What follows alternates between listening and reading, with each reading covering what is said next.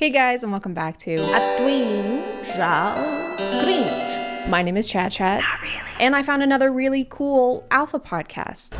It's my alpha podcast. Every week, I'm gonna blame 100% of my problems on 50% of the population and say a bunch of words that I think make me sound smarter, but in reality have as much meaning as the final paragraph in a research paper. Basically, the more partners a woman has, the less likely she is to have a happy marriage. And so I think that's why historically we've always protected women and tell them to not be outside of marriage, because the bond is so strong for women during sex. We release a hormone during that men don't. In conclusion, do not engage in the dirty and squirty. A study found that 169% of women that did the dirty and squirty before wedlock were 420% more sad, mostly because during the act, women secrete hormones glue that bonds them to their partner. It is a huge mess, so ladies, stop being such sluts. I'm just kidding. I don't have a podcast yet, but this person does. And this time it's a little different because the alpha in question is a woman. What are your thoughts on Andrew Tate? I think he speaks a lot of truth, and a lot of women don't want to hear it. Oh, if you sleep around, that is not attractive to guys. They don't want you to know that you age out of the dating marketplace. So we have friendly fire. There's some espionage. It's kind of a Benedict Arnold situation. Guys, is it just me, or are the British kind of slaying right now? You're right, they're slaughtering us out there. No, I mean, they're killing it. Yes, we've lost half our men. I'm gonna switch teams. Wait, are you betraying us? Losing a war is so beta. I've been shot 5 times. I'm not gonna be on the same side as a bunch of soy boys. I've seen a bunch of stitches to her videos this past week, but had a lot of trouble finding her TikTok because apparently they keep deleting it. They banned account number 3, but you can't get rid of me, baby! Yeah. You can't get rid of me, baby! Account number 4! Account number 4! But her YouTube is still up and she goes by Just Pearly Things, which is kind of a weird contradiction. Imagine you're strolling on the beach with the waves crashing gently. You find a clam and you pry it open to find a beautiful, sparkling pearl. And then it starts spewing misogyny at you. You would look so much better if you smiled more. Don't be such a beach. The reason that I think feminism is a hate group is because oftentimes the things that they advocate for are at the cost of men. I saw a lot of people this week labeling her as a pick-me. And to everyone calling me a pick-me, I'd rather be a pick-me than a skip-me. So yeah. If you want to call me a pick-me, call me a pick-me. Bye. Which, if you don't know what that means, it's basically a woman who tries to separate herself and make it clear that she's not like other girls. Because other girls suck. They wear short skirts, I wear t-shirts. And then they say mean things to me, like you can't only wear t-shirts and your genitals are showing. Like, what? If you'll look at these titles, most of them reference modern women a lot and in a negative way. Because as we all know, modern women want rights and stuff, and that's bad. Modern women blame everyone but themselves. Modern women cannot be helped. These women put men in jeopardy. Just come with me right over here. Where are you taking me? In jeopardy. What is jeopardy? Correct. The only women we like are old-fashioned ones that don't show their ankles and churn butter. She wears long skirts. I wear long skirts because it's 1775. T-shirts haven't been invented yet, and neither has today's sponsor. This video is sponsored by Raycon. Raycon offers quality audio products at half the price of other premium brands without sacrificing sound or comfort. I have Raycon's everyday earbuds, which have over 50,000 5-star reviews, by the way, and they're super comfortable thanks to their optimized gel tips. These come in a few different sizes, so you can change them out until you find the perfect fit for you. Then they won't slip or budge no matter how much butter you're churning. They offer 8 hours of playtime and 32 hours of battery life on one charge. They also have 3 different sound profiles that you can switch between by holding the left earbud for 3 seconds. This customizes your sound to focus on bass, balance, or pure sound to hear every single note. Or if you want to focus on eavesdropping on the couple next to you on the plane, you can hold the right earbud for 3 seconds to toggle awareness mode, which lets surrounding sound flow into your earbuds. If you want to check them out, just click the link in my description or go to buyraycon.com/ChadChad for 15% off of your Raycon purchase. Thank you to Raycon for sponsoring today, and let's get back to the video. In all of our other alpha podcasts, there's usually one who does all the talking, and then there's the other guy who's mostly there to just agree with everything the other one says. You know, like a true alpha. Yeah. Pearl is kind of different because she's the one who mediates this podcast, but she still manages to be a yes person somehow. Whether a boy or girl, it's 100% your responsibility what happens in your life. I think it's more on the girl because we have more power. Right. We have more power than men do in every instance. But it doesn't, but no. Okay. That's terrible. No, sorry, you're right, actually. You're correct. She'll say something and then look around waiting for everyone else to agree and encourage her to go on. It's like a handshake. And that's what I mean. Kind of like a child who forgot their lines at a Christmas play. And on that night, there were 3 wise men. There were 3 wise men. And then Mary gave birth to baby Jesus. Good, yes, go on. And because Mary got pregnant out of wedlock, You're doing great. she has 0 societal value because men don't want females with a body count. I'm so proud of you. We do need men, though. We do. We don't need them. We do. Who do you call to get your car fixed? A man or a woman? So I fix my own car. Only men can be mechanics, everyone. Sorry. Just do a woman job, like read from iPad or be named after slimy thing a mollusk makes. I can do. I'm most mechanics. Your power supply. Who runs it? Who runs the infrastructure of society? Men or women? So essentially what she's saying is that we need the patriarchy because the patriarchy said we need the patriarchy. Guys, and I mean, look at him. He seems trustworthy. Put the rights in the bag. Who runs the infrastructure of society? Men or women? We know who's in charge of more things and who has been historically. That's kind of the problem. Just because you're named after the byproduct of an oyster doesn't mean you have to have the same thought process as one. Pearl initially blew up because of this TikTok, which I'm going to put a big old warning and timestamp over because if you don't want to watch this garbage, I don't blame you. Name one girl that looks good at 300 pounds. Name I don't one. know what 300 pounds is. Do you think you want to keep them fat so you don't have to compete with them? Ooh. Lucky for you, there's a lot of girls plumping themselves up right now. I'm motivating them to get on the treadmill. Look at it. If you love someone, you tell them the truth. So not only is she an adult iPad kid, she's also a fat-phobic adult iPad kid. I'm going to be talking about Whale Attack Part 2 for talking about whales. And you're still a whale. Like, I can't. She refers to plus-size people as whales multiple times on her account because she just cannot stop thinking about the ocean. It's ingrained in her gastropod brain. She hasn't had a Krabby Patty in years, guys. Cut her some slack. She's homesick.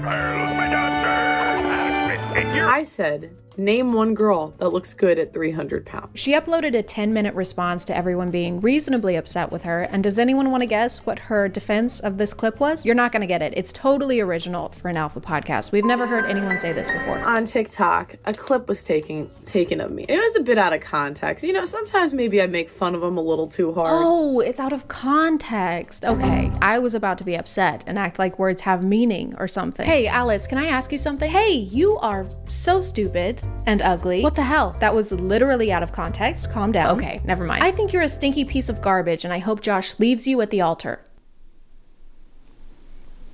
Is this still out of context? Or? Obviously, yes. What were you gonna ask me? Do you want to be my maid of honor? Oh my god. Yes, I would love to. This is so great. She's also drinking about 14 drinks during this video and keeps pausing to take sips. I guess she's dehydrated from being so salty all the time. I don't really mind being made fun of. I feel like it's part of the game. I feel like okay.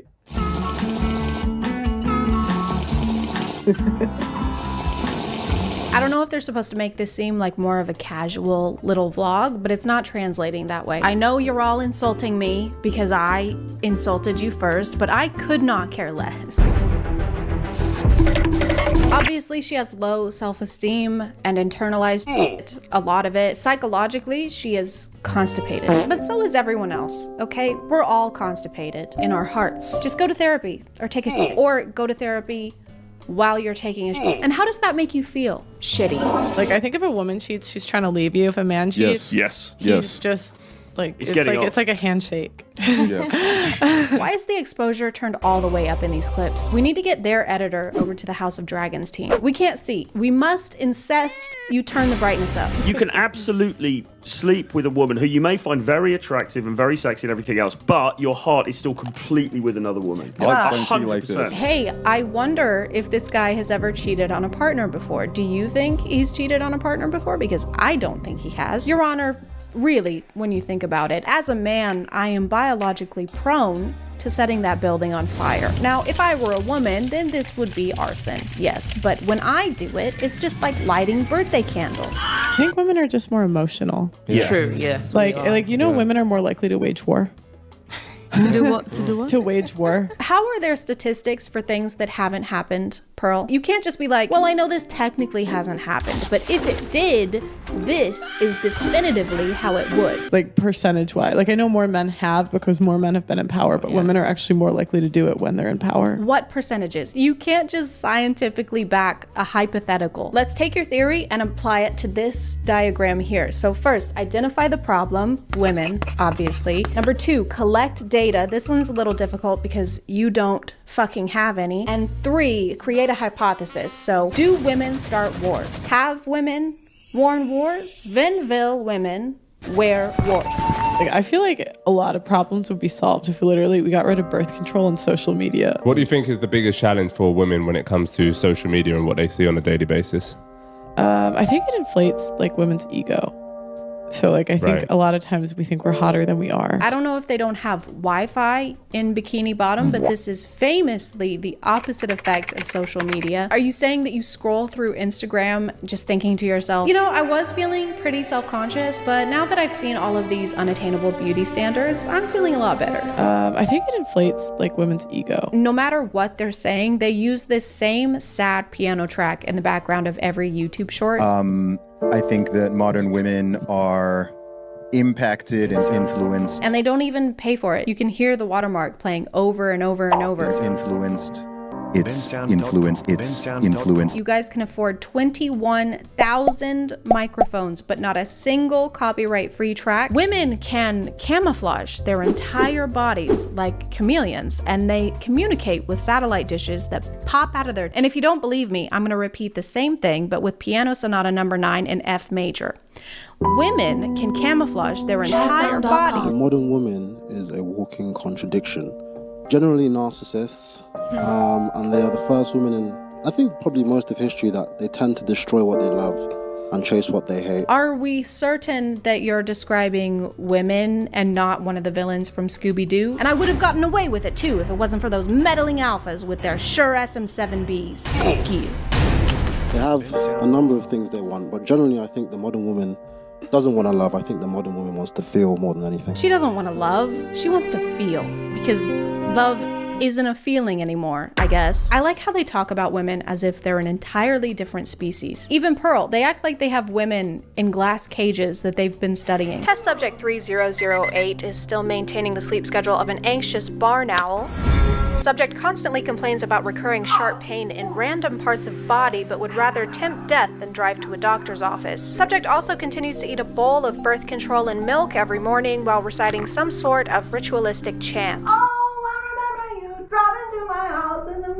I mean, virtually all women in the Western world now, under a certain age, are modern women to various degrees. Modern women are feminists. I guess he's explaining how women are feminists. Some adopt it all wholesale, some are more resistant, but overall, it's influenced and permeated through society over the last few decades. Did you say permeated? Are you making mead? Virtually all women in society are women in society to various degrees. And I tend to believe that women are kind of fermented in their spirits. And keeping this in mind as such... Is this a filibuster? Guys, no. Come on. I hardly know her. He's happier in his relationship when he's at 8 or 9. Yeah, I attest to that. I think the more women I work with, the more I've worked out what it is I want and what I don't want. It left me in a position where I knew exactly what I wanted, what was completely non-negotiable. So essentially you have a love life and it helps you understand what you like or don't like in bed, and eventually it helps you understand what you're looking for in a partner and leads to long-term happiness in a relationship. If you're a guy, sorry, did you think I was... No. If you're not a guy, you lose 25% of your value every time a dick passes you in the street. Usually in a time of crisis, that's when our natural selves come out. That's why when crisis hits, women start to do household chores. There's been a trend recently where people will go into their nearest Chipotle restaurant with a camera, whether it be an iPhone or a full-fledged filming crew, and point it at employees while ordering. Why are they doing that? Is it because they have a deep appreciation for the art of burrito folding? Is it because they've never been to a Chipotle before and they want to marvel at the decor style? I don't know if that's a decor style. I'm not Joanna Gaines, but it's actually none of these. Filming workers while they're making your order was recently rumored to be a kind of life hack that will get you bigger portions and more food overall. But I think the instructions got scrambled like in a game of telephone, because some people heard, wait, so you're saying if I'm mean to service workers, I'll get more food? No, that's not what I said. I didn't say to do that. I'm gonna be mean to them. You shouldn't do that. I didn't tell you to do that. I'm gonna do it anyway. I want to do it anyway. A lot of this started when Keith Lee reviewed his usual order from Chipotle and made a couple comments about the quality. Chicken here. Yeah, see, I don't see no chicken at all. I don't taste much flavor. Everything is freezing cold. When I say freezing cold, it tastes like it was in the refrigerator. In my opinion, this is a 2 out of 10. I just gotta be honest. I don't mean no harm in no kind of way. Something changed, and I don't know what it is. He also says the portions have been really low lately, and that resonated with a lot of people in the comments. Some say the portions have been inconsistent or decreasing. Meanwhile, the prices keep going up, and it can cost $20 for a single chicken bowl with chips. A lot of the comments agreed with him that the food is frequently cold or that the quality has been getting worse. His video got over 16 million views, so it's safe to say that it caused a little bit of a stir, a little bit of a stirring and whirring. People don't like it when you give them less food. Animals don't like it either. Bones let me know that the other day. But a couple weeks after Keith's video, this one also got really popular. Apparently, we have hated on Chipotle so much that managers are allegedly providing notices to their employees that if anyone is ordering with their phone out, potentially recording, to just load it up. Go ham. I'm pretty sure this person doesn't and hasn't worked at Chipotle, and she doesn't say where she heard this from. Personally, I don't believe anything anyone says ever. And yes, I have a great relationship with my family, and I don't have an avoidant attachment style. Why do you ask? I think it's pretty likely that a manager told employees to do this after they had an incident of somebody coming in and filming, and then this video led to everybody believing that it was a company-wide mandate being spread, which it could be, I don't know. Something happens to information on the internet when it passes through more than 2 people. It just deteriorates faster than Prince Philip. R.I.P. by the way, unless he's still alive. Bruh. I can't tell. You bet your bottom dollar that when my husband gets home, guess where we're going for dinner. I think this video was very much the kindling in the yelling at employees while filming them fire. It went super viral, and a lot of the comments are talking about how they're gonna go into Chipotle and do the exact same thing. And they did. A few days later, the Chipotle CEO very helpfully suggested that giving a look of disappointment while being served will get you more food. One of the things I think it's great about Chipotle is if you come into the restaurant and you want a little more rice or you want a little more pico, all you got to do is kind of, and usually our guys and women, give them a little more scoop. Look, if you guys want more food, take it up with the employees. Be annoyed with them, okay? Don't be annoyed with me. I didn't do anything. I'm just the CEO. I'm just in charge of everything. And this video with that video combined hands and kissed and made out and said, how can we make service workers' jobs harder and a lot worse? Can I get steak? Could I actually get more steak? No. Just more. Just forget it. This employee is just trying to abide by Chipotle's serving sizes. I'm sure if they were to give him a whole extra scoop of protein for free, that they would probably get in trouble for it. Uh-oh, trouble? Uh-oh. I don't know. I don't know, dude. The more videos I saw of this, the less it seemed about Chipotle decreasing their portions, and the more it seemed about taking advantage of employees just trying to keep their job. Almost all of these clips are employees just having to endure and stay nice despite what the customer might be doing. Oh, damn, that's a little baby ass chicken, bro. That's all the chicken?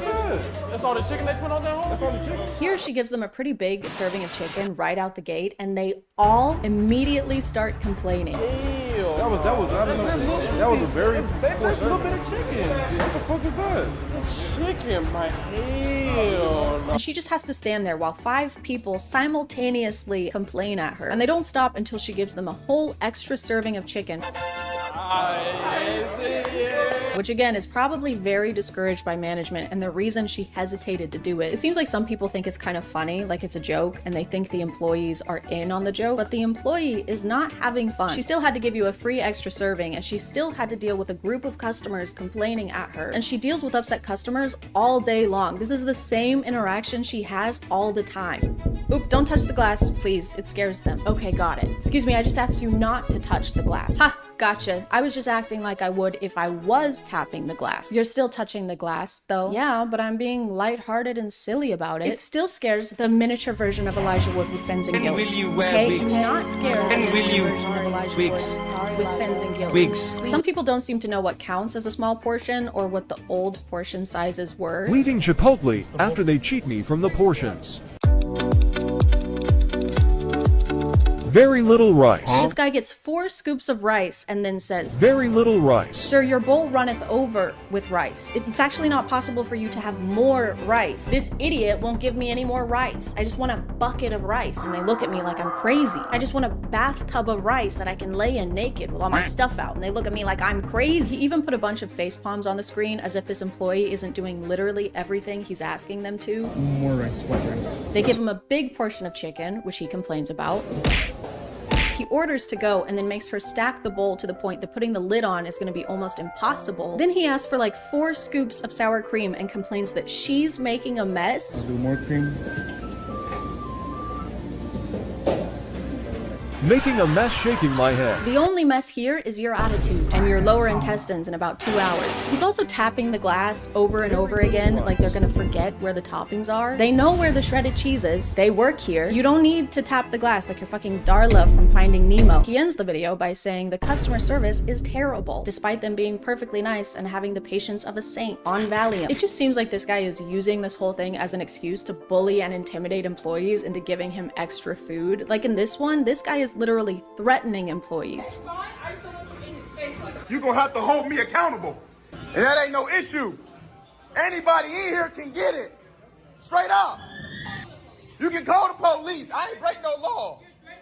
Wait, what? It's just a burrito bowl, so calm down, or I'm gonna have to ask you to Chipotle leave the premises. Chipotle go. Chipotle get the fuck out of here. And this didn't solve anything. Yes, he may have gotten a bigger portion, but Chipotle isn't decreasing their prices or making any official changes to their portion sizes. He still went to the restaurant and paid for the food, so the company is getting the same amount of money, and the only consequences are falling onto the employees who have no say in how much food you're getting. So the only result here was employees being treated like shit, more than usual. 1 extra scoop of poop, please. I also hate how employees are just really not allowed to ask customers to stop filming them, because that'll make the customer upset, and the customer is always right. The customer deserves a little massage and to be hand-fed grapes while they sit on a grassy plain. Like in this one, the employee politely asked this guy to stop filming her. Yeah, that's it. No, it's recording the bowl. And he says he's not, right after fully showing her entire face. Or this one where the guy is literally almost touching the employee's face because he's holding the phone so close to him. Sir, I can see inside this man's ear. Take a few 1,000 steps back, please. He also starts complaining about the amount of chicken before he has even scooped the chicken. We need some more chicken in that. Finna fire on your ass. Put that chicken in there. He hasn't even seen how much chicken he's gonna be served yet. This is incredible, guys. We have a chicken psychic on our hands. We gotta call him Dr. Strange because he can see the future. And also because he acts really fucking weird. Oh, they gonna have to hold me accountable. Kudos to this manager for actually asking him to step back. She doesn't even ask him to stop filming. She just asks him to get the phone out of the employee's face, and he starts yelling. And if you got problems, I'll fire your ass up. Is the point for him even getting more food? Because this feels like someone who already enjoys shitting on workers just has an excuse to be extra mean now. An extra scoop of mean, please. I'm gonna stop doing that. Employees can't really do anything about customers filming them or acting this way, and some of the people filming seem very aware of that. In a way, the phone is kind of threatening. It's like a hostage situation, but with queso. Okay, we can talk about this. Talk time is over, buddy. Just please let go of my sister. Just hand over the extra pico or I'm gonna salsa out of here. No, don't do it. Oh God, no, please. Please don't. Please stop. Oh, come back. No, don't. Chipotle has been getting complaints about their portion sizes way before this. People have been talking about it for a while. Can we talk about the downfall of Chipotle? I feel like the quality is not there. The price has increased. For literally a scoop of guacamole that big, it's like $2 freaking now. This video was posted in October of last year, and just for fun, I checked the side of guacamole now, and it's $2.65, so getting closer to $3 now, which based on what she said would mean the price has already increased again. Allegedly. She also mentions the cost of the bowl has gone up too. Plus this one little bowl used to cost me $9, I remember. $14. So $5 more for the same size bowl is an increase of something percent. I don't know. I was homeschooled. My math lessons were counting how many wives Abraham had or how many vaccines I didn't have. I don't really eat at Chipotle and haven't much in the past, so my opinions are all based on other people, just like my personality and sense of style. But even though I don't have that information based on personal experience, if you're wondering if I believe a corporation has been increasing their prices allegedly while decreasing the amount of product you allegedly get, while their employees' wages allegedly stay pretty much the same, yes, I do believe that alleged thing would happen allegedly. The natural next step in this video feels like I should order from Chipotle, but that just gives them more money while they're allegedly giving us less food. But they have to increase the prices. Guys, the CEO made less money last year. He only made $17.2 million instead of the $38 million that he made in 2020. What's he supposed to do? Have 5 tennis courts instead of 6? Let's not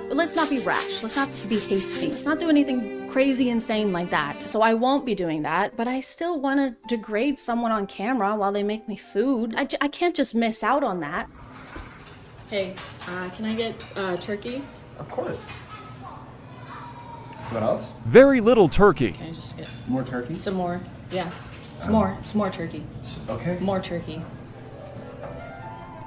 Would you like any cheese with that? Oh, okay.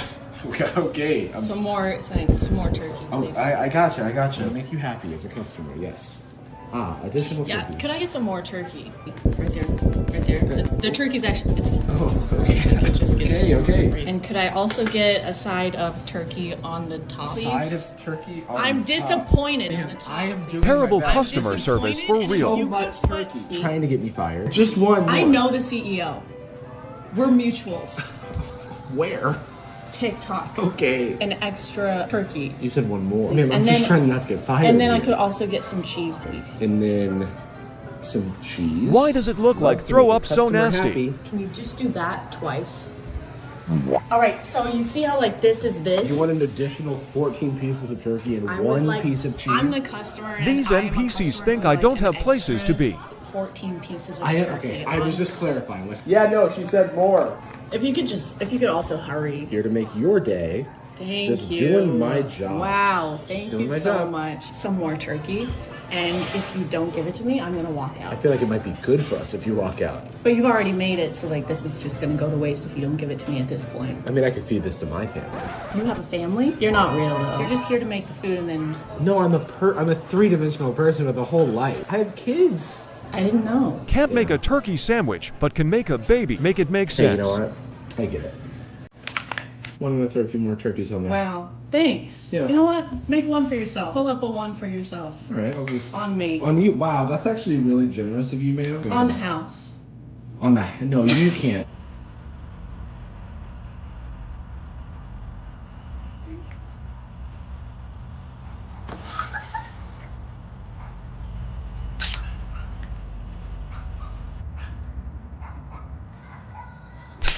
I'm gonna call it there, guys. Thank you for subscribing, and if you are still here, thank you so much for watching. I appreciate you clicking on my video out of all the videos that are on here, and I'll see you next time. Okay, bye.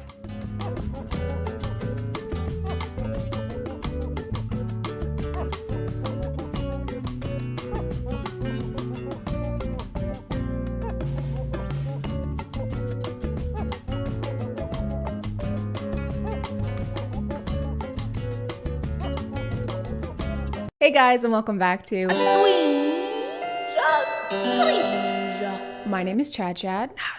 And it's been really cold and gloomy, and I'm tired of winter. I needed some greenery. And as I was viciously scrubbing green hair dye from my ears last night, I was thinking, you know what we haven't done in a while is watch some premium POV content. So we're gonna watch some of those today because they always seem to make me feel a lot better. Not really. I found this page, and this is the self-proclaimed Spider-Man of POVs with some romance sprinkled throughout. They're incredible quality, so that this time we get to watch the unnecessary lip bites and thumb licks in 4K. What an incredible time to be alive.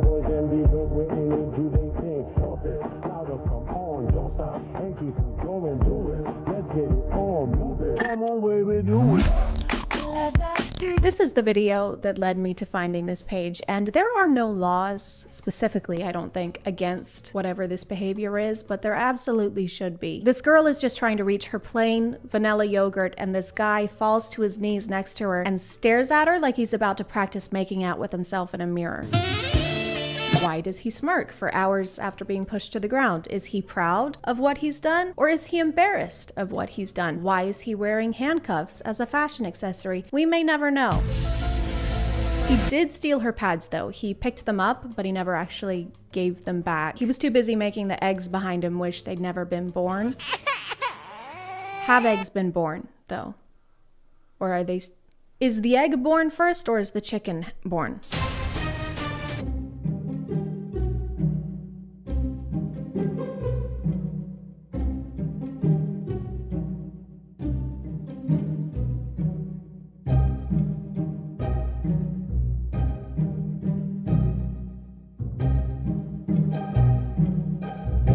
So this first POV seems to be a kind of tutorial on how to cheat on a test. So all you're gonna need is a classroom with only 2 students and an eraser riddled with toe jam. The teacher's paying super close attention, obviously, which is why he can't just hand it to his friend. Instead, he has to take off one shoe and then disappear behind his desk for nothing too conspicuous, just like 5 minutes, and then reappear and nod to his friend. Way less conspicuous, and you now have a fungal infection as well. He also ends up having to step on top of the shoe and super nonchalantly drag it across the floor, and the teacher still doesn't notice. So it's a very successful tutorial. I don't know if it would still work if the test was not multiple choice. Dude, hey, what'd you get for question 2? You mean the essay question? Hey, no talking. Come on, dude, please help me out.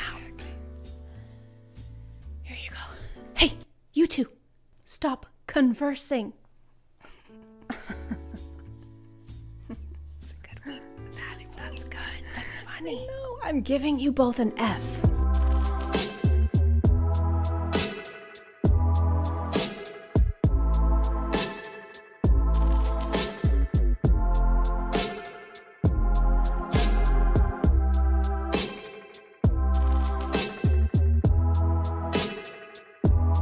This isn't what we mean when we say we want to be swept off our feet. This girl must just live in constant fear. People are constantly taking shit away. How you haven't figured this out by now. Act 2? Bethany? Where are we? I don't know. It's probably fine.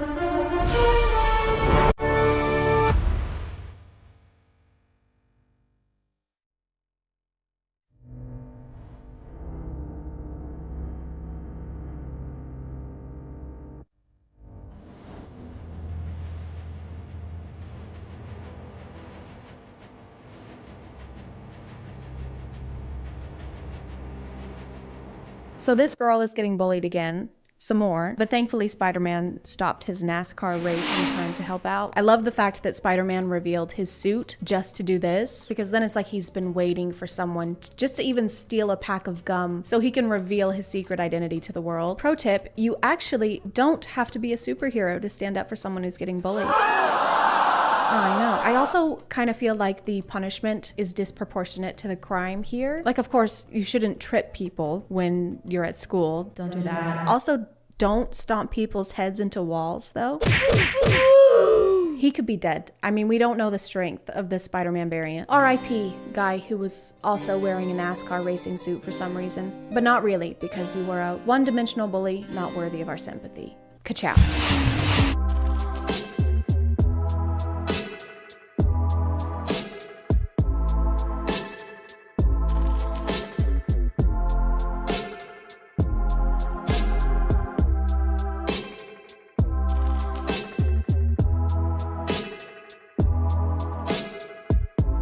Yeah, don't even think about giving the popular girl homemade sewing kit cookies. Loser. She's way out of your league. Do girls only like pretty guys? The only way she would ever actually like me is if I didn't have to wear these doggone lensless glasses that somehow alter my entire appearance. Can we stop this trope in 2022? People with glasses are hot, okay? We have Velma, Milo James Thatch, Dwight Schrute, Edna Mode. Also, what is it with you guys and not wearing your shoes in class? They're just not allowed to wear shoes in class anymore because the teacher finally figured out how they were cheating.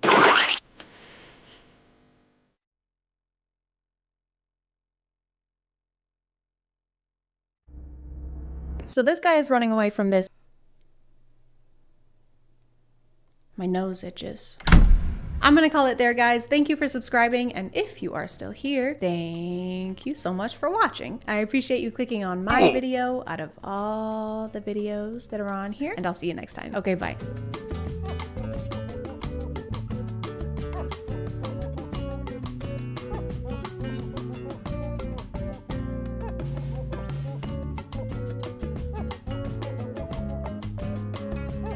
Hey guys, and welcome back to My name is ChadChad. Today I'm gonna be watching the After series because I hate myself and you guys told me to do it. Thanks guys, really appreciate it. I think that I watched one YouTube video on the first one, which came out in 2019, and now in 2021, 3 years later, there's already 2 more, which is an exponential rate for movies to be produced. I don't know who's behind that. Just a quick recap of what I know about this series from just like hearsay. Number 1, it was based on a Wattpad story, kind of like The Kissing Booth, which was incredible, as we all know. Number 2, it was based, or was supposed to be, a Harry Styles fanfic. Number 3, it's terrible. Number 4, it's terrible. I want to watch the whole series, but I can't sit here and watch 3 movies in a row while I'm filming. I will be here for like 12 hours. So we're just gonna start with the first one and see how it goes. Good luck to me, pray for me, or if you're not religious, you can Venmo me, I guess. Hey guys, just a quick disclaimer. That was a joke. There is no ChadChad Venmo account, so if you see one, please don't send them money. I'm doing fine, actually. Okay, so we're walking naked in the woods. That doesn't usually end well, biblically. There are moments in our lives that seem to define us. I'm gonna be your spirit guide. We can get you into all the best places even without a fake. No problem. You're just gonna dive into that while our mom's still standing in the doorway. Yeah, we can get into any club we want. We have really good fake IDs. Also, we do drugs every hour, and each of us has an STD. It's gonna be great. What's with all the old books? Who brings books to college? Crazy Tessa, bringing books to school where you read books and talk about books and write essays on books. He's a fucking nerd. The bookish vibe. I like that. The bookish vibe? The bookish vibe. Oh. Sorry. After you. No, honestly, I insist. Honestly, No, my mother raised me to be. If this isn't going to be a reoccurring character in the rest of this movie, this entire interaction was the most pointless thing I've seen in my entire life. Go ahead. Oh no, you go ahead, I insist. No, please, my mother raised me to make everything as awkward as humanly possible in these situations. Okay, please. Go ahead. Isn't this scene in the preview? I'm gonna hate this. Great Gatsby. It's a good book. Hate to spoil it, but it was all a dream. The Great Gatsby, huh? Surprised a girl like you knows about this book. It's pretty underground. Not a lot of people know this, but it was actually based on a movie starring Leonardo DiCaprio. Is that supposed to imply that she's getting feelings for him already? Like they've had enough interactions for her to be falling for this dude? I also love when a guy mansplains the ending of one of the most popular books in the world to me. It really gets my gears going. You're going. Aren't we so glad that there's always conveniently a character like this who's there to pull the shy main character out of their shell? If it weren't for them, there would be no movie. And what a tragedy that would be. So, guys, truth or dare? I dare you to make out with Hart. No. Ew. Where are you right now? It's really loud. Okay, so you go to college and now you drink. That's really great, Tessa. Okay, Noah, where is this what? This relationship seems really solid. I think that they have a lot of trust. Ooh, he also has books. I bet he's not as materialistic and shallow as he seems to be. He has depth, and I bet he has a soft spot only for her. Whatever our souls are made of, his and mine are the same. Guys, I don't think I can do this. I already want to die at how deep their relationship is because they both read books. I know that their faces are so close together because it's supposed to be building and showing us the tension, but I don't feel it. The only tension I feel is between me and turning this movie off. I know you're not gonna kiss, so just hurry it the fuck up. Pull away last second. Wait. There we go.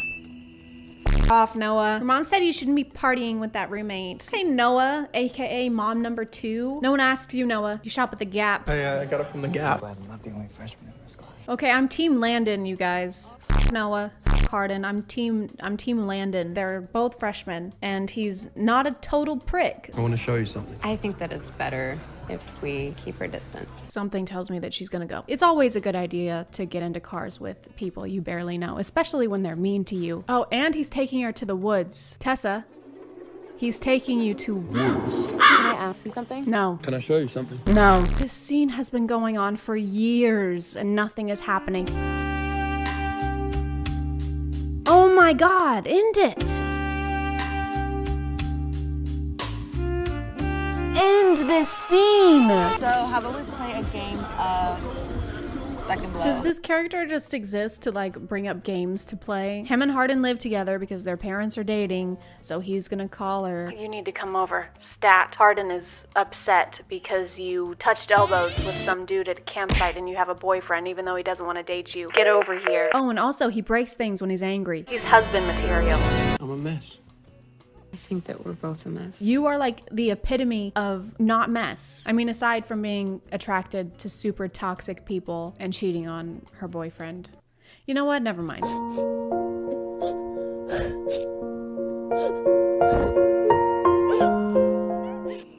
Noah's my best friend. Not anymore.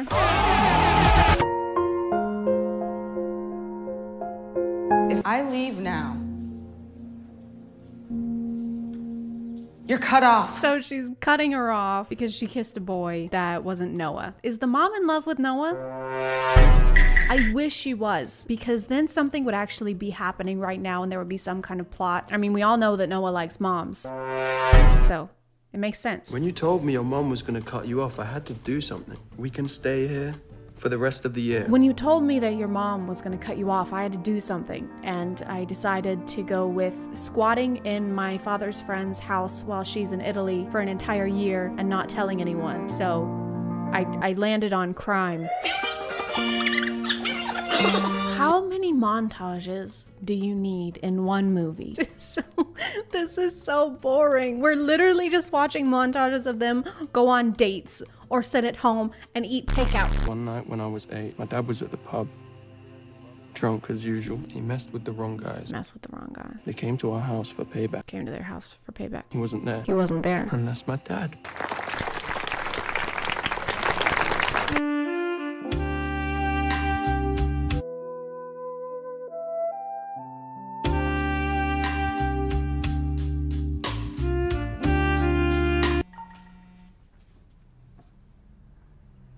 I need to go. What? Now?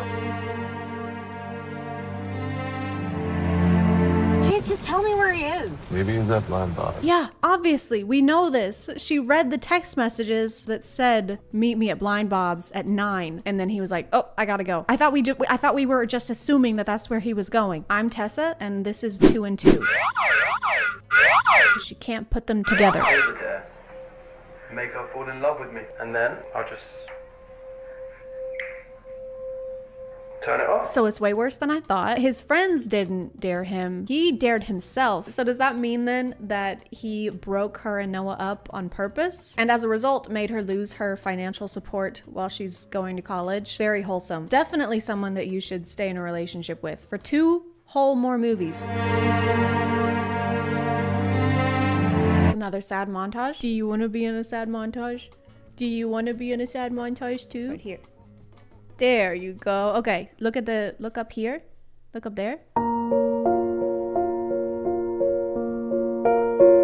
Beautiful. You did amazing. You were made for the camera. Tessa and Hardin aren't talking, obviously, so we just get another sad montage of the two of them separately, but thinking back on the times that they had together, which even though we just saw all those moments in the movie and they were painful and boring back then, we have to watch them a second time in the form of a sad montage, just in case we missed it the first time. Miss Young, this is what Hardin turned in. I think it was actually written more for you than it was for me. I just know that this letter is going to be super cliche and make me want to rip my face off. Let me try and guess what kind of essay Hardin would write with Tessa in mind, okay? I think it would start with, Tessa, That's it. It just says Tessa in Times New Roman font. And the teacher was like, this is an astounding statement on the solidarity of the human mind and how it can so easily become fixated on Tessa. A+. I like how she only hangs out with Landon whenever she and Hardin are not currently speaking. I think it's really cool and fair how they are only friends when it benefits Tessa. You once asked who I loved most in this world. And it's still me. But you come in at a close second. The plot is just how they aren't having sex, and then they are having sex, and then they go back to not having sex, and then these little scenes are sprinkled in between where they talk to meaningless characters about how they are or are not having sex. After my ass. So let me know in the comments if you want to see the next one, but I'm gonna call it there. Thank you for subscribing, and if you are still here, thank you so much for watching. I appreciate you clicking on my video out of all the videos that are on here, and I'll see you next time. Okay, bye.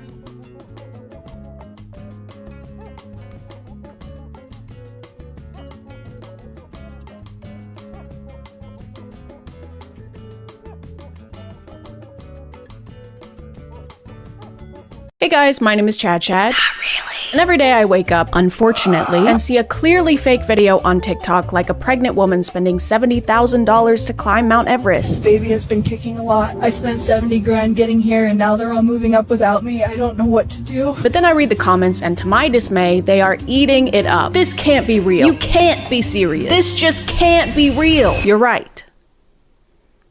It can't. I've been getting really annoyed with the internet over this. I'm pretty self-righteous also. Because how do you miss the blurred out Sora logo in the corner of the video? Or how do you miss the literal word Sora being in the account's username? But then I had to stop asking myself those questions because the worst possible thing happened. They got my ass too. Couples therapy. This is Paul and Stacy. According to their bio, they are a fun family that refuses to grow up. And then they have their business email right after that, which is pretty grown up if you ask me. We'd love to collaborate with you and hear some of your thoughts on content strategy. Goo goo gaga. They make a lot of videos where the husband scares the wife and she freaks out. This is why you shouldn't scare your wife. Or he scares her and she hits him in the balls. This is why you shouldn't scare your wife. But no matter what happens, she is gonna scream like a boiling tea kettle. Harmless prank is the best. Harmless? He shocked her and then drug her off the bed. She came crashing to the floor. What do you think a harmful prank is? Murder? I have to sit back in this chair because my back is killing me. They're basically the equivalent of those early 2010 YouTube couple prank channels where you had to suspend belief in order to accept that they're possibly surprised by pranks anymore. Oh no, here comes my husband holding a DSLR camera. I sure hope he's not about to dump water on me like he did yesterday. And the day before that. And the day before that. And the day before. Basically every video involves them terrorizing each other in some way.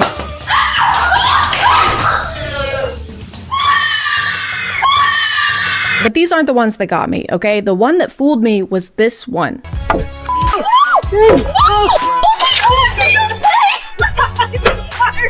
I saw this months before I knew who they were, and I was like, yeah, accidents happen. Plus, this is low-quality security camera footage, and nothing has ever been faked on a low-quality camera, except for the moon landing. This is like something off of a movie. Rom-com IRL. This looks straight out of a rom-com. Why do people keep saying that this is a rom-com? If anything, this is like a crime doc. Look at this. Watch this. Get this man on a stretcher. Get this man to the ER. And back to the video. I don't know what it is, but putting a date and timestamp in the corner of your video increases its believability on TikTok by about 75%. I think it's maybe because having security cameras inside your home is a fairly new concept we're being introduced to, so it's easier to fall for stuff like this when we're not used to people staging things this way. But Paul and Stacy aren't just staging pranks and injuries, they're also staging moments like this. Let the little go so you can hold the big.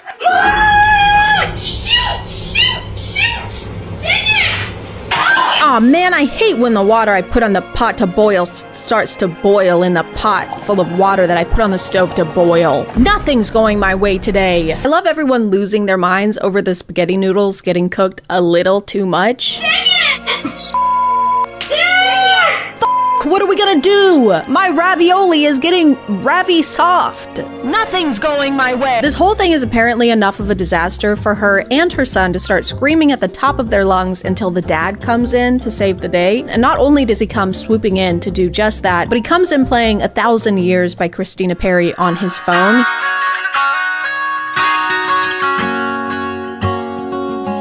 He already had that playing. He already had that preloaded.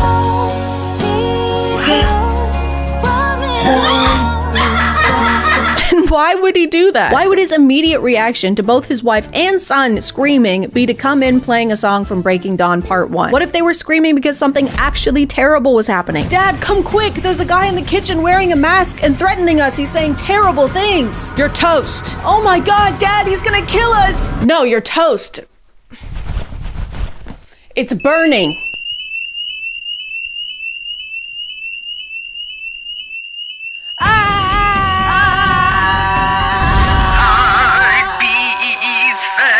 After he de-escalates the situation, the whole family shares a hug and sways to the music.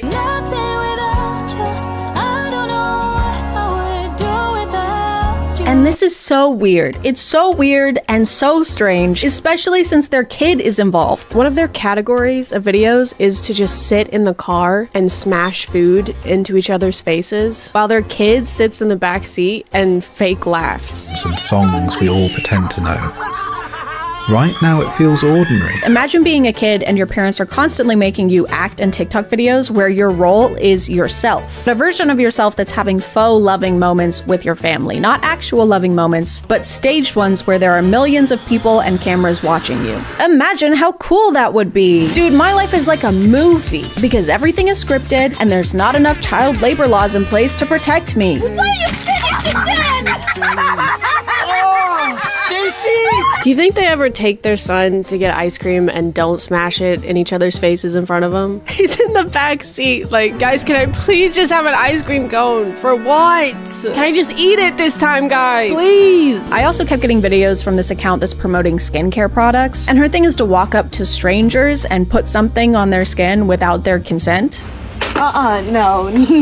Oh. No, this is not happening, no. Oh, no, is it? No, you need to back away from me right now. And when they react angrily or tell her to go away, she just won't. I was gonna try my product out on you. No, I'm going to call the police. You're going to have to get away from me. No matter how many times they tell her, no thank you, or we're not interested, she just keeps shoving it in their faces.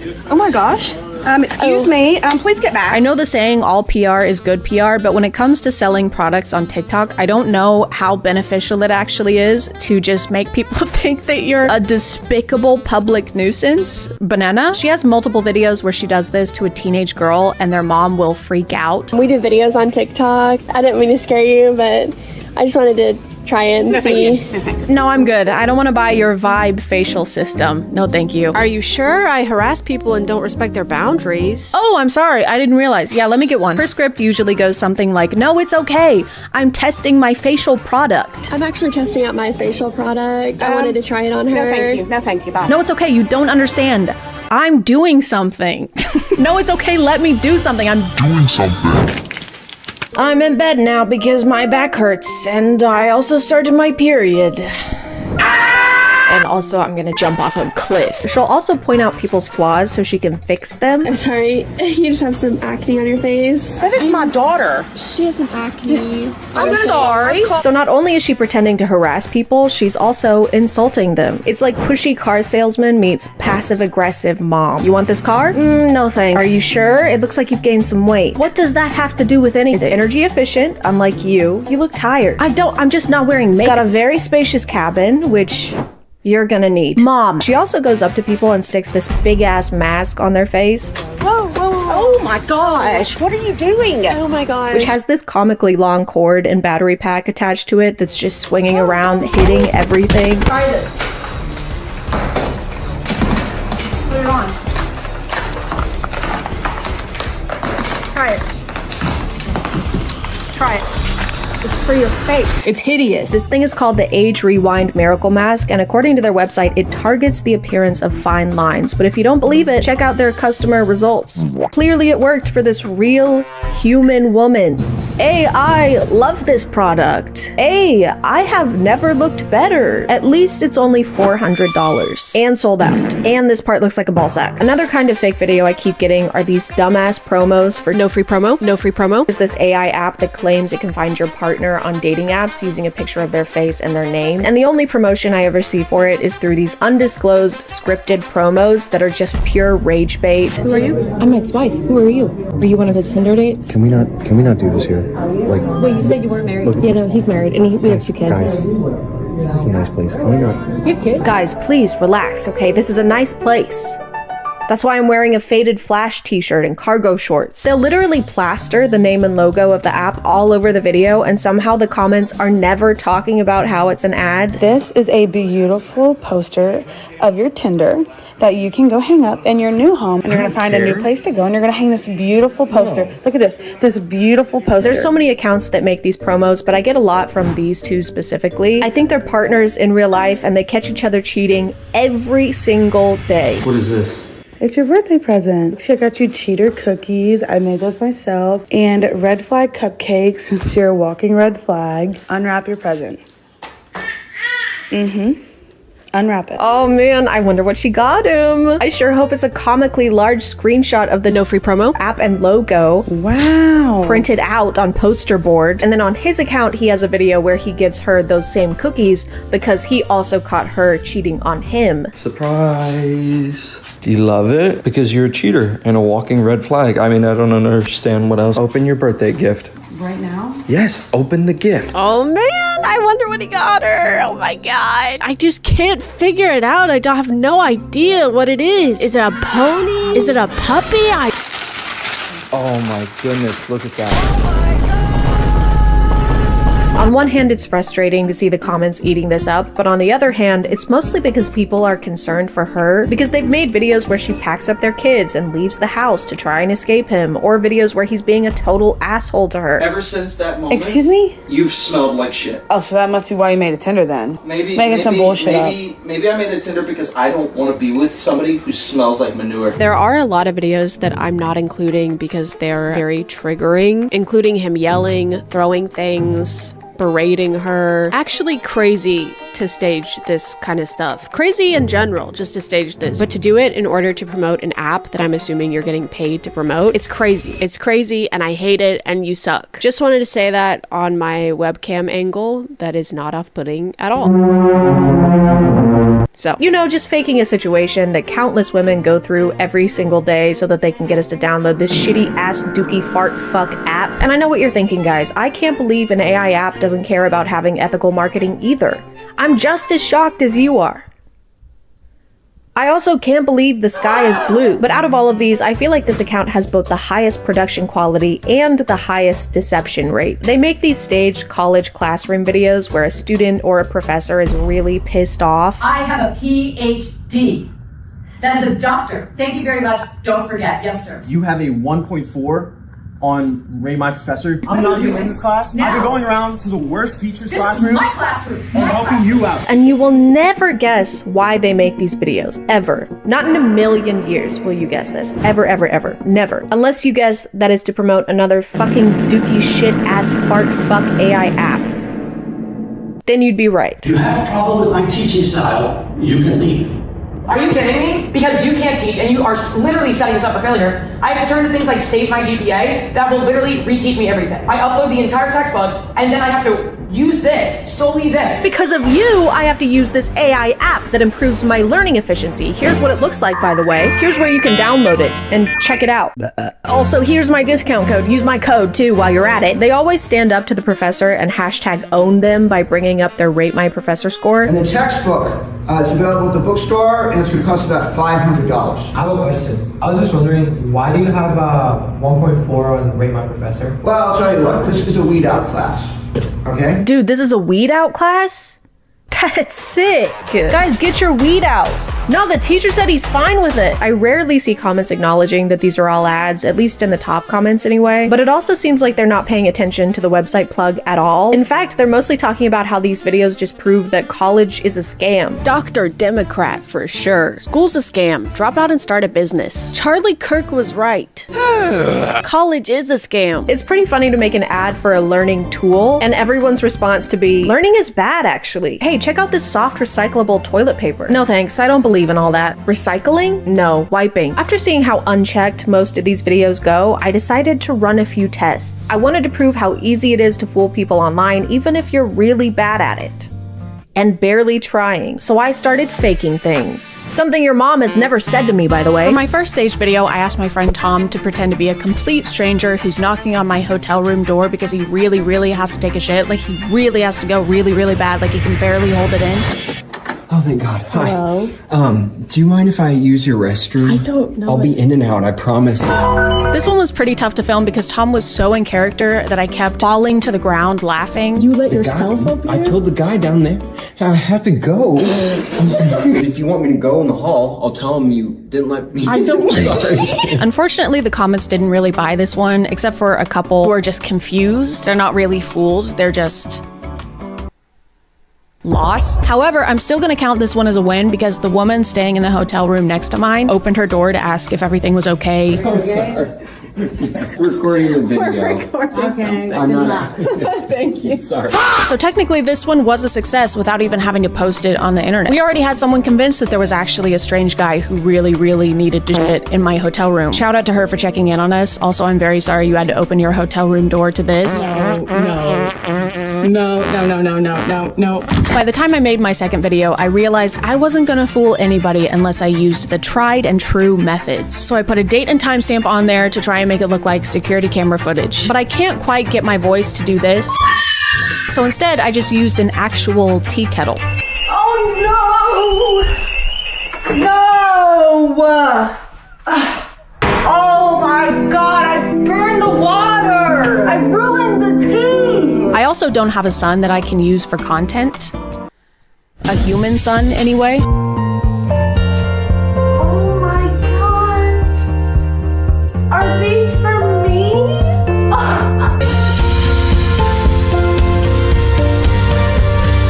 I'm also gonna count this one as a success because this person commented, I know it's not the point of the video and I'm not here to chastise, but wireless cameras in your home is a huge security risk. Your videos are saved and available to anyone via a data breach, and that's putting aside that the cameras themselves. For my last one, I wanted to dip my toes into the classroom genre of staged content, which was gonna take a bit more effort, so I had a brainstorming session with my friends to figure all that out. I had also just finished watching the final season of Stranger Things, but that had little to no effect on anything. I don't understand. Could you say that again in English, please? If this is me, and this is you. That's okay. me. This is the classroom. I need that later. No one. I don't understand. Are we in a classroom or are we not in a classroom? This is the classroom. Okay. I want this goddamn TikTok's heart on a platter. This is the only way. I think this might just be crazy enough to work.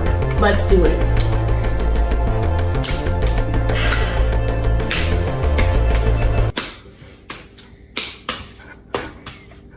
When I was editing this one, I tried to use this format that the classroom video accounts will do, where they put the most interesting part of the video at the beginning, and then the actual video starts. Can you put that away? Are you watching a video in my class? It's a ChadChad video. I have a PDH. Do you understand? You're not listening. None of us like you. And it paid off. Everyone believed this was real.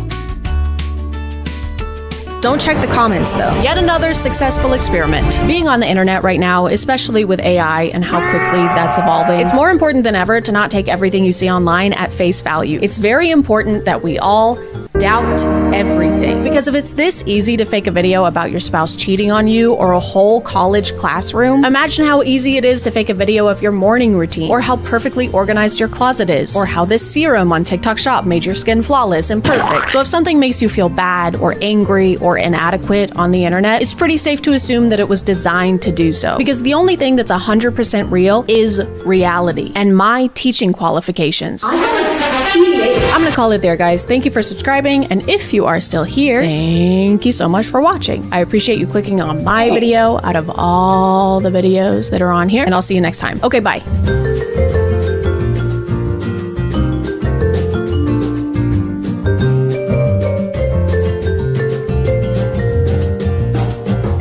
Hey guys, and welcome back to A Twinge of Cringe. My name is ChadChad. Says so. Right there. Must be true. And do you remember this guy? I remember him.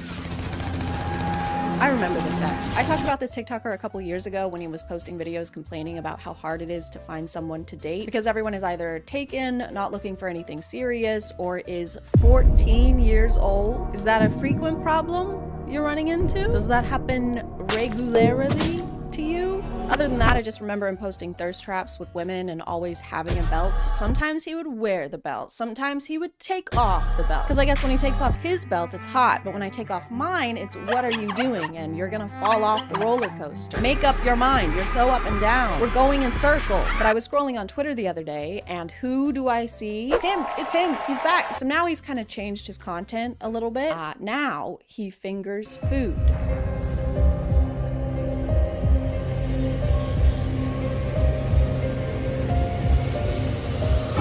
Time just flies, doesn't it? One day you're hanging out with pretty women and doing TikTok dances, and then the next you're giving yourself salmonella poisoning.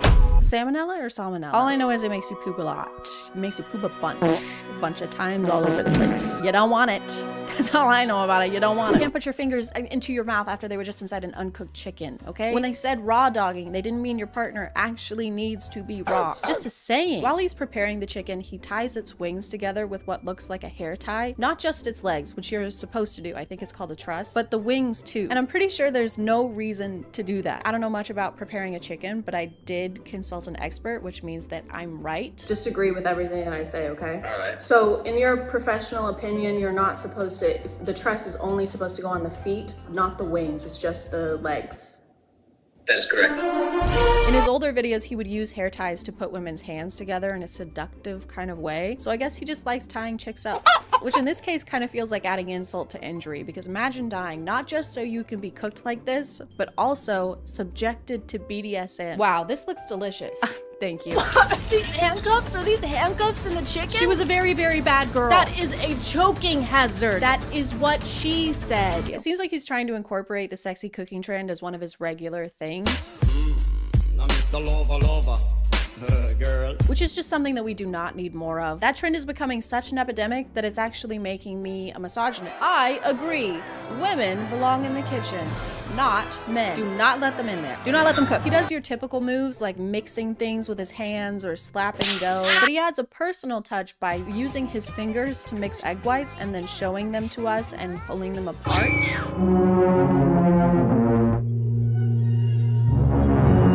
What happened to us? We used to build things. We used to make bridges. Now we make eggs cook. Is this your legacy? Is this how you want to be remembered? Grandma, show us a picture of Grandpa. Here he is. We were all so proud of him. Wow. And here he is after the discharge. Grandpa was in the army? No, he was not. He also has this new kind of theme where instead of having as many women in his videos, he leans into being single. The worst things that someone can have. Those are the worst things that can happen to people. And then he'll transition into a flattering angle with his hair done. But the character he plays before doing the transition is so confusing to me. He'll try to act nerdy or what he thinks is nerdy, but the most concerning part about this character is that he always has this stain on his pants. Do you want to ask me out on a date?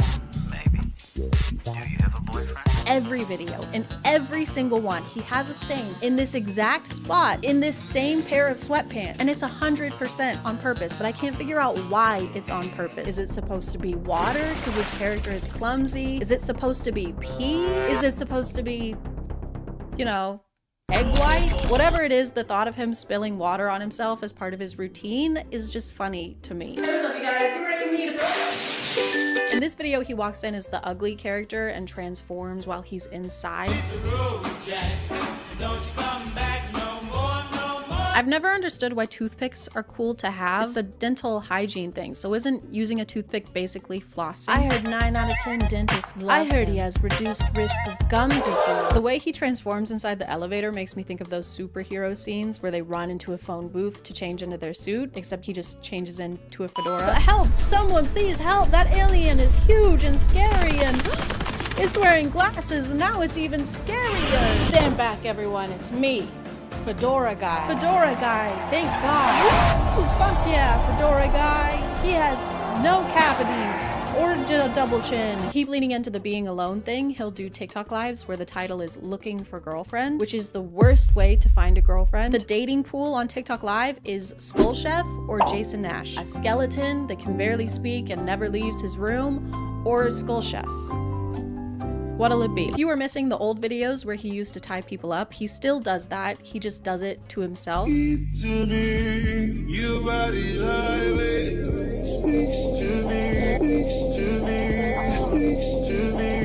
don't know if it's just supposed to be hot or if it's like a tutorial kind of thing to do to yourself when you're alone. Doesn't seem like it would be as much fun. It's kind of famously something that you need another person for.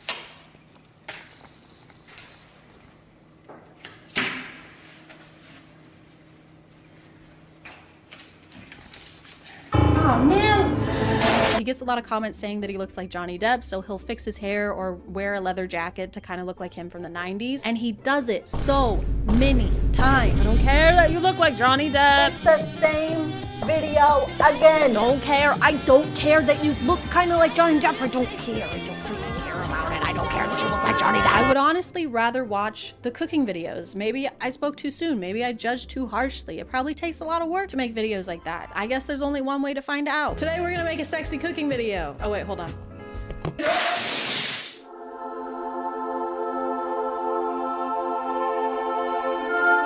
Today we're cooking an old family recipe. We're gonna bust this thing open. Step 1, massage icing pack. Do I cut a hole in the corner of this? Do I cut a hole in the corner of this? Insert the back panel of the house into the canal. I'll insert I'm gonna put it in the canal. I said I'm gonna put it in the canal.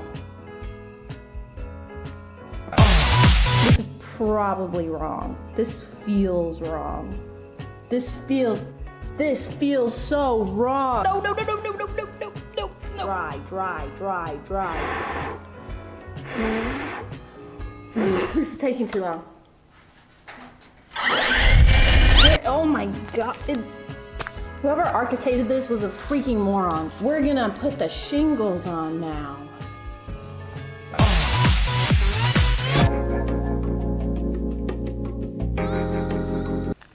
Where's the hole? That's the first time I've said that. No. Every time I touch it, it falls apart. I gotta go wash my hands.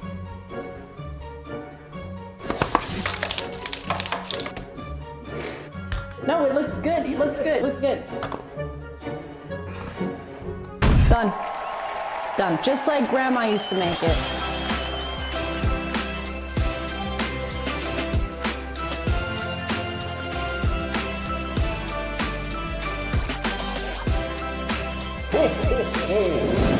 I'm gonna call it there, guys. Thank you for subscribing, and if you are still here, thank you so much for watching. I appreciate you clicking on my video out of all the videos that are on here. Okay, thank you, love you, bye.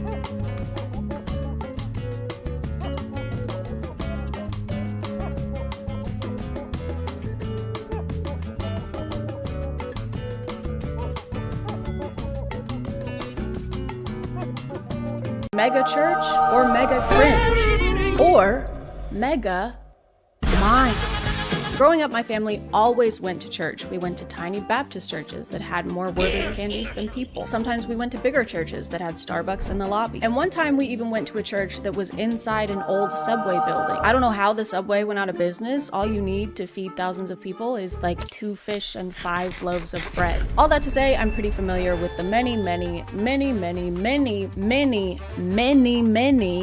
variations of churches. But the one kind I haven't been to is a mega church. But Chad, what is a mega church? You know what a mega church is already. I know, but tell us anyway. A church qualifies as a mega church if it brings in a congregation of 2,000 people or more every week, which might not sound like a lot because we're so used to seeing huge numbers on the internet, like how Mr. Beast has 400 million subscribers. But thanks to this Mr. Beast video, we know that a congregation of 2,000 people would look like this. 2 opposing contestants, And thanks to this Mr. Beast video, we know that an 11-year-old girl crying and pleading for her place in a competition to win $250,000 would look like this. You are a kind person. Your time here is over.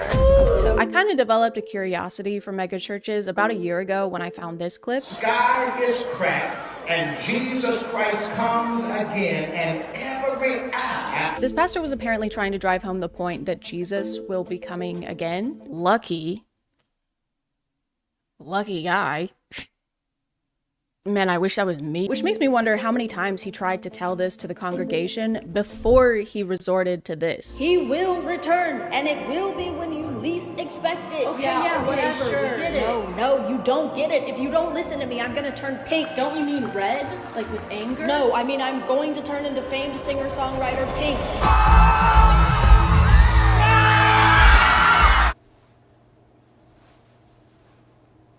But I started seeing a lot of videos similar to this one from an account called Pastors with Props that post some of the craziest, over-the-top sermons that you ever did see.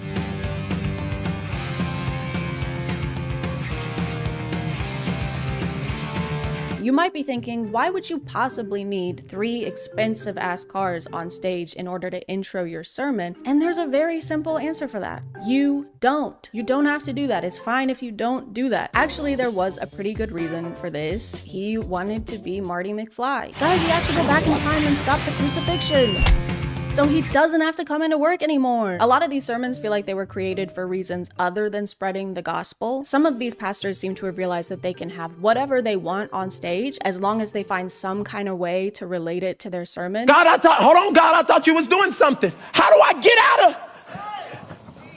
I'm your anchor. Oh, brother. Did you really need to spend probably tens of thousands of dollars on an ocean set with rain machines and an entire real boat just to say that God is your anchor? That's one of the least groundbreaking messages in the gospel. Or water breaking, because the anchor goes through. I don't know if they get to personally keep the items they use on stage and if this is some kind of way to get things they already wanted while getting to write it off as a church expense, but it's kind of really hard to think it's not. We're all going on a journey, walking through life. When it comes to who Jesus is, what direction are you headed? I don't know, but I know what direction you're heading. None. You're not going anywhere. There is no way, allegedly, that he didn't just see the TikTok trend of people buying these under-desk treadmills and wanted one for himself, and then use this sermon as an excuse to buy it for the church. He's literally standing on a massive stage by himself. He could have just done this. You know, sometimes it feels like we're just walking through life. And then other times we're not getting enough steps in, so we need a compact treadmill for our home office. He literally walks to the treadmill to demonstrate walking. And you know what? He didn't even need to do that. We know what walking looks like. It's not like we were struggling to picture what he was talking about. You know, the other day I was thinking, while I was on the toilet, this is what that looks like, by the way. And I started thinking, you know, we're all just kind of farting our way through life. For some reason, vehicles seem to be the most common things for these pastors to incorporate. I don't know why. It couldn't be because those are some of the most expensive things you could incorporate into a sermon. It couldn't be that. It couldn't be that reason. Obviously, we have Marty McFly, we have the boat, but we also have a full stage of motorcycles, which might seem like a flashy, pointless expense, but they're actually part of the choir. You should hear them sing. They've got crazy pipes. And then we have this. Man, that was amazing. What's that? Woohoo! I did double loops. I did not expect a double loop. I mean, I guess this is fine as long as he's got some kind of way to tie it back into the message and it's not something obvious and dumb, like life is full of ups and downs. You know what? Life is full of ups and downs. Never mind. When I was going through these videos, this roller coaster just kept showing up.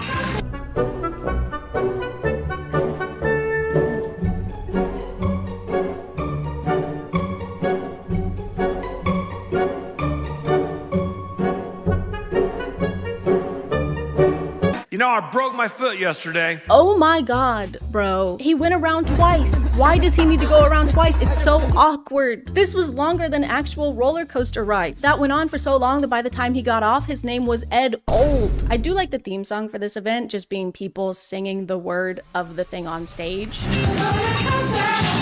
this treadmill, under this treadmill, out of touch rock star, we just rock star. the roller coaster again at a different church. Except this time they have a curtain of sparks. Jesus loves a curtain of sparks. And here it is again at a different church. Come on, somebody make some noise! Come on, everybody, give it up for Jesus today. This prop is even crazier to me because there's barely an attempt to hide the fact that this has nothing to do with preaching. This is just a way for them to make a grand entrance like they're headliners at a concert. He does give this line to try and tie it back in though. It's amazing to have a creative God who has creative stuff going on, and when the world is in chaos and they're all flipping upside down, we're just having a good time. Thank you. Thank you guys. Please be seated. You know, it's great to have a creative God who makes creative things like roller coasters. And next week, he's gonna create me a Porsche. My favorite part though is when the crowd doesn't cheer enough for their extravagant entrance and he calls them out for it. What? Come on, you can do better than that. We know that a lot of you in the crowd today can't afford to take your families to Disney World, so we decided to spend thousands of dollars recreating one on stage to right in front of your impoverished faces. Now clap. Clap louder. I tried to look into the church that had this roller coaster, but it turns out this is one big church group conglomerate with a bunch of locations in 3 different states. So I assume they're shipping this one roller coaster around, which I'm sure is easy to do since it's so tiny and small and skinny and light. I also tried to find out how much it would cost to make this thing and found this ride manufacturing company saying that a small roller coaster can cost up to $50,000. What the fuck do you mean? I don't really care if it got more than one use by being shipped to their other churches. There was no need for it to exist in the first place. $50,000 could have helped everyone in your congregation that couldn't afford rent that month. Or a car. You could have bought a whole car for a family in your community that needed one. I don't care if you get more than one use out of something that's useless. Hey man, when you're done with the giant, broken, and also empty gumball machine, can I borrow it? Oh man, I would, but I actually loaned it to Paul. What? I'm sorry. Why? Yeah, and I'm not gonna be done with it for a while. But Paul, I need it to... Well, too bad, because I'm using it for... Bitch. All right, that's it. Oh yeah? What are you gonna do? Come on, Guys, please, don't. Come on, bring it. Oh, when I catch you, Don't run it in place at each other, guys. I wish I could say we were done talking about mega churches bringing vehicles on stage, but we're not even close to that. I haven't even talked about this yet.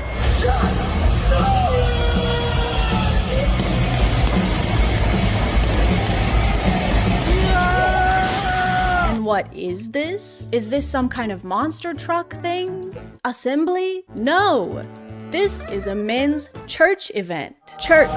This is church. This is the annual Stronger Men's Conference hosted by James River Church, which has 16,000 regular attendees. This is the craziest thing I've seen in my life. Why are there trucks? Why is there so much fire? Why are there flames?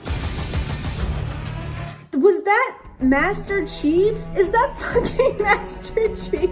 The conference has a fantastic lineup of world-class speakers and a Stronger Warrior competition, which as far as I can tell is similar to like American Ninja Warrior, because you're not a good Christian unless you can scale up a fiberglass wall with your bare hands. Jesus said so. According to their website, their world-class speakers include superstar athletes like Harrison Butker. You know that guy who spoke at a college and told the women graduating that day that they should probably just have babies instead? You know the guy who definitely shouldn't speak in front of thousands of people? He probably shouldn't speak at all, ever. Also, according to their website, if you just scroll down here, you can actually register today. Register today. I mean, register today. Register today. Register today. Register today. Register today. Register today. Register today. They have monster truck rallies, MMA fighting, Master Chief. I still don't know what that's doing here, but I'm sure this alone was thousands of dollars. They've got bull riding, and finally, they've got throwing football on stage. This conference is like what you would get if you handed millions of dollars to a bunch of 12-year-old boys. Essentially, they have 2 days of grossly exorbitant entertainment, throw a couple sermons in there somewhere, charge people $200 a pop, and then abracadabra, you've made $2 million of tax-free money. Allegedly.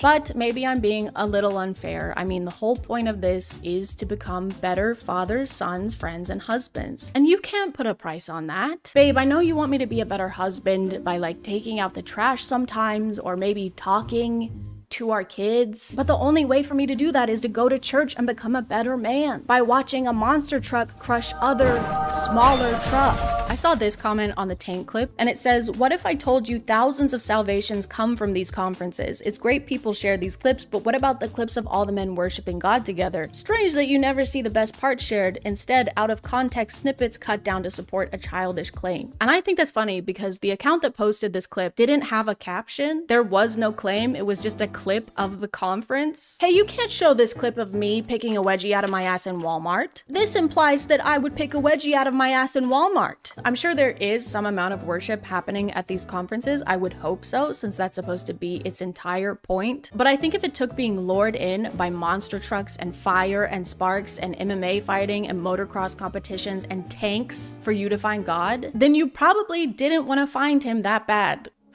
Dear God, please. Ah, I can't focus. I need some white noise.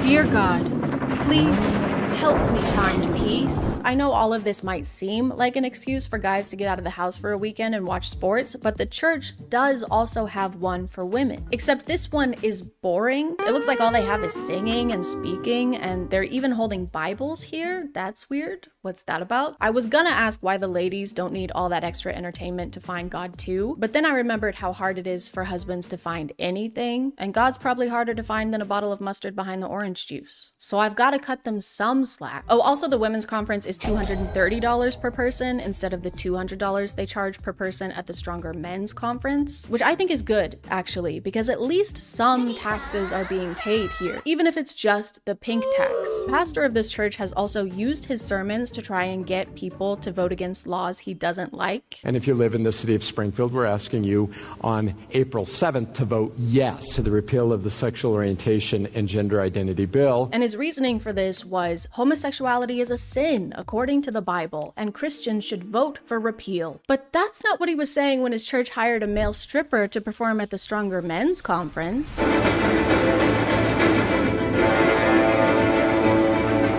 I don't really see how male pole dancing will strengthen these husbands and fathers. I think the only strengthening happening here is probably in the pastor's pants. Anyway, moving on to a different megachurch.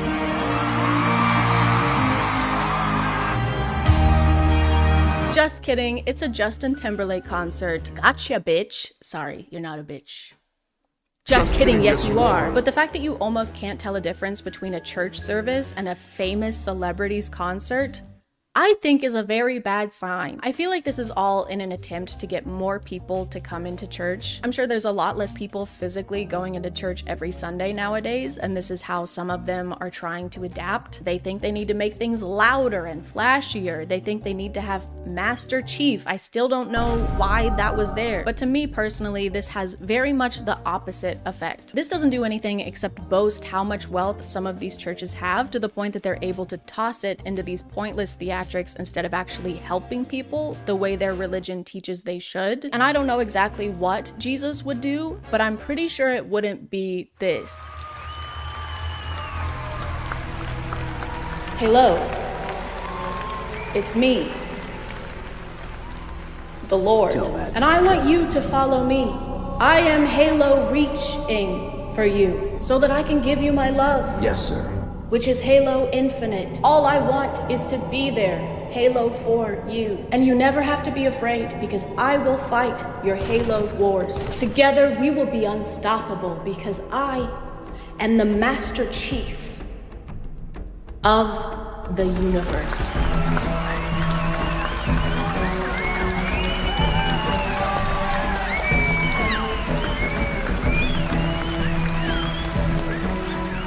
This is my second video in a row that ends with the Halo theme song. I'm gonna call it there, guys. Thank you for subscribing, and if you are still here, thank you so much for watching. I appreciate you clicking on my video out of all the videos that are on here, and I'll see you next time. Okay, bye.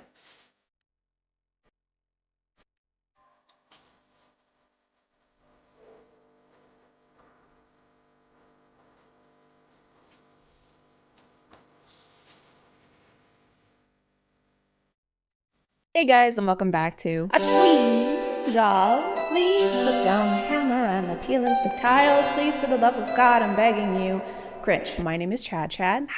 And about a year ago, I did a video on a very calm, very relaxing bathroom renovation. This TikTok page belongs to Grace, who moved into her new house and decided to renovate one of her bathrooms. And that's not usually a sentence that comes before complete and total disaster. So we just took out that wall, and then we added a double vanity, and then the Fire Nation attacked.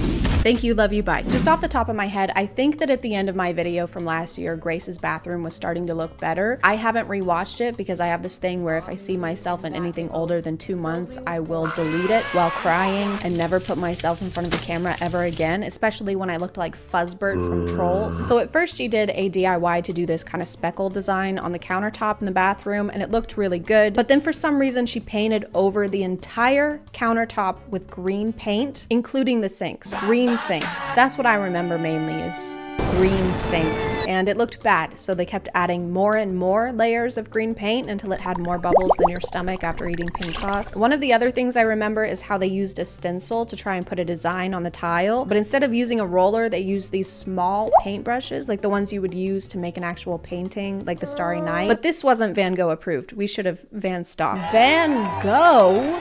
How about we Van Gogh to the Lowe's and find a contractor with a license and at least a journeyman ranking? By the way, I don't blame Grace for any of this. There's nothing wrong with wanting to do projects yourself. DIYs just get out of hand sometimes. We are here to support Grace, and we don't want to mourn the loss of countertop that looked totally fine before.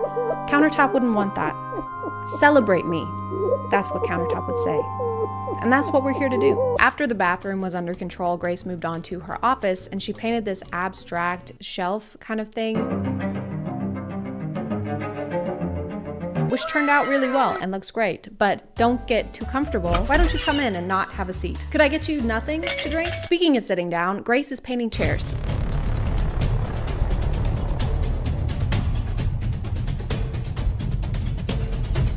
So it looks kind of rough when she starts, like it went to a tanning salon and asked for Trisha Paytas circa 2009. But she did use leather paint that's made specifically for this, so it ends up looking really good. That's not the issue I have. The issue comes when she paints the under part of the chair, the under chairage. Oh my God, guys, look away. There's under chair in this clip. I am appalled and very, very aroused.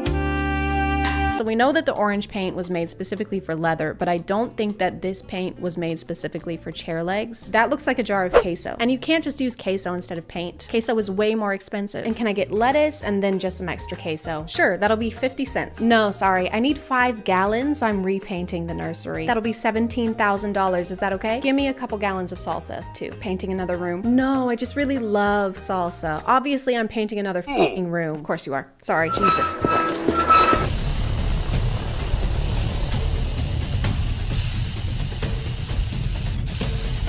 You can't spray paint inside.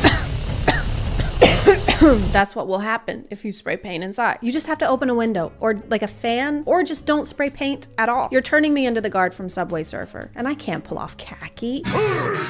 You can't just act like the ventilated area warning on the back of the can is a suggestion. That's what USPS did to the fragile warning on my package that had my patio set. And now I have to sit like a f***ing contortionist while I sip my green tea. Thanks, USPS. The lines on the arm of the chair are all crooked and messed up because we didn't put down any masking tape or cover the parts of the chair that were already painted orange. Grace's process when it comes to home projects is the same as my process when it comes to dyeing my hair. I don't have gloves, I don't have hair dye, and I don't have Vaseline on my ears, and I'm wearing my favorite shirt, but I'm still gonna do it, and I'm gonna do it now because I decided I want to. Is it a good process?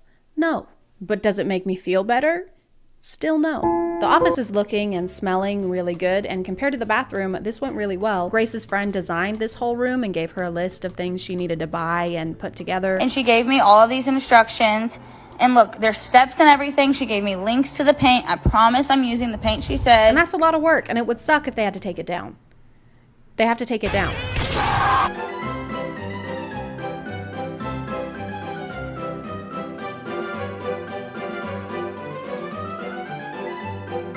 Does this mean that you always knew a roommate was going to be moving into this room? Why did we have someone design an office and spend weeks decorating an office If we were always gonna turn it into a bedroom, this feels like a really bad ending to a heist movie. And while you were calling the cops over the stolen cash, we were actually stealing your precious diamonds. Why didn't you just steal the diamonds without having to plan a whole second heist and use twice as many resources? Thrice as many resources, because while we were talking, we redecorated your home in a nautical coastal theme. Wow, this actually looks really good. These Ocean's 8. So remember when I said the bathroom from last year was finished and looked great? It's actually more deteriorating like an animal carcass.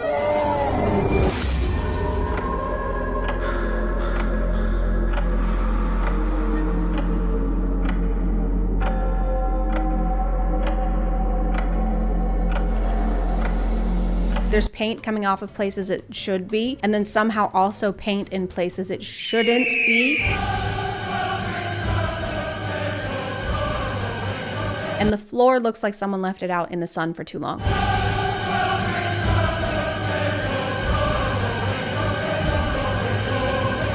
It's melting somehow. It looks like one of those popsicles you get from a truck that's supposed to look like SpongeBob.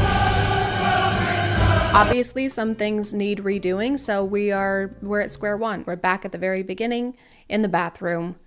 A very good place to start. I just realized while editing that I make it sound like the floor paint is melting for no reason. It's melting because they're using paint remover to get rid of the stencils that they did a year ago, which is already awful and stressful to look at, but it's even more so when you realize that Grace made the stencils herself and spent $300 on a special machine just so she could make them. So here's me impulsively painting my bathroom like the people on Pinterest. I handmade my own stencil. That took me 3 days. And then my one stencil broke, so I ended up spending $300 on a Cricut so I can make more stencils. So after 2.5 weeks of work, finally we're out of paint. So yeah, it's not like there's an active volcano under the bathroom floor making it melt. Although at this point, I wouldn't be surprised if there were. Grace adds this salmon color to the walls, which is pretty on its own, but then she tries to add this gray stone-esque tile with it, and I hate it. I'm sorry. I've tried to be understanding. Now I sound like I'm having a conversation with my teenage son. I've given you your space. I understand that you're going through something, but you have got to stop spending so much time in the bathroom. Nope.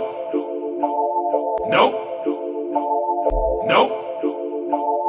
Nope. She also tries to put on this wallpaper, but it doesn't look like she bought the right tools that you're supposed to use to apply it. I really like this shade. You know I love a good dark green. Love a good avocado look. I think at this point though, none of these are actual projects. They're tests, and we're using the walls like magazine clippings that we're gluing onto poster board.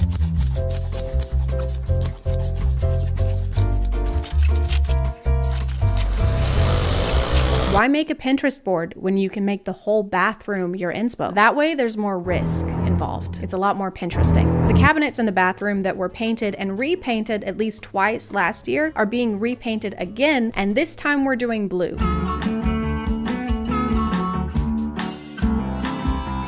Just kidding, we're doing white. Actually, and now we're doing black.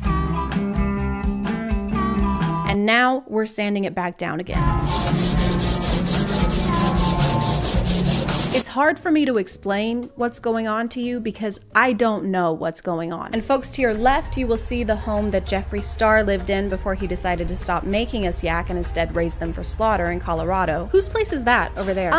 Not sure. Okay, what about that one? No idea. Then why are you the tour guide? I'm not. What? I'm actually just scoping out houses for this heist I'm working on. But we paid you. That's because this is also a heist. Why are there seashells in my underchair?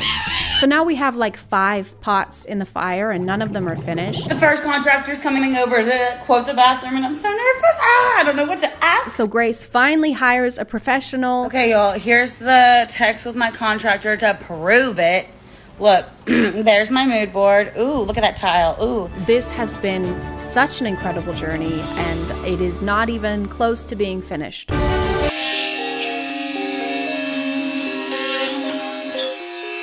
Grace does all the demolition herself, which means tearing down and undoing all the work that we just witnessed.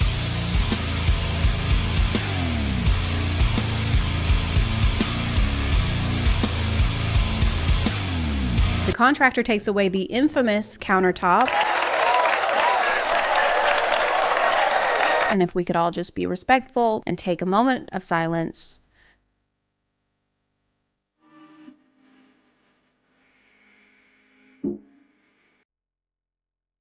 Just kidding. I don't give a fuck about that countertop. Do you have any idea how much pain she caused me? I used to like the color green. I haven't had a vegetable in 16 months. The guy Grace hired installs new countertops and wallpaper. It's looking incredible. Then he drops off the face of the earth.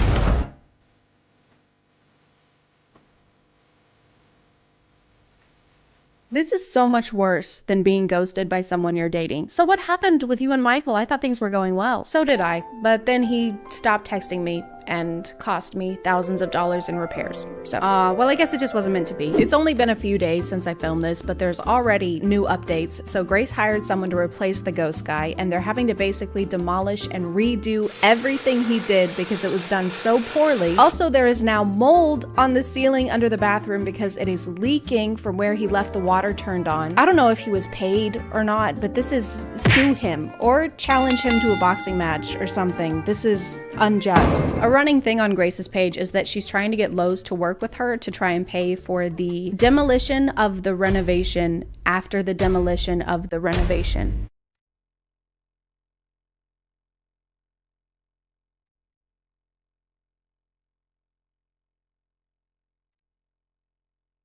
So I wrote this poem for Lowe's. If you or someone you know knows Lowe's personally, not someone who works at Lowe's, but the building, feel free to pass it along. Dear Lowe's, please listen to our woes. It's been 365 days since we last felt okay. We need a vacation from spray paint asphyxiation. So please pay for Grace's repairs because without your help, we'll get nowheres. And if you're the contractor who ghosted Grace, I also wrote a poem for you. Dear Robert,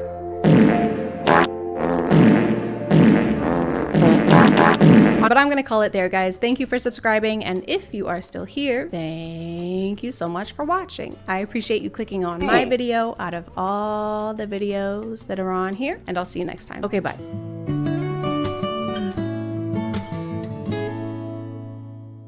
Hey guys, it's Halloween or November, so it's time for scary things. Spiders, ghosts, mysterious illness that causes you to lay in bed for 4 months and get one of your fallopian tubes surgically removed because it's swollen to the size of a golf ball.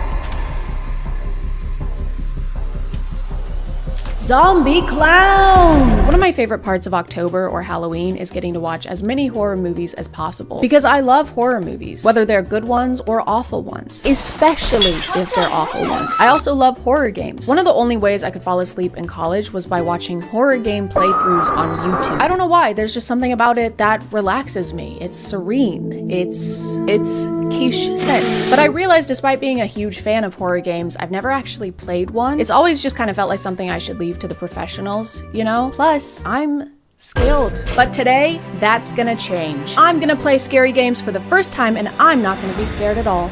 Because I'm gonna try and find the worst ones I can to make sure they're not too scary because I'm still very, very super scared.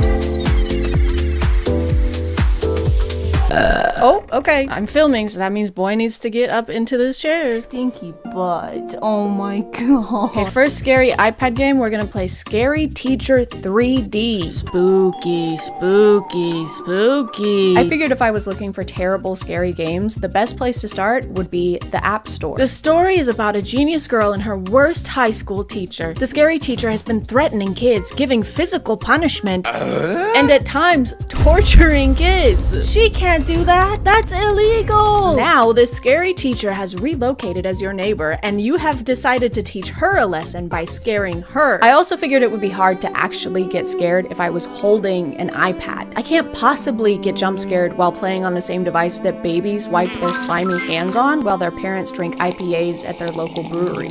You know? No, I don't want your notifications. Notify this. You have to teach her lesson by setting up pranks in-house. Why is this kid kneeling over here like that? Find Mousetrap and place it on the table to torture Miss T. Oh, what a pleasant day it is. She seems nice, low-key.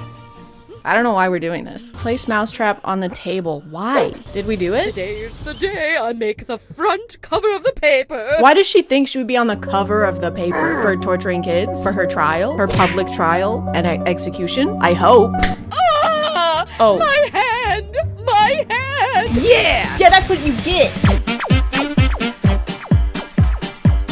unfortunately, playing games made mostly for children, while it meant they weren't too scary, meant having to deal with the fact that they're basically made to get kids to charge their mom's credit card a bunch of times on accident or on purpose. I don't know if your kid is a little shit or not. I don't know. Use key, hammer, or lockpick. I don't have a key or a hammer or a lockpick. I have to buy. I can't proceed unless I...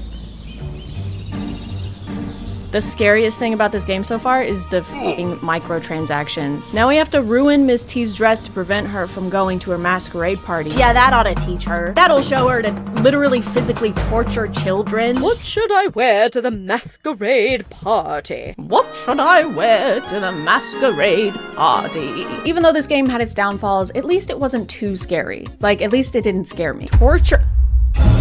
She has a room just for torture. She has an electric chair. Oh my god. And then she has... I will hang you by your tail, you rat! So at least I wasn't scared. Scary dancing lady horror game. Horror game where scary dancing lady is dancing and is scary. Woohoo! No! Don't miss the chance to experience the spine-chilling dance of death firsthand. The horror mystery game that will send shivers down your spine. Okay, our spine is about to be super cold. I honestly wish I could say my spine was chilly during this game, but I didn't get to play it, really, at all. I can't do anything? What, I can't move? Quality training guaranteed? So the temperature of my spine was pretty average. Call me a Colleen Hoover book because of how uncool my spine is. You have been locked. And now we have to watch a fucking ad. King shot? Yeah, because it's definitely not king shit. The frequency of ads in this game was so crazy that I couldn't even walk 10 steps forward without interruption. Find the key. It is somewhere in the room. Conference coverage. I even tried playing in airplane mode and the game somehow transcended the need for an internet connection and just kept feeding me ads. Oh, okay, it's right there. Grab it. Oh, no, no, no. Back again. Hands off my raft and my pup. Are you freaking kidding me? I've played the game for 10 seconds. I don't give a fuck about that puppy. I think what makes the ads so insulting is that they didn't even bother putting sound effects or music or voice acting in this game. At most, I got about 10 seconds of consecutive gameplay, and this is how that went. Oh, why am I taking video? The camera is out of battery. Head to the basement and search for the battery. Why is there... I just found the most fun new game mode inside of Fortnite Mobile. First off, thank you so much to Epic Games for sponsoring this video. Let's jump right into it. So this one I'm actually pretty excited for. This one is Ghost Detector Radar Camera, the only ghost detector app that shows you detected ghosts floating in your home. I was expecting this one to actually be able to scan my environment, but instead it was just kind of this green, hazy plane.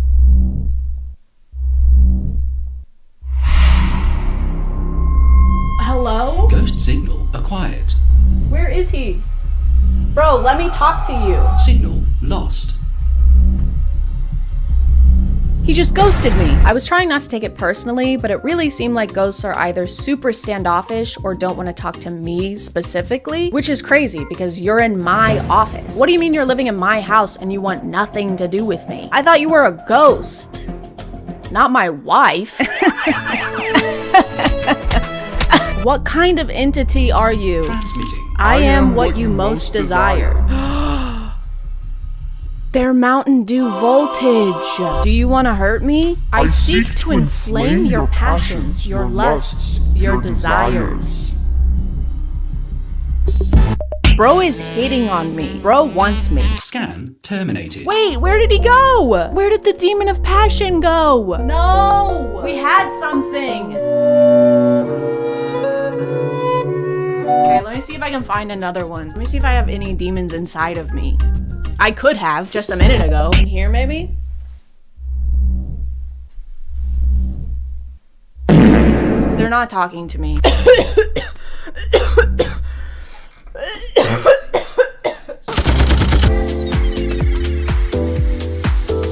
After successfully playing iPad games without getting scared a single time, I decided to step it up a little bit. No more silly business, okay? I decided to take it a little more seriously. by playing scary games on Fortnite. Okay, so first we're gonna play this game called The Family, parentheses, horror. This guy kind of looks like the guy from Shameless, you know? So does this guy, actually. And this guy. They all look like, this is the same face. They all have the same face. Probably because they're family. You are a Special Forces officer. Your task is to find and contain a haunted family deep in the woods in an abandoned mansion. You now need to enter the mansion and extract the haunted family in time. We're extracting the haunted family? The spooky, scary family? Why? Why are we saving them? Look at them. I don't want to extract this. I already have some experience with Fortnite horror maps. I played this one last year with my friend Gabby Bell. Horror tubbies? This is so scary. But there's a lot of security in playing with someone else and hearing your friend's voice in the spooky environment with you. It's kind of reassuring. So doing this by myself was less than fortuitous. Was kind of unfortunate. I just hoarded. The family living in this house have been possessed. Your task is to free them and get them back safely. If they get hostile, just know to defend yourself. Whatever happens, let them live. We need them for research. For research? I gotta find a way to get into the house. Oh, well, we couldn't possibly get in here. How are we supposed to get past this nightstand, bro? I guess we're not allowed to harm the nightstand either. The plot of this game was pretty confusing, mostly because it's trying to be Resident Evil 7. There's even the same scene where you wake up sitting at the dining room table with the family surrounding you. Oh, no. Why is he headbutting us like that? There's also a member of the family who's clearly just supposed to be Zoe Baker, and her only role in the game is to knock on the door constantly. Who is knocking? Well, someone get the door. Ew! I can help you. You just gotta let me back in. She is holding us captive. Come to the garage. And her unintentional role was to jump scare the shit out of me when my teammates triggered her cutscenes without me. I'm not going. Hey, I can actually help you. You just gotta let me back in. In true Resident Evil 7 fashion, the main spooky thing in the game is the guy roaming the hallway. The voice acting is amazing. Wait, what's happening? Oh, guys, he's right there. What are we doing? No, no, bro. No, no, he saw me. No. And then at some point, all of these things join together and create the most confusing, overstimulating gameplay imaginable. Oh.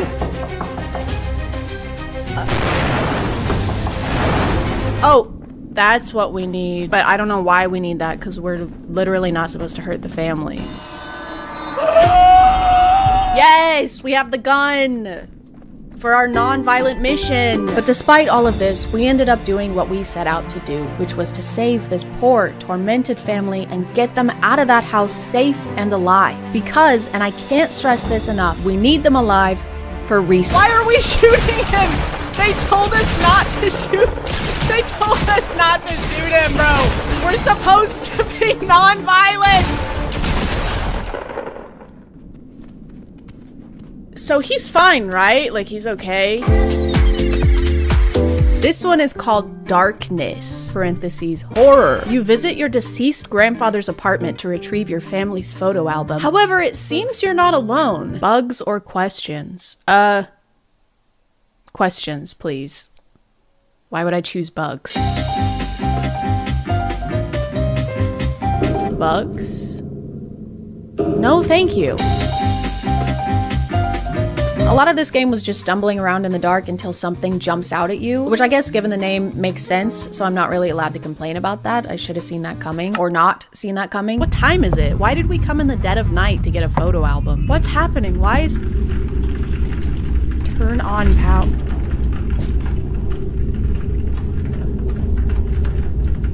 Stop. What is that?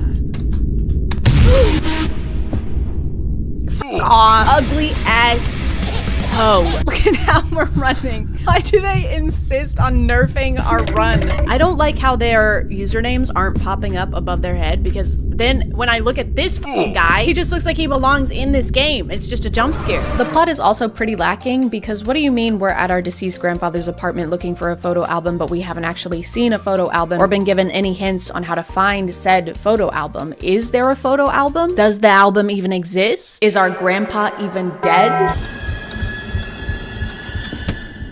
Well, clearly he doesn't want to be bothered right now, so maybe we should come back at a normal hour for the photo album. Whiny, ugly ass. We literally never find the photo album. We just end up walking around in the basement with some scary barefoot mannequins.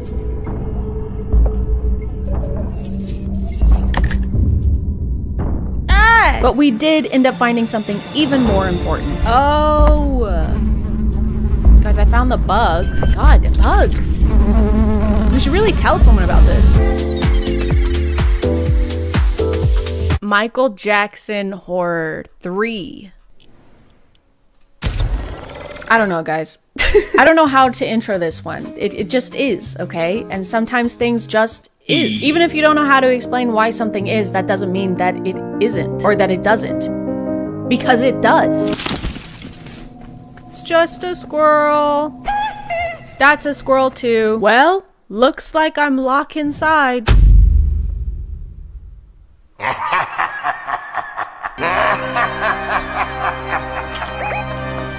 VR guest ass table. In this game, you're actually given an objective, crazy, I know, which is to bring Michael Jackson back to life via satanic ritual.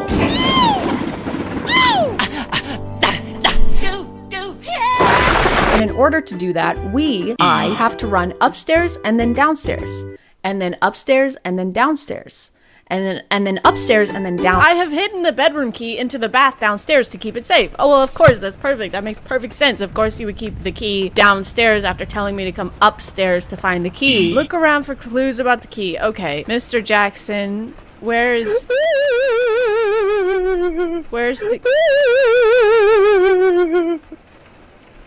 the key? But all of the running back and forth on fetch quests is worth it. The work is important and worth it and has to be done. Find a lighter to light up the candles. Bitch, they're already lit! Take these ones right here and then light the other ones with those. Oh my god. Cursed book. Better pick this up! The worst part of the scary Fortnite games was that after every jump scare, you get awarded XP. Sure hope no one's in here. You are! I think I ripped an incision. It's like a quiet taunting from the game. It's very inflammatory to me. I bet you thought I was gonna put the E sound effect right there when I said me, but I didn't. I wouldn't, because that would be very annoying of me. One of the scariest parts of this one was how the house had coffins scattered everywhere. I'm being brave. I'm being a brave...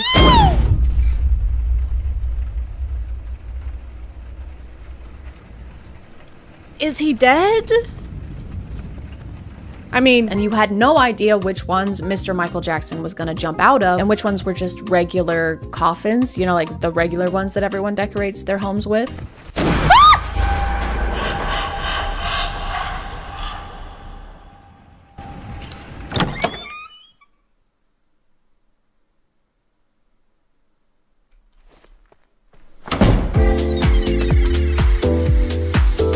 After messing around with these silly little games, it was finally time. I had played iPad games, I had played Fortnite games, and I hadn't been scared once. So I was finally ready for the real stuff. I wanted the scariest experience I could possibly have, so I figured what's more scary and immersive than feeling like you're actually in the game? And then I figured, what if I got a VR headset? And then I figured, what if I used a VR headset for the first time with no previous experience on a computer that can barely run a VR game and gave myself like a day to figure it all out? What if I did that? Hey guys, I've been trying to set this up literally all day. It's almost 6 p.m. and I still haven't recorded fucking shit. And my poster keeps falling down. Originally, I found 3 VR games to try out because I was naive. and stupid. Little did I know that it would feel like a miracle to get one VR game to work, let alone 3. I accidentally nerfed my whole plan because I was intentionally seeking bad games, which meant I was looking through bad VR games. And if you sort by reviews on Steam and look at the lowest ones, they're not rated poorly because they have plot holes or something. They're rated poorly because the game doesn't fucking work. Guys, I'm not even moving. This home is in disarray. Okay guys, this is actually pretty unplayable. Do you see? No, not really.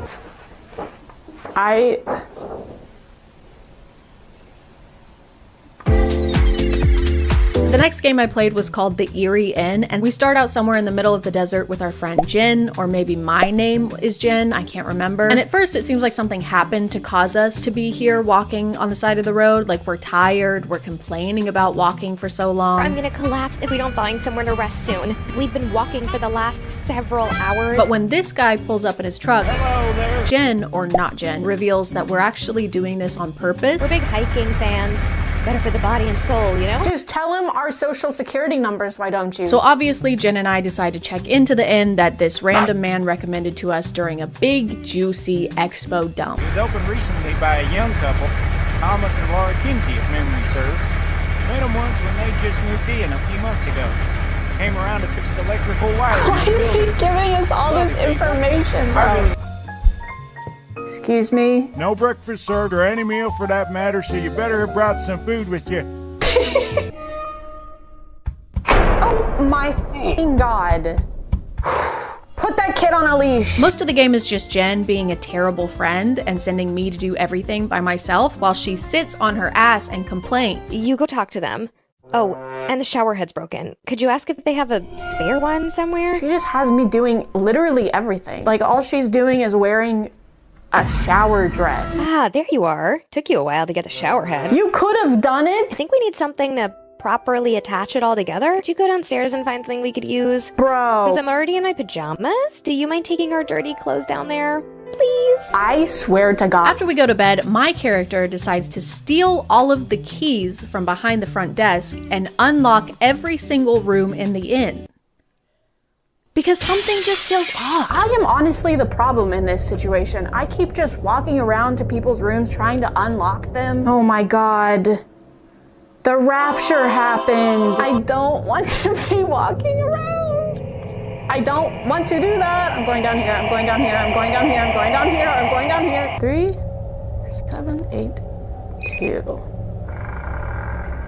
What the hell are you doing? Oh my god, Jesus Christ! Put some shoes on! The morning after I snoop through the entire inn, Jen wakes me up like this. For a second I thought you were never gonna wake up. Are you ready for our little hiking trip? I'm ready for you to fuck the hell off. Also that we can go on our little hiking trip, which is just us walking next to the road again. I think the Kinseys are hiding something. Oh my god, this guy is coming back. The ghost of the boy still haunts the house. I've seen it. At first I thought I was hallucinating, but now I am sure. Very slowly. Yeah, we're huge hiking fans. We just love seeing all the sights. You guys have got to hike down I-40 if you haven't. The views are stunning. The same guy who recommended the inn to us pulls up in his truck again, and he's like, "What are you ladies doing out here all alone?" Everything okay there? Which the first time he did that, I was like, "Okay, sir, that's weird. You're being weird." But this time, he kind of has a point. What are we doing out here, actually? But he lets us know that he's met the owners of the inn before, and our stories just aren't adding up. Thomas Kinsey, white dude, average height, skinny man with a lot of attitude. Guys, I met Mr. Kinsey. He's an African American, and he definitely ain't no skinny man. After this astonishing revelation, we go back to the inn. We choose to go back to the haunted inn with the mean people who are not who they say they are. You better have brought some food with you. So honestly, whatever happens next is kind of on us. Okay, she's still got the dogs out, so she's fine. Can you see that I'm shaking? My hands are literally shaking, look. I hate having to open so many... Stop. What the fuck? Why does everyone have a shower dress except for me? Okay, I'm brave, and I can do it. This is just a game. By the way, this isn't real. Shower dresses are fake. Oh, fuck off. Fuck off. Fuck off! The final scary game I played was called Cinderella VR. And this game may look innocent and fun, but guys, it's honestly terrifying. So if you get easily scared, skill issue, but also do not hesitate to sit this one out. It's pretty tough to watch.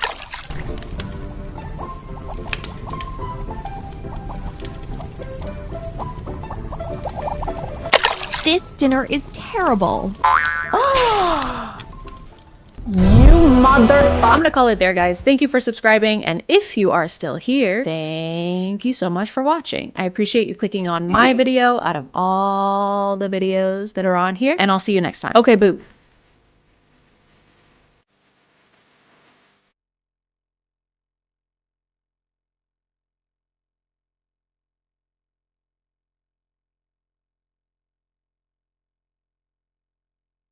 Hello. Today I will be learning how to box from a very special guest, Jake Paul.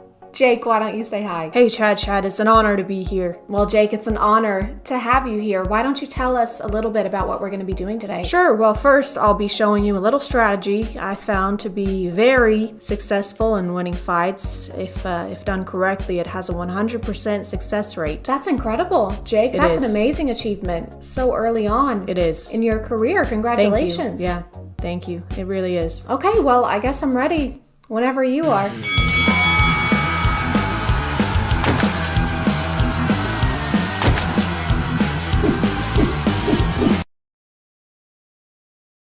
What's this? Just take it. I thought we were gonna fight. We are, just take the money. Okay. Now what? All right, now let me win. What?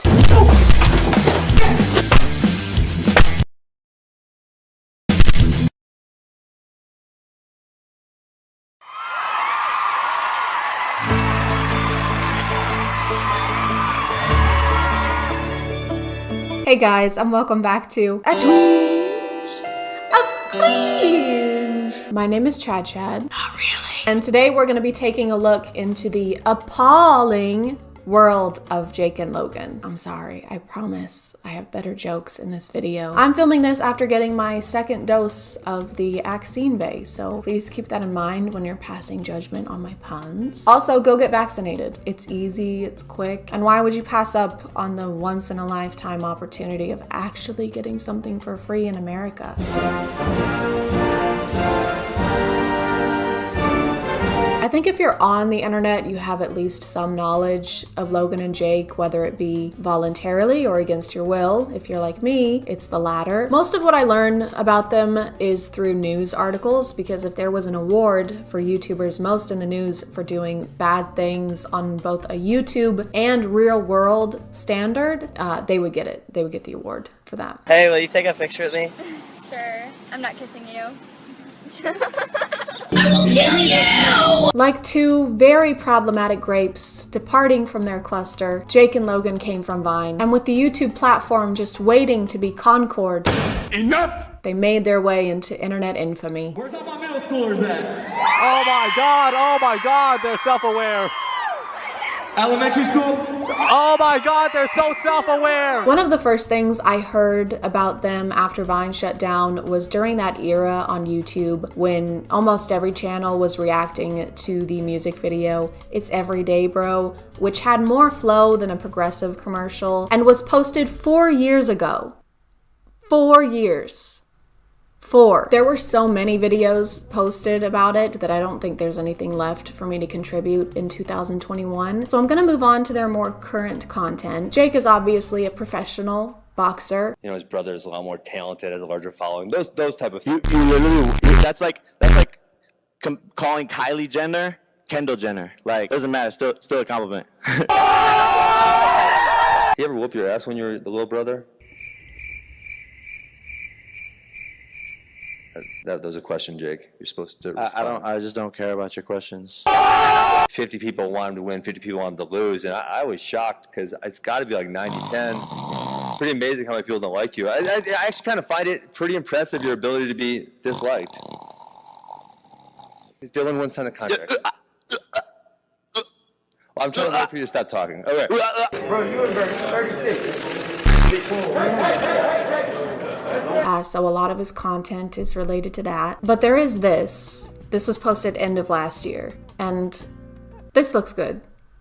I bet it's great. Ladies and gentlemen, thank you all for coming tonight. Let's give it up!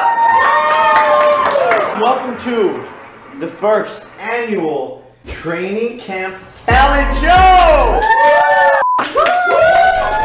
Hi, I'm D-Cut and I reside from Los Angeles, California, and tonight I will be showing you guys some of my great tricks. It is going to be called the Ice Hold Challenge. I'm going to squeeze ice in my hand, and when I open my hand, it will not be there. So you mean like you're gonna hold an ice cube until it melts, and that's your talent? Amaze a woman. We have to retreat. The aliens are too strong. We're losing a lot of people. Don't worry, okay?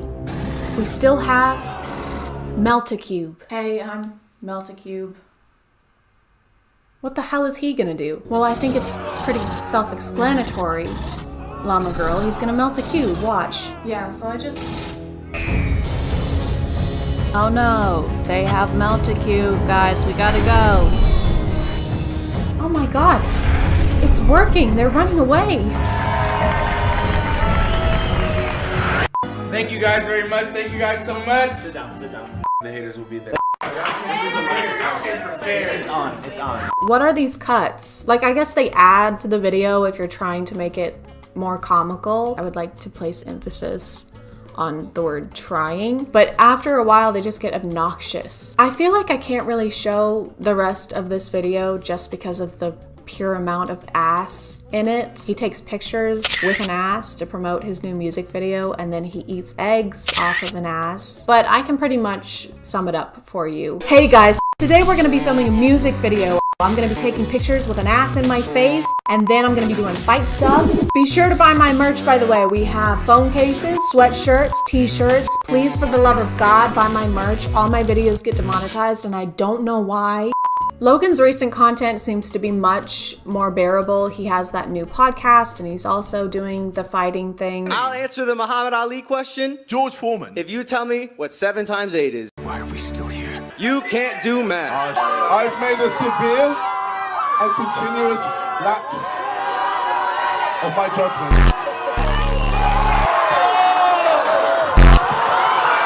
Very low right now. Your hands are shaking. Nope.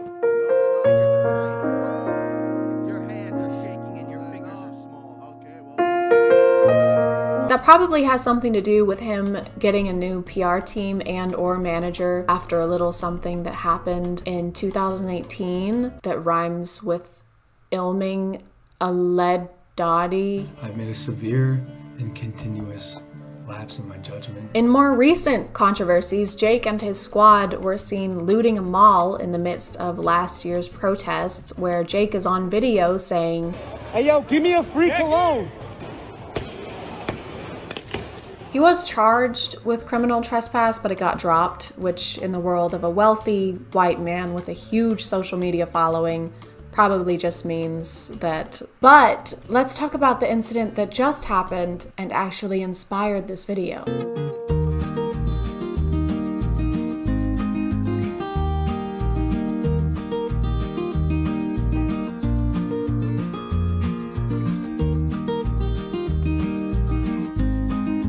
The stuff I've read about this mostly uses Jake's name, but I think it's safe to assume that Logan is driving the other golf cart, considering he's the one who lives in Puerto Rico. It also says they're launching an investigation, but I think we all know how that's gonna go. Hey, you can't do that. That's bad. Is it though? Excellent point, Mr. Paul. Have a great day. Jake's defense, of course, has been that he didn't know you're not supposed to race golf carts on the beach and that it's turtle nesting season, and I'm sure there are 0 signs or guidelines on the beach that would have educated him on that.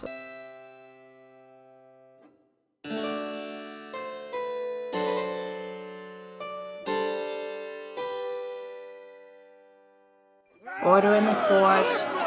I said order in the court.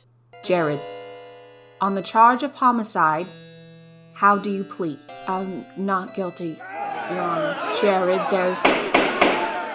there's a video of you committing homicide against Mr. Douglas. Well, yes, but Your Honor, you see, I didn't know that you're not supposed to commit homicide. Be that as it may, Jared, there was a sign next to Mr. Douglas clearly stating not to kill him.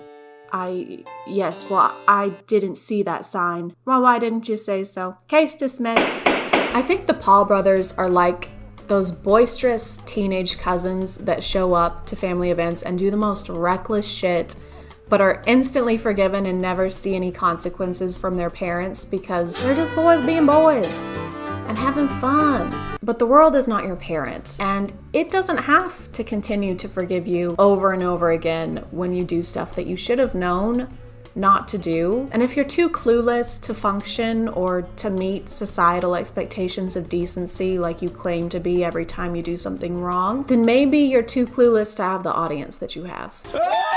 I'm gonna call it there, guys.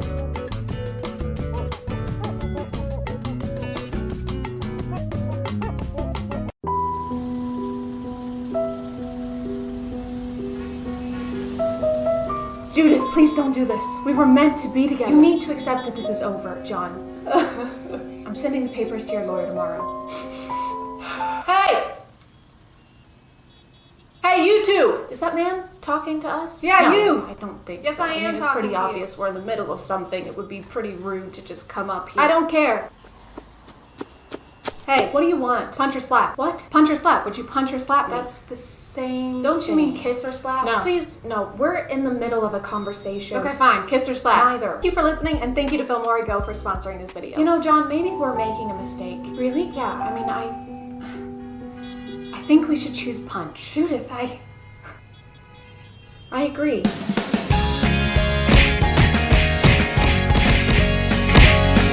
Hey guys, and welcome back to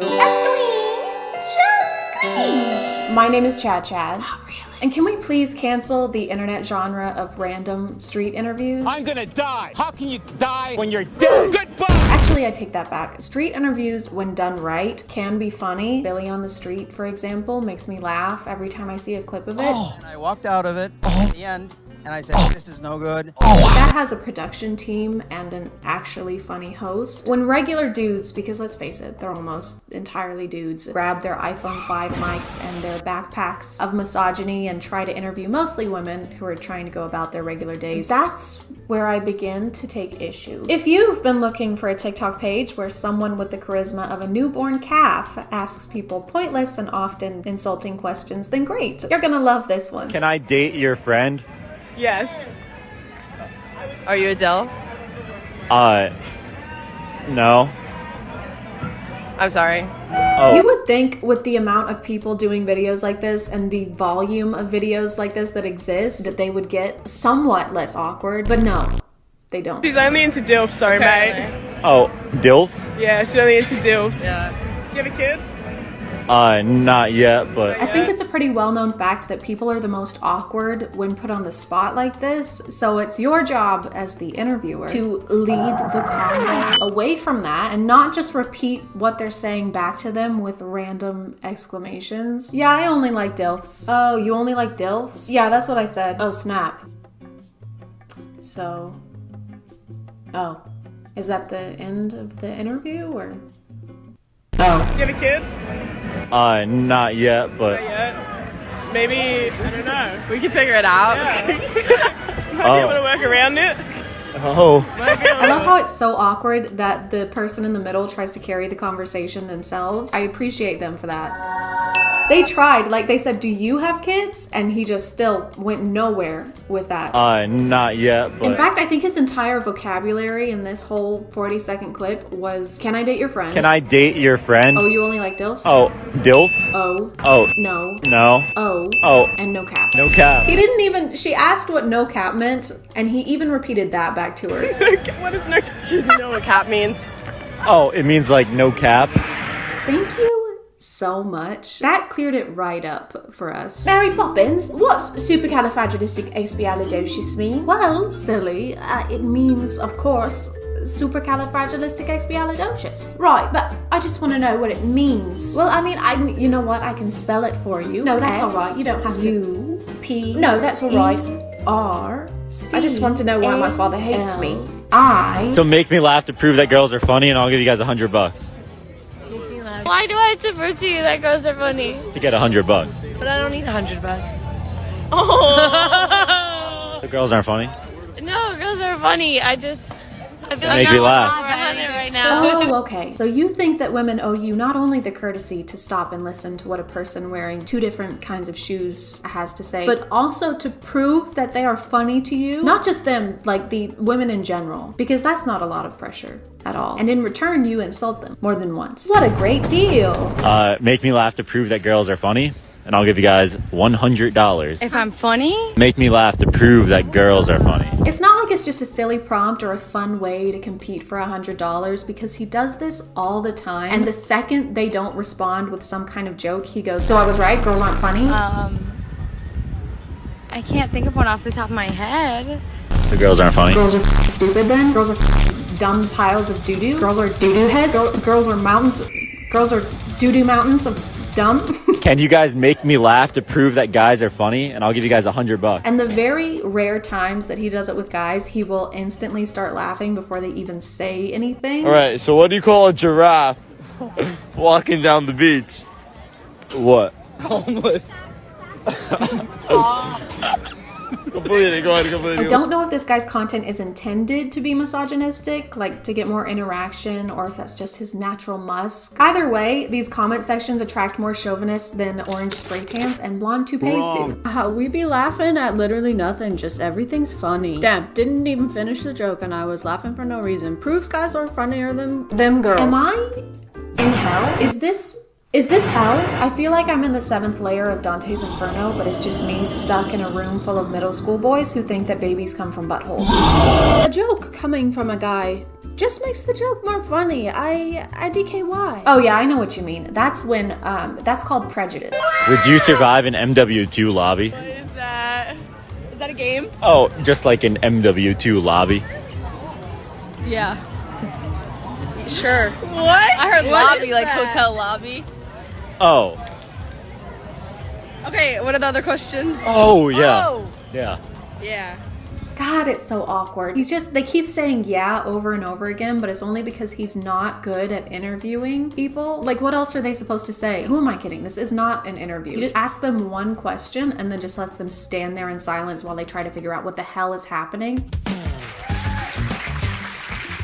So I've been hearing rumors that someone is dating Taylor Swift now, huh? Yeah. Yeah? Yeah. Yeah. Yeah. Yeah. Yeah. Yeah. Yeah. What? Yeah. Yeah. Yeah. Yeah. Yeah. Yeah. Yeah. Well, yeah. Yeah. Yeah. Yeah. Yeah. Yeah. Yeah. Yes. Yeah. No cap. No cap. Can I date you guys? No. I don't know. Yeah, I'm the only single one. Oh. Yeah, let's go. Okay, perfect. Oh. This is kind of worse than the stuff I usually make videos on, because usually it's TikTokers not interacting with real people in real life. They just make stuff pretending to do stuff in real life. This is worse. TikTokers in the wild, and it's not good. Yeah. Well, I didn't really want to date you. I wanted to date the other ones, but thanks anyway. I don't want to date you either.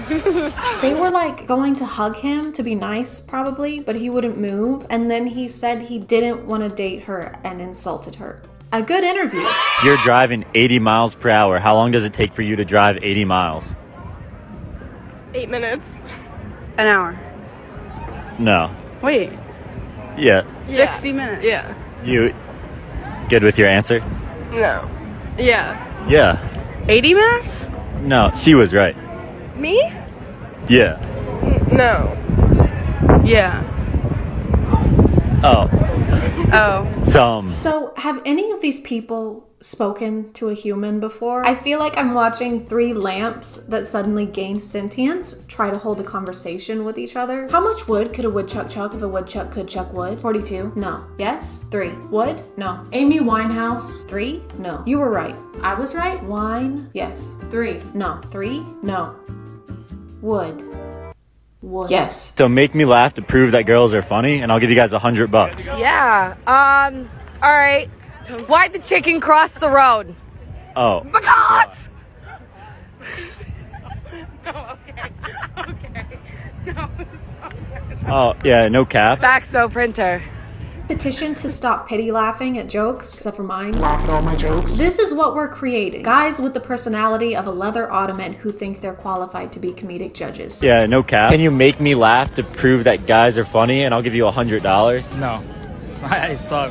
I don't know. So actually, yeah, that was good. I don't know. Actually, I don't know any jokes. I don't know any jokes. Yeah. So this is what makes me think he's being antagonistic for views. If it's a girl, he'll keep a straight face, but if it's a guy, he'll instantly burst out laughing no matter what they say. I think he's just doing it so that people will either comment agreeing with him or trying to argue just to boost his videos. He also posts so much. I was watching these for hours and just checked the date, and this one is only from July of this year. Or maybe it just felt like hours because these are so repetitive. It's either this $100 challenge or one where he asks them to name 3 athletes for $100 because, you know, women aren't funny and women know no sports. Like, of course people aren't going to be funny when you put them on the spot like this, especially when you're standing there giving them a death glare. I think even the best stand-up comedians would struggle with this just a little bit. Up next we have ChadChad. Everyone please give him a warm round of applause. Thank you. Get up there. There he is. No, wow. Thank you so much for coming out tonight, Chad. I didn't know I was. You're funny. I'm serious. I'm wearing pajamas. Oh, stop it now. I was just getting more rangoons and going back to my apartment. That muscular man pulled me from the street and shoved me out here. You're killing me. I was basically kidnapped. Okay, get on with it. Make jokes. Come on. Okay. I mean, bitches be crazy. Am I right? Hell yeah, they are.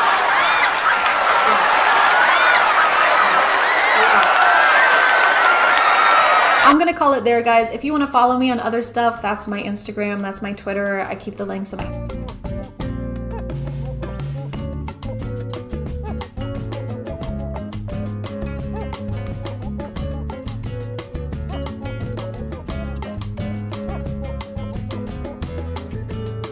Hey guys, my name is Disney Channel and you're watching ChadChad.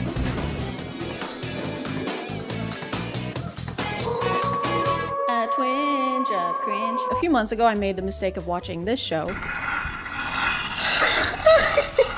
It was hard to get through and I was hard through and through, but I thought that was it. I thought it was over. I thought I would never have to go through anything like that ever again. But then you guys started tagging me in this. Don't say a word. Where is she? Hold on to me.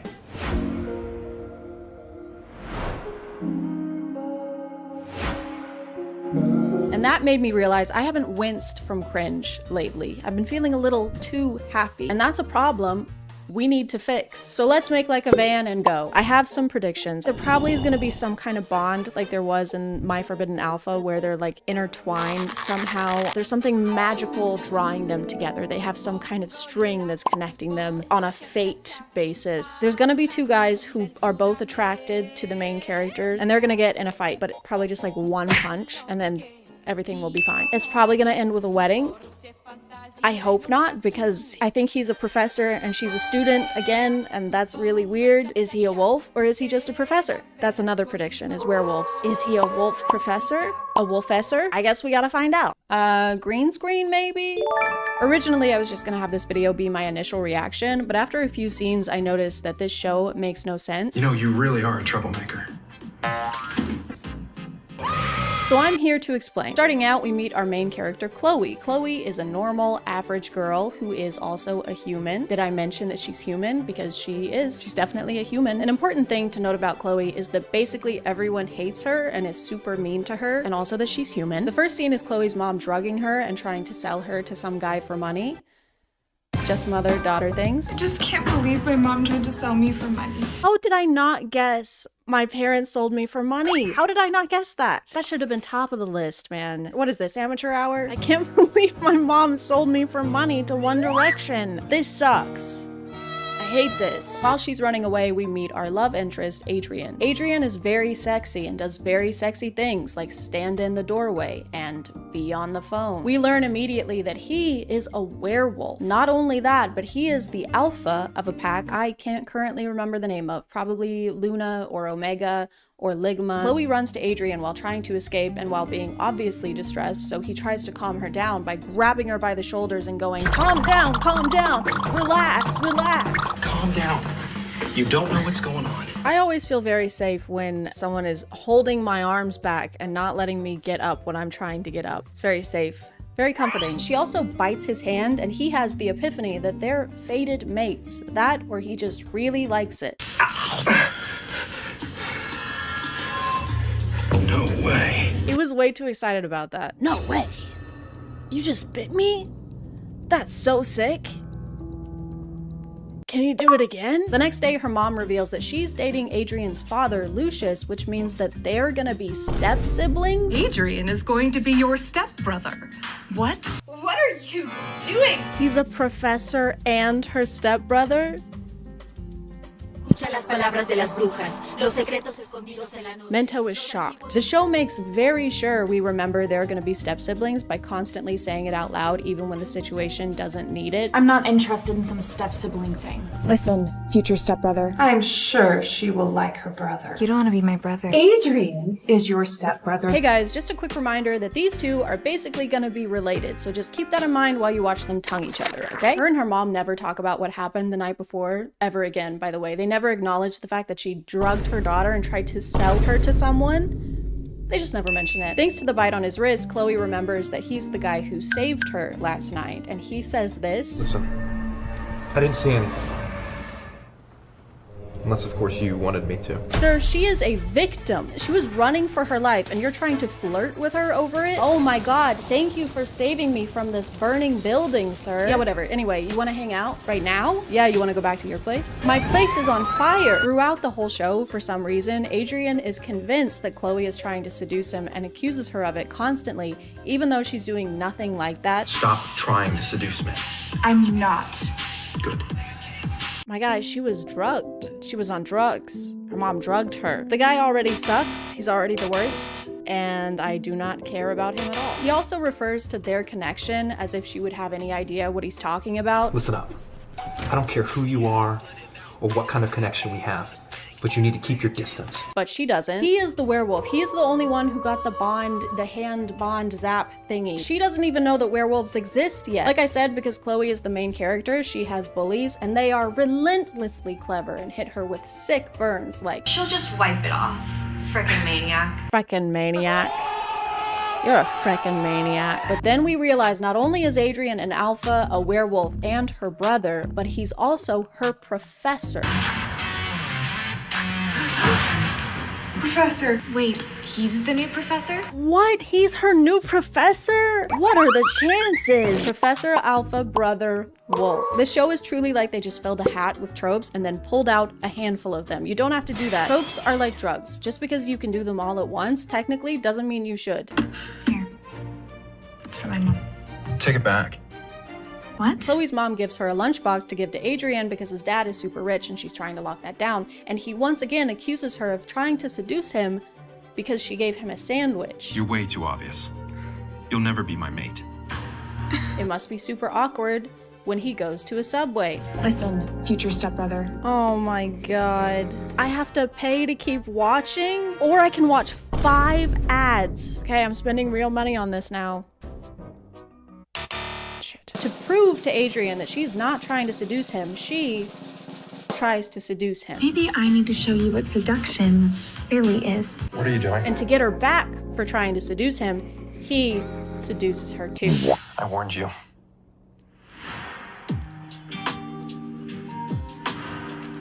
Ew. Good girl.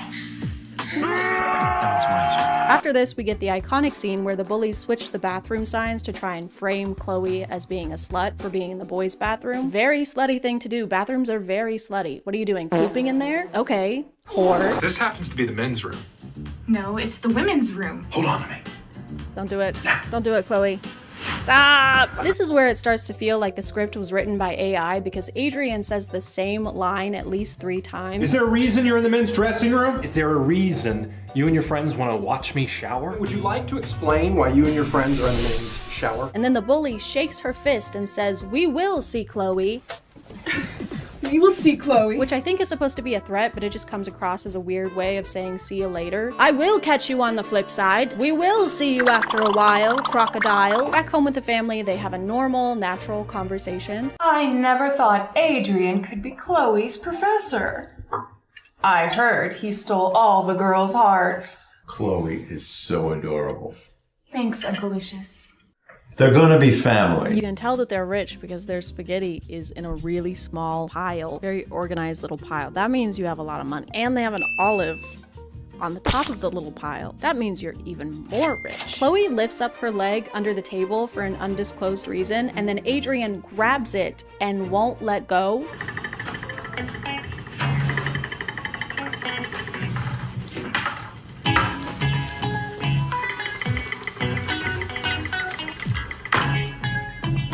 Is this supposed to be a sexy thing that's happening right now? Unsatisfied with their attempt to embarrass Chloe yesterday, the bullies write more stuff on the whiteboard. I love Adrian, such a bitch dirty whore. What the hell? Why are there so many dry erase markers on this board? And Chloe tries to get Adrian to team up with her to keep their parents from getting married. If our parents knew about this, they would never get married. You want the same thing, right? What do you say, Professor Adrian? You want to team up with me? Maybe you need to take a look at these books again, because you're not as smart as you think you are. The bully shows up after this and is mad again. I don't know why. Her motives are as non-existent as Chloe's personality outside of being rescued. She pushes Chloe down the stairs, which is basically attempted homicide. Don't worry, she gets a final warning from Professor Adrian and this never happens again. Just kidding, this happens many more times. Damn. Consider this a final warning. Now, get out of my sight! His eyes just changed color for a second.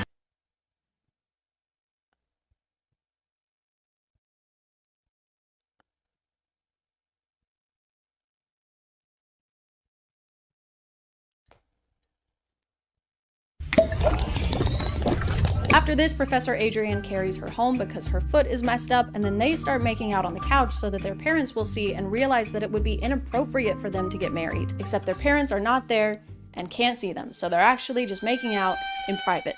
Okay, they're kissing. They're making out. No, you're the one giving up. Why does he talk like that? No, you're the one giving up. This is where Adrian starts to act up a bit more. He'll ask her questions about being a mate or talk about how she's his mate. Do you know what being a mate means? What? Ew, what? You have your rules, and I have mine. I want my mate to be elegant and loyal. Got it? But they still have never talked about the fact that he's a werewolf or that they have some kind of magical bond. So from Chloe's POV, he's just talking like a very friendly British man. He keeps accusing her of trying to seduce him or manipulate him somehow, and she's just existing, really. Adrian, this is too fast. Stop manipulating me. He's kind of the worst person to ever exist. I kind of hate him with my entire being. It gets to the point that he is genuinely being a horrible person to her. Sorry, a horrible werewolf to her. Professor, I'm so sorry to bother you, but the water heater in my room is broken and the water is freezing. You can't come in, Chloe. She didn't ask to come in, you fuck. I don't know what kind of game you're trying to play, but I'm not having it. She's just asking you to fix the shower. Sometimes the conversations are so awkward and make such little sense that it's like each person is having a completely separate conversation that we just can't hear. It's like the script was a Mad Libs book. I just got a little bit scared. I didn't mean to worry you. Adrian is your stepbrother. That's not funny. Anyway, get up. Anyway, get up.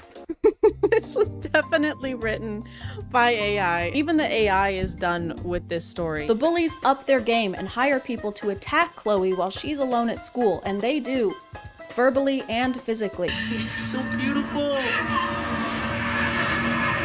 Too pale though. Okay, Jesus, why are they roasting her? Yeah, we're here to kill you, but first, we're gonna roast the shit out of you. Who sent you? This is a crime! I'm glad she clarified that this is illegal to the people doing the illegal act. If you haven't tried that in real life, you should, because that actually deters the crime from happening. But thanks to their bond, Adrian knows something is amiss and swoops in to save her again. What the hell? Which one of you do you want me to start with first? The one who looked at her, or the ones that put hands on her?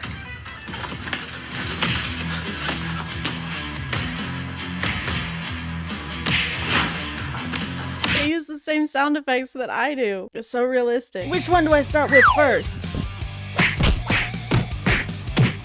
He has this sweet habit of calling Chloe a troublemaker or getting mad at her anytime something bad happens. Do you think just because of our bond that I'll always be here to save you? Okay, she just got attacked and he is screaming in her face. He's angry with her because she got attacked by 2 men. How is any of this her fault? These are contract killers. She's being targeted. She is a victim. Someone needs to help her. It's okay to cry. But it's okay to cry. But not now, though. You're really annoying. Aww, how sweet. He's the worst. I hate him. I'm sorry. I just wanted you to stop crying. Excuse you? She even apologizes to him after this, I'm assuming for being attacked by 2 men, as she should. What was she thinking? Did she even try telling them what they were doing was illegal? This is a crime! She spends the night in Adrian's room after this traumatic event that was her fault, and then her mom walks in on them. And even though their whole plan was to get caught by their parents doing something inappropriate so that they could stop their marriage, she hides under the covers and pretends to be a random girl. Oh my gosh! Don't slow down. Okay. I'm really sorry to interrupt, but Chloe's been missing from her room all night. You're her professor, Adrian, so I thought you might know something. What is happening? No, I don't. What the fuck? What the fuck, guys? Nice to meet you, miss. What the fuck? Adrian gets hurt doing wolf things off camera. We don't get to see that. Don't worry about it. And Chloe has to patch him up. I'm the one that's in charge. Got it? If you want to be in charge so bad, I can think of a few ideas. You couldn't do another take? You had to keep that one? I can think of a few ideas. He is too injured to be horny right now. You can almost see his heart. You can't resist me right now, can you? Can you guys just kiss each other and you both want to kiss each other? Would that be cool? Someone should write a story where both people just love each other and want to kiss. I think that would be really cool. Stay right where you are. She's gonna go get a ball gag. He's bleeding from the chest and she grabs whips and chains. He died. They fall asleep in the same bed again, and Adrian has some werewolf nightmares. I also mount people when I have a nightmare. Adrian! Adrian! What's happening? It's just wide mouth screaming in her face. She looks genuinely terrified. The face of love. It's a beautiful thing. This whole time, Adrian has been really confused on how they have a mate bond when Chloe is a human. Sorry guys, I forgot to mention, Chloe is a human. I forgot to mention that, but she is. So when he notices this bracelet on her wrist, he recognizes that it has magical properties and accuses her of using witchcraft to make him fall in love with her. Wolves and humans can't form bonds unless there's magic involved. You fooled me, Chloe. So this is why I'm attracted to my student. I mean, my sister. Chloe, you've angered an alpha. Oh no. She's angered an alpha. No, don't anger an alpha. You're too sexy. Because of this, he starts being somehow even more of a jerk to Chloe, and we get to meet the other love interest, Declan, who treats her with basic respect and therefore is not in-game. Come on, I'll talk to the dean. You need to get some rest right now.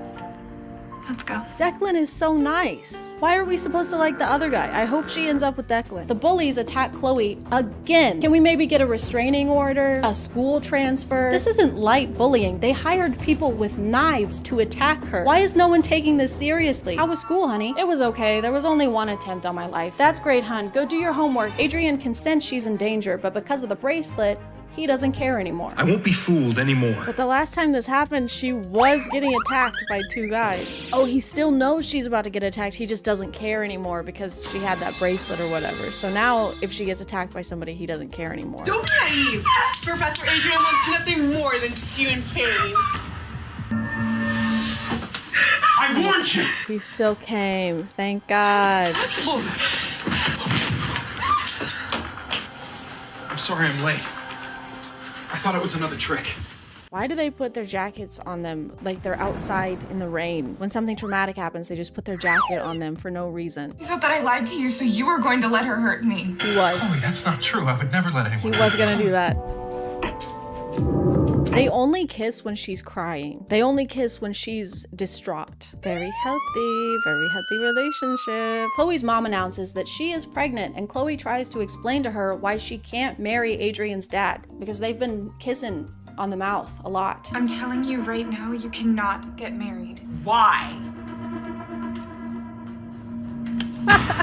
There's so many slaps in this show. For some reason, Adrian tells her mom that Chloe has been flirting with him. I don't know why. They don't show this happening, and they don't explain clearly why he would do this. What, you told her that I was just some horrible slut? That's not the point, Chloe. That's not the point, Chloe. I mean, you are. But that's not the point. Despite their efforts, their parents do get married, and we find out that Chloe's best friend, the only person at school not actively trying to kill her, is a witch dedicated to protecting her. What's wrong? Tell me. Even though I don't understand, my witch instincts tell me that you're the person that I'm meant to protect for life. She's a witch. What? And that the bracelet she gave her was actually a protection spell. Except what was it protecting her from, Mia? Not from being drugged, not from bullies, not from men with knives. You might want to find a new profession. This is not very B.O.B. of you. You do not got the magic in you. Come on. This should be smarter than that. There you go. This is a situation where it would be appropriate to offer your jacket. Do you see how she has goosebumps on her arms? I actually ran into your mother today. You're at her mother's wedding. She was in a pretty good mood, actually. But she just got married. Will you come with me as, what are you doing, Declan? Oh my god, fuck off, Adrian. Okay, I've spent $40 watching this show now. $40. 50 minutes probably. For $40. That's more than it would cost for me to go see a movie in theaters and buy a large popcorn in the Dune bucket. Unfortunately, there is a scene where Chloe is in heat. The writers seem to think that being in heat means you just get really sweaty and generally feel warm. I'm just so hot. It's really uncomfortable. What? You're a human. You don't go into heat. I'm going crazy for Adrian. And Adrian tries to help by explaining that it's just a wolf thing. But she's a human, right? If she's a human and this is a wolf thing, then how is this perfectly normal? Did you guys just forget the entire conflict of your show midway through? It's a wolf thing. It's perfectly normal. I just don't want to see you suffer. Chloe starts dating Declan to try and make Adrian jealous, and it works because he is the worst. You're shy. You should bring him back here sometime. Lucius and I won't mind. Maybe next time. I love this ominous music that they have play every time he comes on the screen. He is the villain of this story. Oh my god. He's a stalker. My camera stopped filming because I ran out of space, and I realized that the screen recordings I'm taking of the show are blanked out. They have something in the code to blank out a screen recording, even though I've paid $40 to watch this. I own this show. If I've spent $40 to watch your show, I should be able to screen record whatever the hell I want. At this point, I had been watching the show for a very long time and still had 30 episodes left, so I skipped to the end, and we're just gonna have to speedrun everything that we missed. Chloe's mom drugs her again, and Declan, we love Declan, tries to help her in an actually nice way, so obviously Adrian punches the shit out of him. Adrian's dad is brutally murdered by werewolves, and he doesn't try and help, he just stands there. Evil werewolves capture Chloe and use her as bait to capture Adrian because he's an alpha, and then we find out that Chloe's mom was using Adrian's dad and has actually been dating the evil werewolf guy and is pregnant with his child. Then he kills her because he's evil and a villain, and that's just what evil villains do. Chloe and her witch friend Mia defeat the bad guy somehow, and amidst celebrations, Adrian proposes to her. This is the most happiest day of my life. Will you solemnly swear to be my wife? Oh my god, I'm so glad she's marrying her stepbrother. This is the most happiest day of my life. They're getting married in a stairwell, so that's romantic.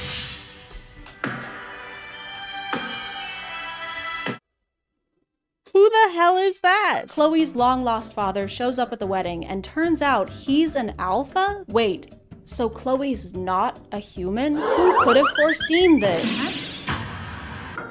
That's Alpha James. My goodness. Our future Luna is his daughter? So she's not a human? I am indeed. the Alpha, Frost Fang's pack. I abandoned the pack. I betrayed the pack. Oh my god, what is this guy yapping about? Just hurry up. And the reason Chloe didn't know any of this about herself is because her dad put a spell on her to make her forget her werewolfness.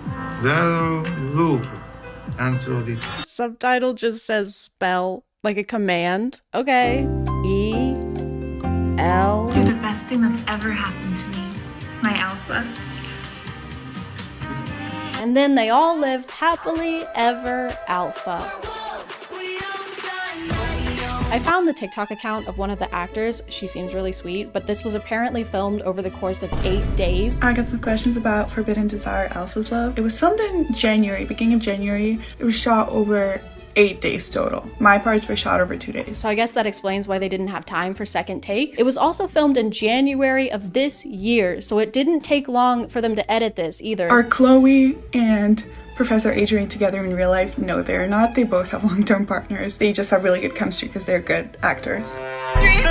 Adrian, what's happening? I'm still just a little bitter at the fact that I spent about $50 on approximately 1.5 hours of content that was probably written by AI. I genuinely believe I could write a better love story if I was blindfolded and upside down and asleep and dead. Okay, so I just downloaded a random word generator on my iPad. Can you see that? And I'm gonna write a love story right now. I haven't scripted anything yet using these words. So first off, we have bobsled. Okay, so ski resort, snow, that's romantic. Let's do another one. Violin, also romantic. Little music by the fire. This is good. Okay, we're getting set up, a good setup. Saliva, I can work with that.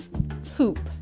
I should write these down probably. Let me do like 3 more. Brain, eraser. This is getting too complicated. I think we need, okay, we're almost done. Blinds. That's it. That's all I need. Okay, before we start, I'm gonna need $50, please. Wow, what a beautiful day this is to go bobsledding in the snow at this ski resort that I'm at right now. I'm a young woman, a very pretty one at that. Oh no! Oh me, oh my, I've lost my hoop earring. Oh no. Looking for this? Oh my god, you found it. Thank you, gingerbread man. He's a gingerbread man. Of course, no problem. My gingerbread brain is always forgetting things, like pencils and erasers. Wow, you know, you strike me as the kind of gingerbread man who plays the violin. I do play the violin, thank you for noticing. Actually, my room that I'm staying in has blinds that close. What a coincidence. I have saliva in my mouth that can be put into your mouth if you would like that. I would like that. I'm gonna call it there, guys. Thank you for subscribing, and if you are still here, thank you so much for watching. I appreciate you clicking on my video out of all the videos that are on here, and I'll see you next time. Okay, bye.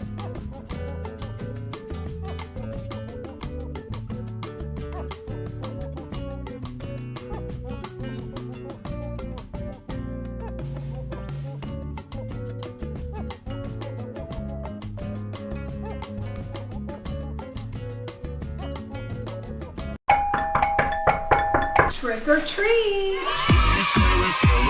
It's a trick. All of these have machetes in them.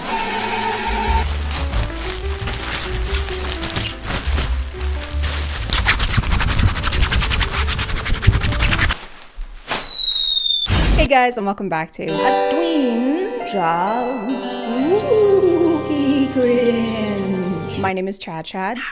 And it's Halloween, or it's around Halloween when I'm filming this. I don't know if it'll be posted by then because deadlines are spooky. Time constraints. But today we're going to be talking about the spookiest thing of all, aging. That's right, today we're going to talk about how youth is fleeting and how you will never ever be as young as you are in this moment in time ever again. Boo!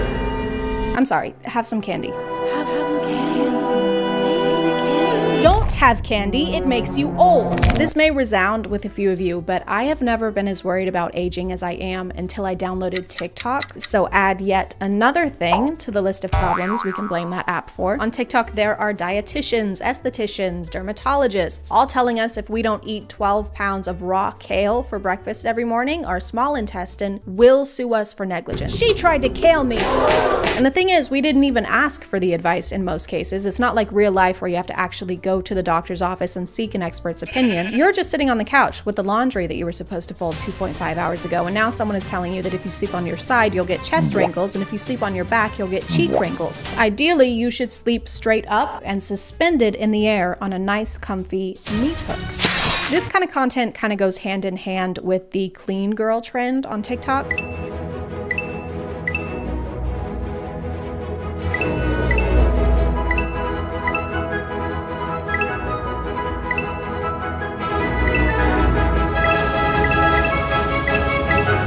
And if you don't do all those things, you are a stinky, dirty girl. Even if you're not a girl, I don't care. You're a grimy little dirt girl, and you probably eat worms and blue cheese. Clean girl is not really a trend, though. It's more a type of lifestyle content, like the Liver King, or people with those really intense morning routines that are like, I like to wake up before the sun because the sun is lazy. I am better than the sun. I'm stronger, faster, brighter, and I have more gas. And if we don't have time for a 19-step morning routine, that's kind of on us. Thank you to HelloFresh for sponsoring today, and let's get back to the video. Obviously, one of the first things you can do to avoid aging is by eating healthy. I'll show you what I ate in the morning, but here's my milk. Raw, of course, with cream on top. Of course, raw eggs for myself as well for energy and nutrients. And then I get work done for a few hours. Then I get a couple more eggs before me and my dog go outside and move our bodies. Obviously, I'm not a nutritionist, so this could be good for you, but do you like yourself? Does this spark joy? Does it spark anything other than stomach cramps? Don't drink coffee in the mornings, drink egg. Don't even talk to me until I've had my cup of salmonella. I'm joking. Wouldn't be in a day in the life if we didn't include my dog's food. You know your meal choices are a little bizarre when I can't tell if you're about to feed that raw beef to your dog or to yourself. Then I go ahead and prep some grass-fed pasture-raised beef liver, practically the only supplement that you need. I eat this every day, 1 to 3 ounces. Both. It was both. It was you and it was the dog. Pasture-raised, chemical-free sirloin, and eat with my dog. Don't do a jolly little dance. That meat is so raw, you need a plan B. There she is. You're not wearing your Halloween costume. Why are you not participating? Mother, I am deeply concerned for this individual's well-being. She's going to have more scurvy than a pirate. Another technique that you should implement into your anti-aging routine is to stop having human emotion. After years of training my face muscles to stop working so I don't make wrinkles, everyone seems to ask how I can make emotions. You really don't need to use your face muscles to make emotions at all, but I will show you how my face moves at this point. So this is what my eyebrows look like when they're raised. Put them together. This is like saying you can prevent getting gray hair by ripping all of your hair out. Really just solves the problem at the root. I'm gonna show you how to do it. The idea is simple, but you do have to practice. Take your fingers and put them over top of your eyebrows. Push down on your forehead. And the next step is to take your 2 fingers over your eyebrows and try and lift them.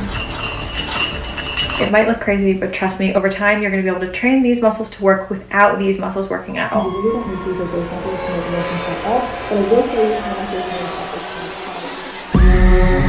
Number 1 is avoid repetitive or exaggerated facial expressions. Everyone says that it looks like I have Botox. I don't, but it's because over the years I have avoided moving any muscle in my forehead.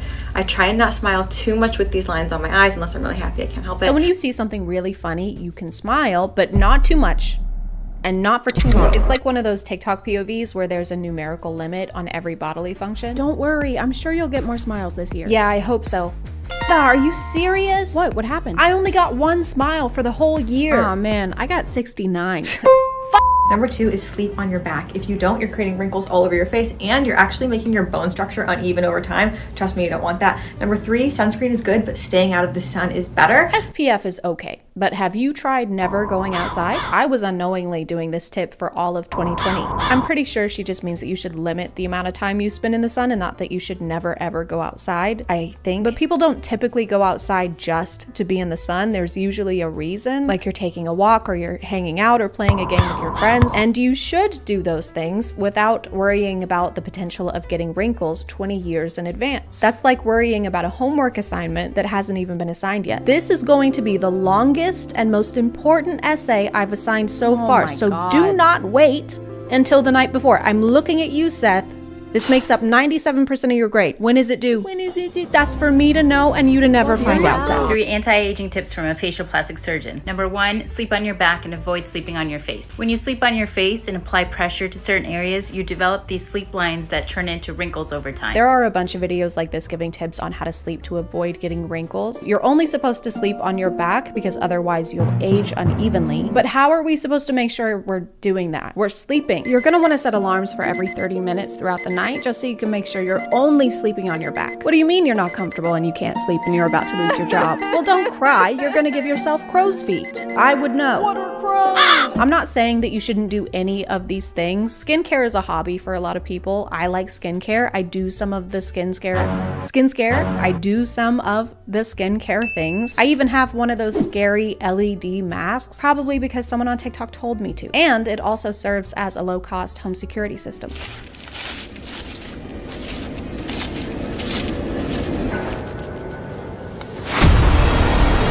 But we also have to worry about the rest of the body aging, not just the face. This is aging your neck. Looking at your phone like this creates a crease here, and combined with UV exposure can cause horizontal necklines, otherwise known as tech neck. So make sure you hold your phone at eye level to avoid unnecessary creasing of the neck. This might be a good posture tip, but I don't think that we're gonna be able to just stop looking down in every situation. Wait, don't move. What is it? There's a rattlesnake right under your foot. Oh my God. Don't move. I'm not. Don't look down. I'm not. I'll get a neckline. Do not move a single muscle. I can't. I trained myself not to use my muscles. Oh shit. He's lunging. Oh my God. Oh my God. Oh my God. Oh my God. Is it bad? Holy shit. Today we need to talk about laugh lines, what causes them, and 3 simple solutions that you can do every single day to treat them. Can you really treat wrinkles? It's not the bubonic plague. There's so many strange terms for this stuff, like aging gracefully. Are we doing ballet? Is this the nutcracker? Am I cracking nuts right now? I want to age awkwardly and clumsily. I want to trip and fall through time and then cannonball into my casket. Then I want my casket sent through a wipeout course. Premature aging is another one. The combination of that creates premature aging to the hands. Premature implies that something is happening too soon or at the wrong time. And there's no wrong time to age. It differs from person to person. That's like saying I came prematurely. The invitation said 6. Second cause is gravity pulling our face down at all times, and my solution is to sleep as flat as possible. Because if you think about it, you're upright, gravity's working on you all day. Why would you sleep in any kind of an upright or elevated position? You're just going to be giving gravity the chance to keep pulling down on your face. I think it's pretty clear what we have to do. We have to eradicate gravity. Because do we really need it? No, what if it was never invented? Nothing would change. Thanks, but no thanks, Sir Isaac Putin. Why would you sleep in any kind of an upright or elevated position? You're just going to be giving gravity the chance to keep pulling down on your face. Gravity doesn't go away when you're laying down, though. It's not like the monster that's only going to hurt you if your foot is hanging off the edge of the bed. Peacefully finishing my 10-step beauty routine before bed. I could never do that. We know. People aren't ugly because they don't have time to do a super intense nighttime routine. Not only is it time consuming, it's also very expensive. Some of the clean girl routine videos involve closets, literal closets full of products. For a lot of them, that's their job, so it makes sense for them to be trying out new products. They're like the Olympic athletes of skincare. Oh my God, dude, look at this guy. I mean, he's so bad at swimming. Like, what are you doing? Just get better at swimming. I work in a call center, Michael. Who are you taking calls from? Poverty? This is an anti-wrinkle straw. When you drink out of a normal straw, you purse your lips, which causes lines and wrinkles over time. And we don't tolerate wrinkles at Bear Plastic Surgery.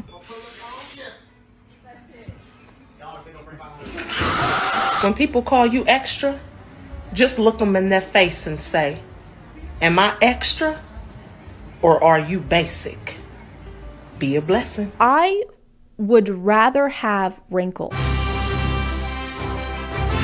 than dress like I'm about to cross the glowing sea every morning. The amount of prep work that goes into some of these routines is a lot. How do you have time to do anything else when you're trying to hide from the biggest thing in the galaxy? Hey, are you okay? Yeah, I'm okay. Just thinking about the consequences and minute physical effects of this moment 20 plus years in advance. Isn't that making this moment less enjoyable? Yes, but society has taught me that the value of my self-fulfillment pales in comparison to the value of my youth. You want to take a walk? Get some fresh air? Sure, hold on, let me suit up. All of the tips that we've gone over today are kind of a lot to remember, but don't worry, I put them all into a list so that we can keep them in mind 24/7, every day and every night for the rest of our lives. Do not sleep on sides. Do not sleep on pillow. Do not sleep on bed. Do not breathe through mouth. Do not breathe through nose. Do not smile with your eyes. Don't go outside. Do not bend your hands. Do not bend your neck. Don't go outside. Do not turn 30. Do not eat sugar. Do not eat salt. Don't go outside.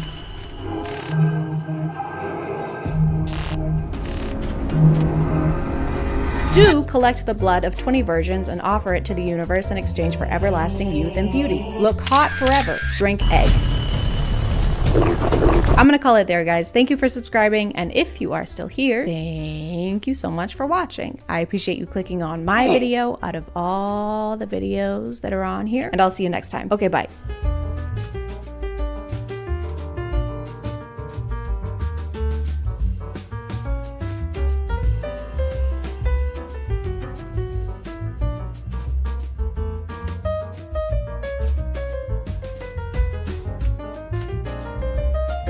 Hey guys, and welcome back to Cringe. My name is ChadChad. Not really. And yes, I know what you're thinking. I got a new shirt. I know that some of you are probably gonna be mad about this, but it's a wig. I didn't change the blue wig. I still have the blue wig. The blue wig is fine. Coraline is fine. It's all okay. I don't know if this really counts as a twinge of cringe. I'd say it's more a twinge of, please, for the love of God, stop painting your countertops. This is probably gonna be more of a reaction video. I didn't really have time to plan a video this week because my regular job, it's just been crazy over there. I was gonna say that this will be more like a laid back kind of video, but watching this stuff, there's nothing laid back about it, really. I personally renovated or started renovating a bathroom about a year ago, and I say started because I haven't finished it. Still a year later and I haven't finished it. So I am in no place to judge. But TikTok, you know, while listening to my personal IRL conversations and my text messages, reading through those, as they do, you know, noticed this and started pushing a lot of DIY TikToks onto my FYP. So almost a year later, TikTok was like, you know who would love to watch this abomination of events go down? ChadChad, stick it on there, give it to her. She'll love that. Grace's videos documenting her DIYs started showing up on my FYP like every day. And every day they became more and more like a Saw movie in that they both filled me with horror and each one was somehow worse than the last. Of course, this video was not meant in any way to make fun of Grace. I don't know anything about her as a person. This is purely to show y'all something I found on the internet. And Grace, if you happen to be watching this, I think we all know what it's like to start a DIY project and then have it just completely derail. I know what it's like anyway, and it's fine. Your videos stress me out a lot, but it's fine.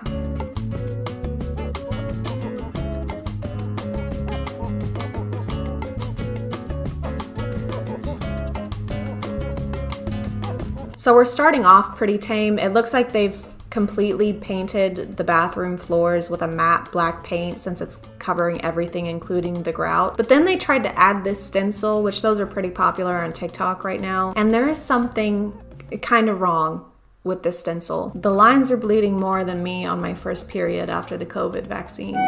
they're really bad and no one warned us. Why would they need to tell us anything about that? Where do y'all stand on the whole stenciling tile thing? Let me know, because I'm torn on it. I feel like on one hand, I think it looks good sometimes, and then on the other hand, I feel like in the future, they'll look at it how we currently look at 80s carpet over hardwood, except it's a lot harder to peel up layers and layers of paint than it is to just pull up carpet. They're getting white paint everywhere. That looks like a footprint. You can't have your work area be on top of your project area. That's like if Da Vinci used Mona Lisa's face as his painting palette. This is the TikTok that really blew up. She started out painting the countertop, which I think it looks pretty good. She doesn't get very close to it, but it's like a speckled pattern. But right after this, she tries to Command Z the floor. Okay, so everyone kept asking me for updates. I listened to a couple people who commented and told me to sand it. I tried that. Look, I even bought this fancy sander thing, but now all the layers are coming up. And I think we skipped something because now the countertops are green. Oh, and I painted the counter green, so there's no video of that happening. I don't know what the motivation was. I thought it looked good before and she could just change the floors. Like here, I'm trying to sand it to make it smoother. She even paints the sink or the basin or whatever you want to call it. She painted the fuck out of it. But I thought it looked better than the bugs, but now I'm just like, it looks like snakeskin help. It looks so bad. This actually made my stomach drop, and it's thick too. It's so thick. It's clumpier than a 100 grand bar. Just stop trying to fix it. Quit putting more layers of green paint on top of it. If this was me, Grace, at this point, I would just move. The amount of money, and I know it's a little late, and this has probably already been said in her comments, but the amount of money spent on the initial supplies for the renovation and then the many trips back could have paid for a professional crew to come in and finish this in like a day. And then each member of the crew and their families could have gone together on an all expenses paid vacation. And I'm no chemist, but acetone, paint stripper, paint thinner, and is that acrylic paint? I'm just waiting for the TikTok where this entire room is melting in flames, which, assuming no one was injured, might be a mercy. I think the next few weeks are dedicated to her getting the green paint off the countertops, and she does. She finally does. She gets it all off and then she repaints it again with just white and it looks great. She bought the actual stick-on tiles to put on the floor and she painted the cabinets this really pretty green color that I like. So things are starting to look up, right? Y'all, I was spraying the gloss on my cabinets. They were done. They were ready to go. Something happened with the gloss and it's like... She has to strip the paint off the cabinets also. Every time I think it's getting better, it doesn't. I think the fact that the different colors of paint are literally everywhere is making this experience way more anxiety inducing. I mean, it makes sense because she's just gonna redo the floor anyway, but drop cloths, newspapers, I'd accept a single strip of paper towel. She does redo the floor and it looks great. And then she decided that she wants subway tile around her tub, which yeah, that would look cute. Subway tile is cute. Except she already had subway tile around the tub. So she took peel and stick subway tiles and stuck them over the actual subway tiles. It's like she's never seen her bathroom before. Sometimes it's like she looked at a completely different room when she planned this. Hey, architect person, did you finish the plans for the living room remodel? Oh yeah, totally. Here you go. Awesome. Thanks. Hang on. This is a drawing of the current living room. Yep. This is supposed to be the remodel. Yep. So we're just tearing down the current living room. Yep. Then rebuilding it. Yep. Exactly the way that it was. Yep. Okay, well, isn't that just a little pointless, though? Right, so I didn't look at the living room per se, but I did look at the pantry downstairs and just made the plans based off of that. So I think we should just go for it and cross that bridge when we get there. We are what? We're at that bridge right now. Huh. Weird. Does anyone know why this happened to my beautiful countertop? Please, anyone? Everything was like literally perfectly fine, and then I look over and this is happening. Huh?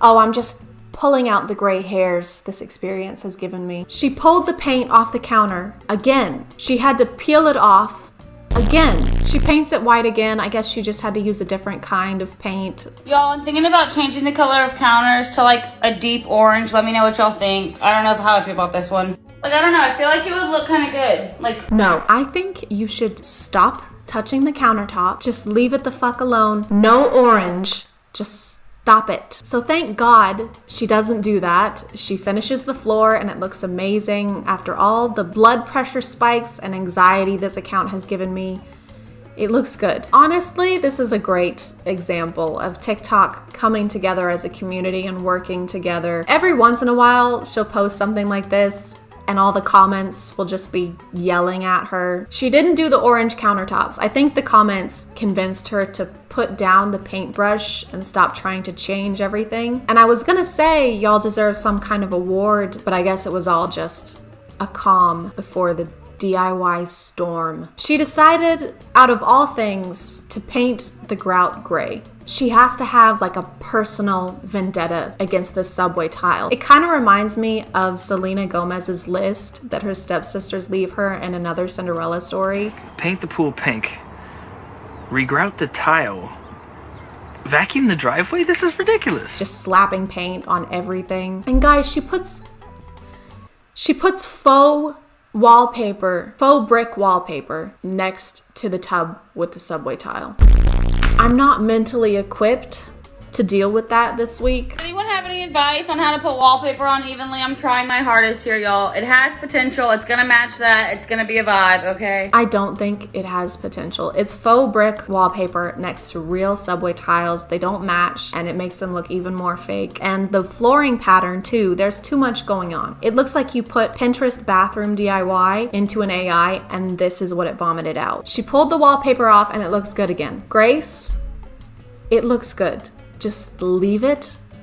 Don't touch it, or I swear to God. Grace seems like a really sweet, very positive person who handles all this way better than I ever could. I also love the way she responds to comments. She never really looks at quitting as an option. She just goes immediately from something not working to trying to find a way to fix it, and I really appreciate that about her. I think the universe chose the right person to test with this. I hope she gets the bathroom and the home of her dreams, and I hope she gets everything exactly the way she wants it, because after this, she definitely deserves it. I'm gonna call guys and welcome back to My name is ChadChad. POV, you're watching a ChadChad video and then it cuts to an empty room and then Jarvis jumps up from behind his desk and then he screams something. Oh, peanut butter. Peanut butter and what's something that ham. Peanut butter and ham, my favorite food. And then Jarvis thumbs up. Oh wait, sorry, I've gotta change clothes. Wow. You have a name tag. You brought a name tag. It's actually official ChadChad merch. That is official ChadChad merch. I am selling that. Yeah, it's a men's medium. It runs about $200 USD. $250 with shipping. There's no free shipping. Mm-hmm. Don't expect handouts. We've been trying to make this video for a while. What has it been, like 3 weeks? It's just been marinating, you know? In like a fine wine, I think it's finally ready for... Building suspense. It's intentional almost. Oh, yeah. And it's totally not because we're just both really bad at planning. Definitely not. We're gonna watch some POVs from Fabian X Arnold.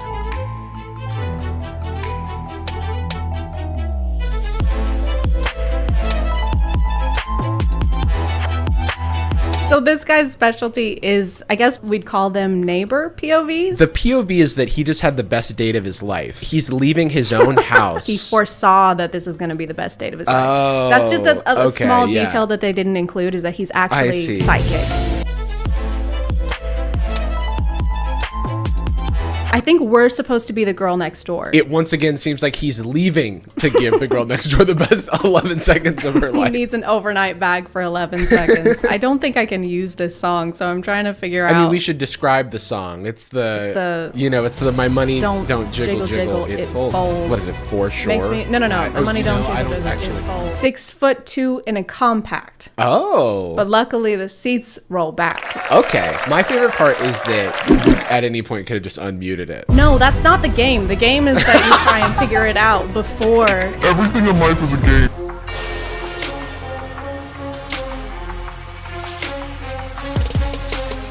You can just post this without the POV. It really does feel like he's going about his life, and then wherever he is, he's like, let me film a POV and just describe what I'm doing. POV, your boyfriend takes you to do laundry and he's just starting a load. And he looks at you longingly and it slows down as he's like pouring in the detergent. POV, you never dated a guy with a beard. He has the faintest beard of all time. He just didn't shave for 3 days. He's like trying to take over the persona. He's like, I'm a beard guy. Us guys with beards. So you're minding your own business and you see a man with this much beard and you go, oh my God, is that a beard? Keep my wife's name out your fool. No! That sound totally makes sense in the instance of someone making a joke about you for you to then say this to them about yourself. You just his name is my wife. Yeah. And he speaks in the third person. Keep my wife's name, that's me, out your fucking mouth, dude. I've got a coffee for my wife. Oh yeah, me. Oh, my wife loves coffee. How you normally get out versus how you get out after you spot a pretty girl. He clearly thinks he's doing two types because he has this like he turns left. Like it's like, I boom, think he's like stumbling kinda to get out of the water. It's hard to watch your videos when I'm out with my parents. I'm gonna tell your parents. Maybe don't watch thirst TikToks when you're out with your parents or out in general. The issue that I have with this is that, of course, you're on the struggle bus when you're literally treading water. The difference is he's no longer walking in water. Of course, it's easier to do a model walk. You're a human and you're on land versus in water where you don't usually live. Whenever I spot a pretty girl, I am treading water, but then the water goes away because she's so pretty. Normally I'm walking through life and it's tough and I'm like, oh. Pretty girls are all Moses and they just like part the waters. I think we're kind of getting to it. He likes Moses a lot. The song is called Moose, which is kind of like Moses. If you take those letters and mix them around, it totally says Moses, and it's not missing any letters that it takes to make Moses. Or a singular Mose. Mosey. Yeah, Mose. Mosey, part the Red Sea. My wife loves it when Mosey parts the Red Sea.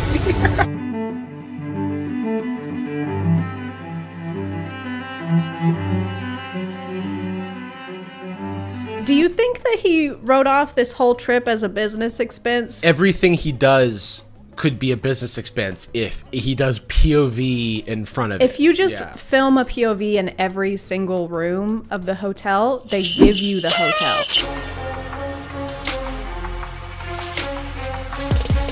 Should I hold on? His comment, should I keep what the beard? Beard, bro? What You've barely got a 5 o'clock shadow. Maybe this is supposed to be a POV of a Spanish friend who has a luscious beard. Because here, he's not Spanish and he doesn't have a beard. This is an imposter. Like, we don't know who this is. Baby, I won't break your legs, only your abs. He says never break your heart, not never break my legs. Never break your heart. How about I break your legs?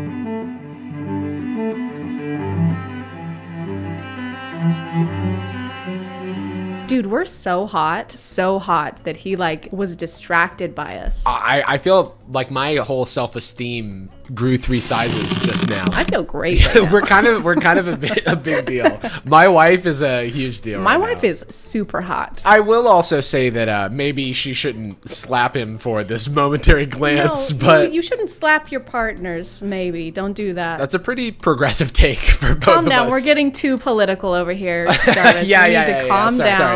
Sorry. Way too radical. Let's just go back to being hot. We're very hot. We are hot. Yes.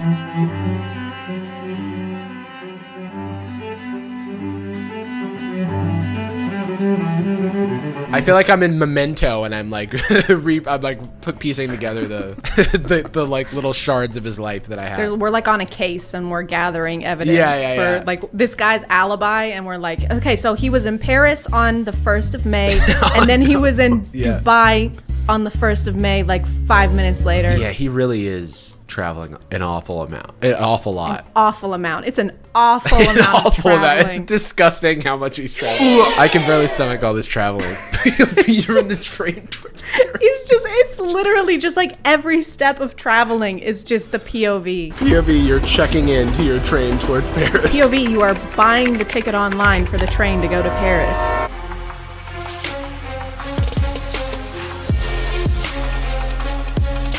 Why did they look like they were about to beat us up? Yeah, the bullies are POV. The bullies are approaching. POV, the bullies are back, and they're bigger and taller and stronger, and they're gonna beat you up bad. They fist bump to go. Just like old times. Back to bullying. Time changes people, not these people. It makes them bigger and stronger.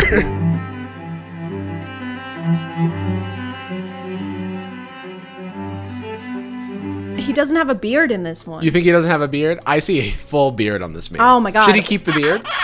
You're right, he does have a beard. I love that it looks like he has a V-neck kangaroo costume. Like it's a nice designer He cut. had it altered to be a V-neck.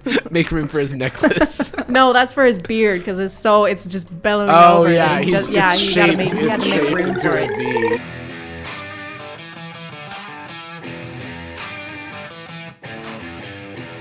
My favorite is like how sinister he looks when he's closing the door window. Sinking back into the shadow of the room. He's got evil in his eyes. Yeah. He's like, it's my bike. I'm a bad boy.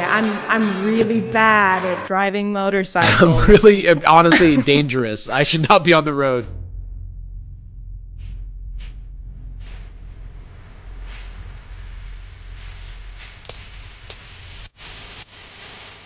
The concepts of his TikToks are so complicated and wrong. But they're also very simple. He should simplify his POVs though. Even simpler than like POV, you're at Paris. POV Paris. POV, I am Paris. I don't imagine the baseball bat situation. That's kind of my whole thing. It's because he was being so impressive with this baseball bat that she's asking him out on a date. That's what it is. Okay. Maybe we fake date for a month. Maybe we fake date and maybe we go to Dubai and Paris. It's a movie actually. It's like just big Euro trip. What if we commit tax fraud together? POV, we're committing tax fraud with the boys. We're writing off non-business expenses. You're at your desk writing off like a trip to Dubai as a business expense, and then your neighbor sees you and you're like...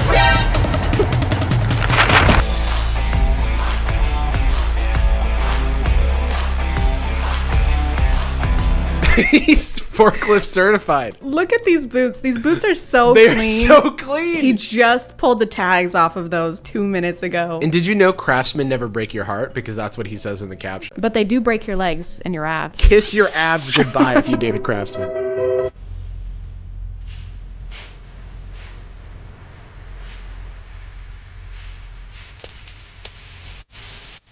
I love what he thinks a loser looks like. The socks and sandals. They probably laughed at him for carrying around an umbrella everywhere. Yeah, they're like, we're in Dubai. Why do you have an umbrella? Yeah, dude, we're literally in the desert right now.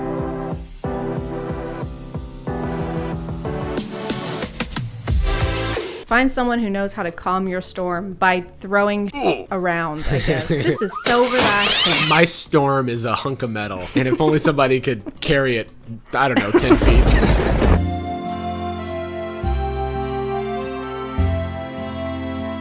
I truly do not have any sort of grasp on what he means when he says POV now, because it's like, I don't know if we're supposed to be us or if we're supposed to be him or if we're supposed to be like a third onlooking party. We're friends, just hypothetically, not in real life, of course, dear God. We're not friends. But like you were like, hey, let's get a coffee. We both go, and then I see this guy and I go, auga, you know, like, wow, look at that barista. You say what? What did you say? What do you say again? I say, auga. Oh, wow. Okay. You know? Yeah. Which is like, I think that this is his response to, you know, people go to the coffee shop and they're like, oh my God, the barista was so cute at the coffee shop. But then why isn't the POV just like you go grab a coffee and there's a cute barista? I don't think you understand the POV format. Well, yeah, I am just a stupid, stinky head that doesn't know anything. Like your words, not mine. Describe the relation to your brother. Jarvis, describe your relationship with your brother. I don't know if you actually have your hypothetical brother. Describe what relation to your brother you have. So the relation that we have is a blood relationship where we are brothers. Yeah, go on. I need more. And so we share a mother. Okay. And we are both men. And so the word for that relationship is brother. So that's our relationship. That's it? That's all you have to say about it? Yeah. Wow. Okay. It's kind of a letdown. POV, your dad told you to demolish the treehouse you built as a child. That's so sad. This is the darkest one yet. It looks like that would be very dangerous, what he's doing right now, right? He's like standing under the treehouse and chopping the support beams for it. He's chopping the support. POV, your dad told you to put your life at risk. I thought I could make a sound of an axe hitting wood, but then I lost it. No, you got it. You got it. It sounds more like a bush shaking. That's not what you wanted? No. Can you do a tumbleweed?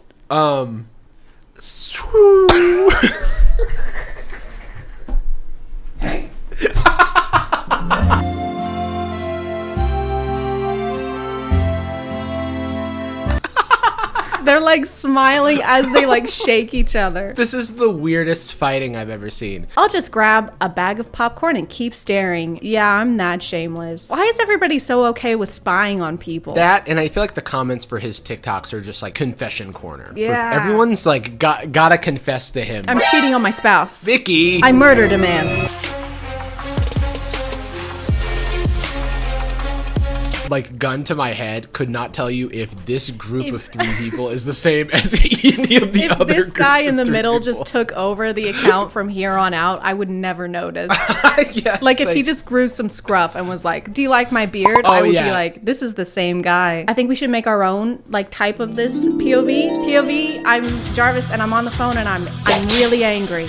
Really angry. Oh no, POV, you're not angry anymore. POV, you're flirting with someone on the phone now and you're not angry. Okay, I don't know what that is. POV, you throw the phone. You have succeeded in something very important. Yeah.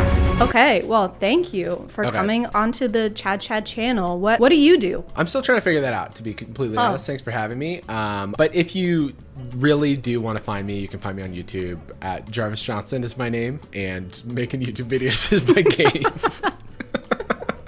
I'm cutting that out. I'm not leaving.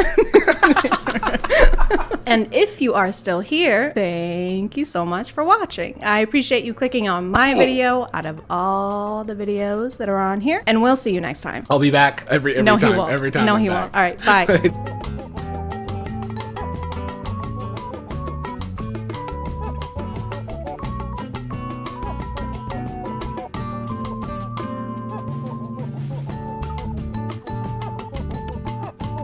Hey guys, and welcome back to My name is ChadChad.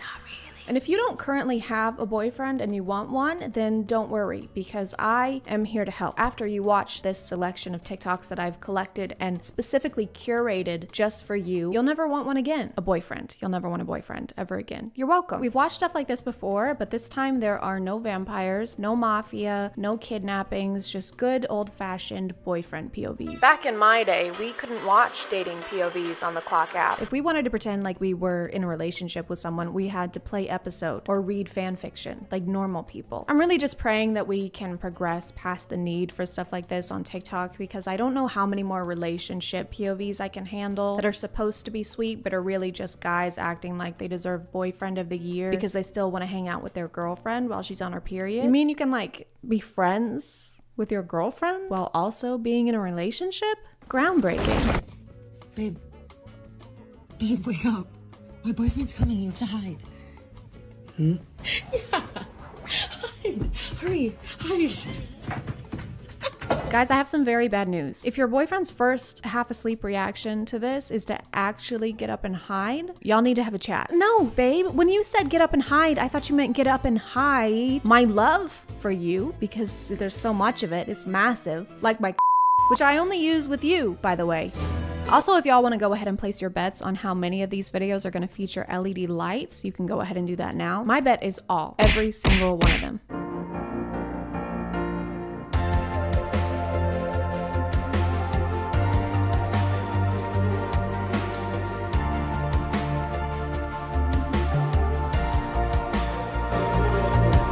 No. Please put down the broccoli. You're not posing for selfies. You're on FaceTime with your grammatically ignorant partner. And why would anyone be made about this anyway? You wouldn't let them off FaceTime long enough for them to get some shut-eye, and now you want to be mad about getting woken up in the morning? We need our 12 hours, Brad. If I was on the other end of this POV, you would barely get an apology. Babe? Oh, hey, babe. Yeah, sorry about that. I was just brushing my teeth. Oh, that's okay. Yeah, so I should probably head out for work soon. Okay. Yeah, I guess I'll talk to you.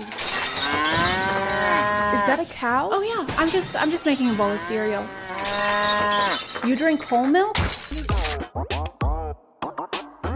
POV, your back hurts. Wrong. It's not a POV. My back does hurt all the time. I have the spine of an 89-year-old woman who spent her entire life thinking that you're supposed to keep your knees straight while lifting.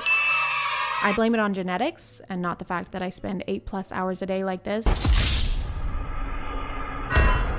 I got cold. Some of you were asking where my jacket was from for my last couple videos. This is a bathrobe. My mom got it for me like 3 years ago for Christmas. The pocket is falling off.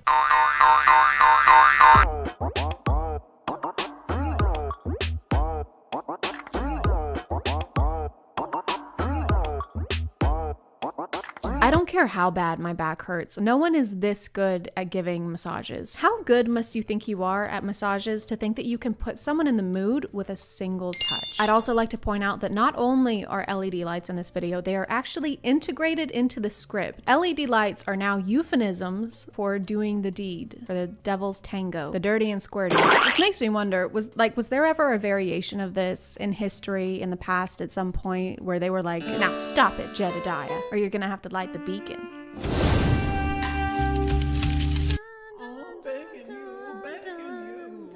Yeah.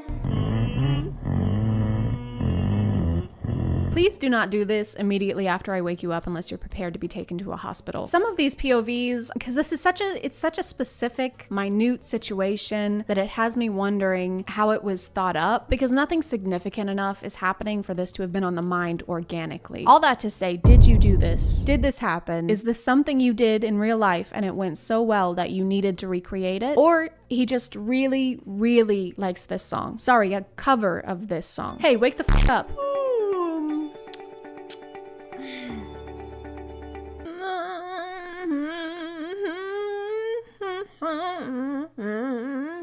What are you doing? This is my favorite song. Copyright and royalty-free office motivational song with guitar? Yeah.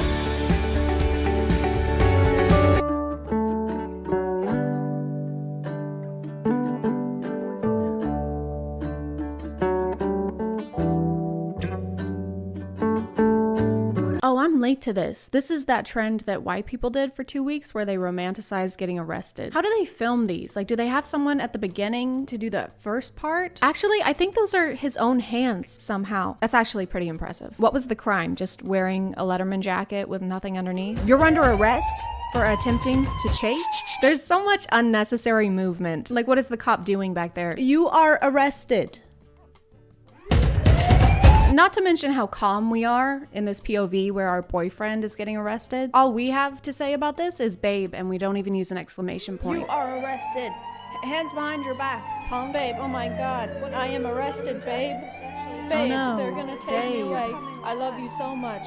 It was wearing this Letterman jacket was 100% worth it for you. Oh no, don't take You'll him. rue the day that you decided to wear this outfit today. What were you thinking? Legally though, they have to let him go because they didn't read him his Melissa rights. So.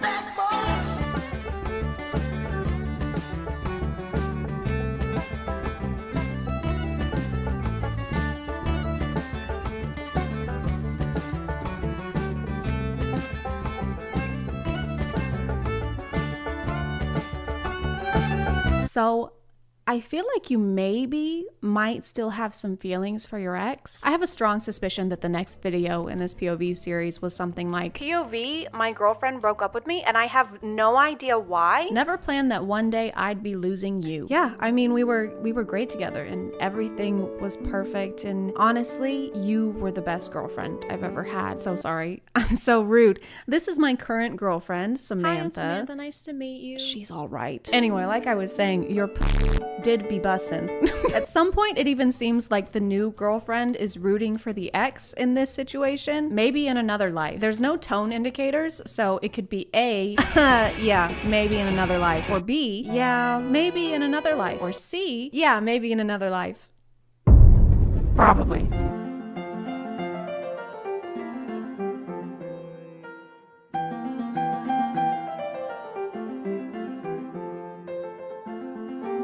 Kind of confused by the dynamics in this one. POV, your ex-girlfriend walks in with her new boyfriend, but it kind of seems like it's this guy's ex-girlfriend, not ours, unless this is supposed to be us and this is more of a third person POV. Is that even a thing? I also like how the girlfriend doesn't even notice us until we lightly squeeze her boyfriend's left pectoral muscle.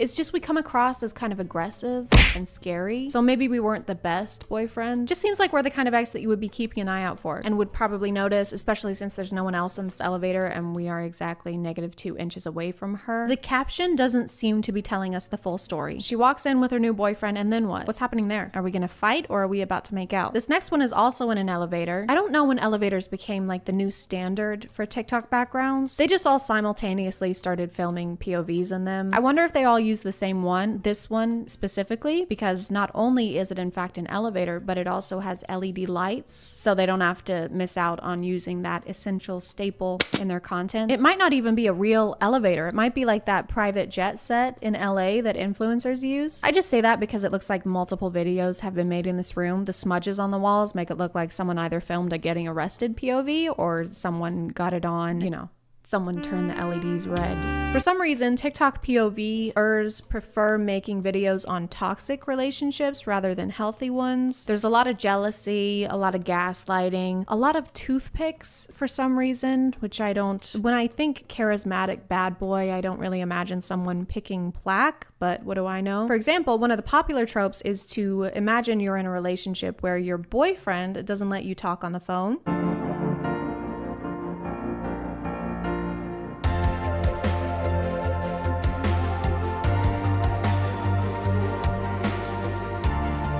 Totally normal behavior. If they ever get married, he's gonna have a rough day. Who is that? This is my dad.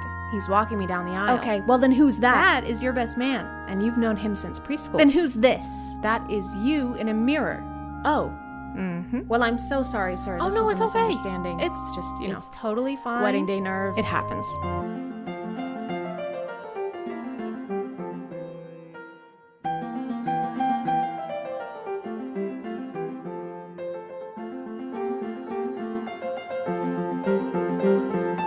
No one has ever done that little investigation to make sure someone is asleep. Oh hey, their hair is perfectly styled and they're wearing jeans and an Apple Watch. They must be in a REM cycle. That's on us in this POV, okay? But we aren't the only ones to blame. Why are you pretending to be asleep? Were you waiting on a one-sided declaration of love, or were you just waiting for them to leave so you can play Fortnite? This all could have been avoided. Maybe next time we just do some extra checking before revealing our deepest secrets. Well, hello, Barbara. Hello, Abigail. How's the restaurant doing? It's fantastic. Thanks to my secret recipe that you'll never know. Right.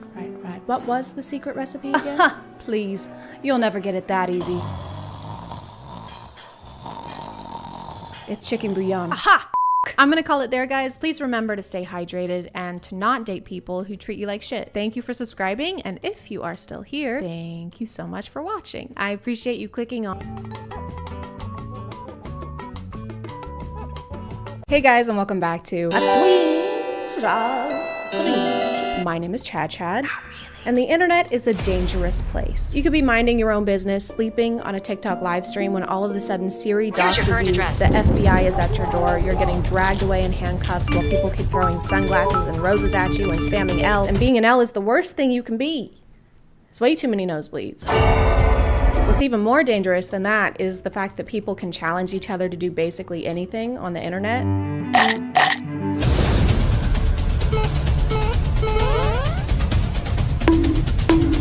It's kind of like when someone dares you to do something as a kid and you go, no, I'm not going to do that. And they go, why? Because you're scared? And you go, fine, I'll do it. And then you drink bananas and Sprite until you throw up. I think internet challenges started to become popular around 10 years ago. It's 2012. Everyone's ringtone is Gangnam Style. Your mom has died 5 times because you forgot to send that text message to 10 of your friends. And white people have just discovered spices and they're pumped. I mean, they are so excited that they're eating them by the spoonful.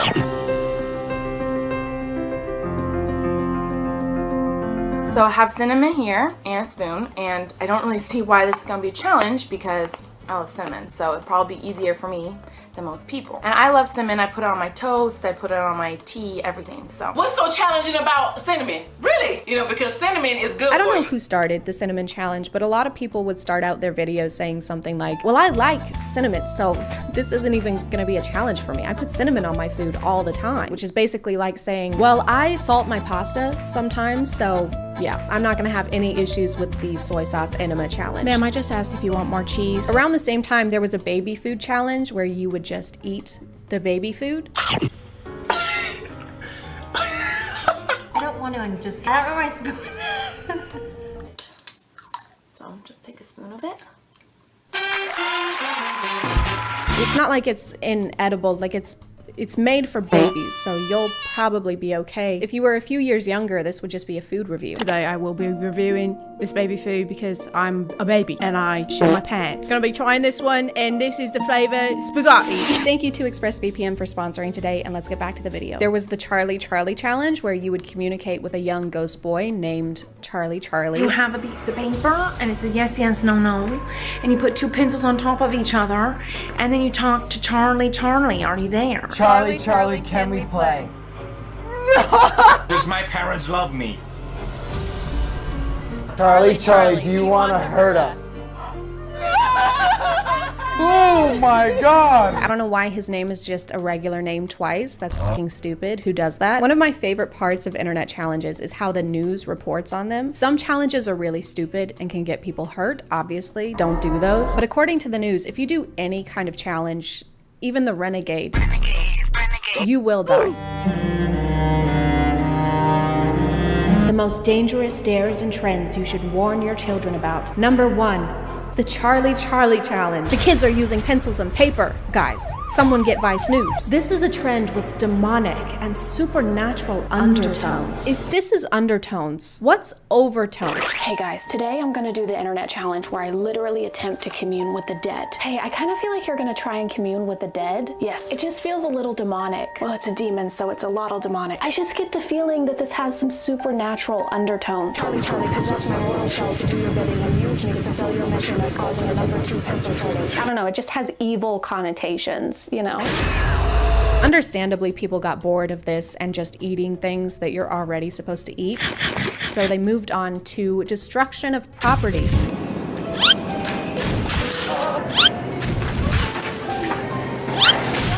So the gallon smashing challenge. Can we talk about the naming process behind these challenges? Because obviously you know what the challenge is after I say the name of the challenge. I guess all the creativity goes into coming up with the challenge, and then they just have none left over. I just found this delicious casserole recipe on Pinterest. That sounds great. What's it called? I'll look it up. It's called the 1 pound ground beef, 1/4 diced tomatoes, salt, tomato paste, Italian seasoning, medium egg noodles, 5 chopped onions, 1 container of sour cream, and 3 buckets of cream cheese.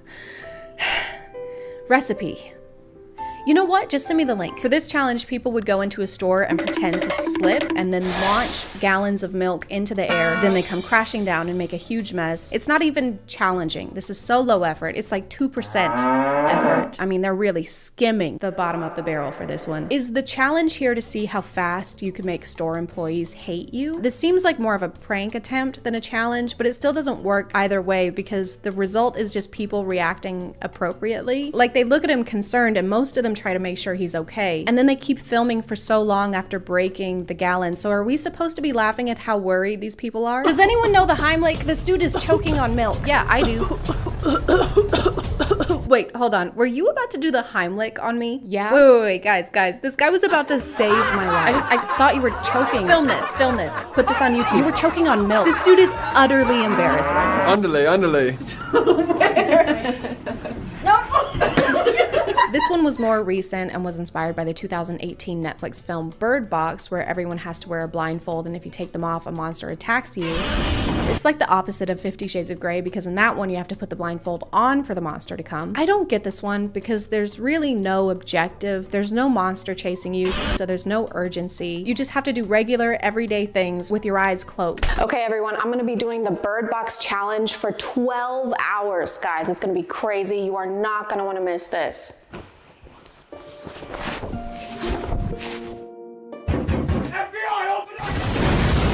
It's not a different day, I just got sour cream on my shirt. These were all kind of around before TikTok gained popularity, and then it did, and people realized that they could just do something they already want to do, but call it a challenge, and then it seems like someone else did it first, and you're just following a trend.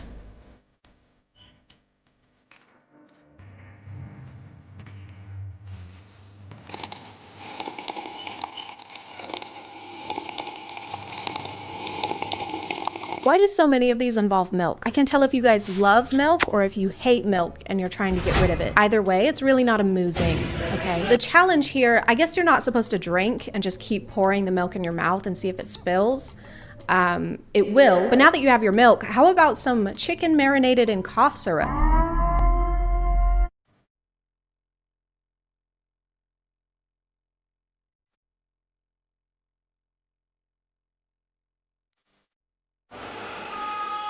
This is chicken for when you want to eat chicken and get the best sleep of your life. If you have to have poison control on the other line when you're trying out a new recipe, reconsider that recipe. But you have to be over 12 to use though, so is this chicken age restricted? Must be this tall to ride this chicken, but still don't though, because you'll die. Do you need an ID to eat this chicken? Do people get fake chicken IDs? So you were born in 1896, and you're from somewhere, Alabama. Yep. Right. And are you a big fan of poultry? Oh, I love poultry. I like William Shakespeare, Edgar Allan Poe. Okay, no, you can't have any chicken. Come on, dude, don't be such a cock. One of the most viral TikTok challenges so far was the devious or diabolical lick challenge. It started out with people taking something from their school bathroom, like a box of masks or a soap dispenser, but obviously it got worse.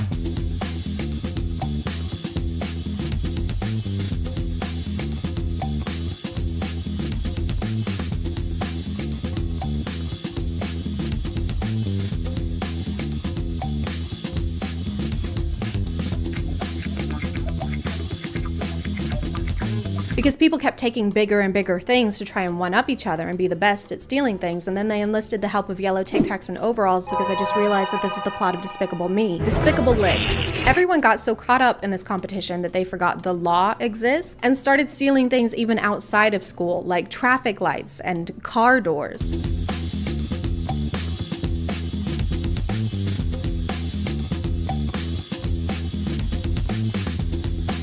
Honestly, I would rather you just take the whole car. Like, this is bad, but it's irritating also. Like, there's gonna be a draft. I have to work for UPS now. Just take the whole car at that point. Hey guys, my name is ChadChad, and today I'm gonna be jacking off this car. Send this video to 10 of your friends and challenge them to also jack off a car. Then we can jack off as a group. Some people think it takes a lot of skill to do this, but actually all you have to do is take a blindfold like this, and then the car basically jacks itself.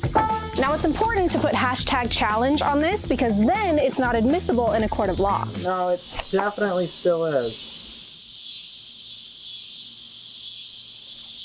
Hey, can you get a shot from behind the car? Just like go behind this way. Perfect.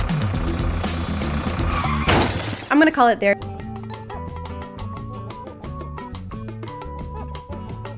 I didn't make my rent this month. They didn't give me enough hours at work, and the kids need new soccer cleats.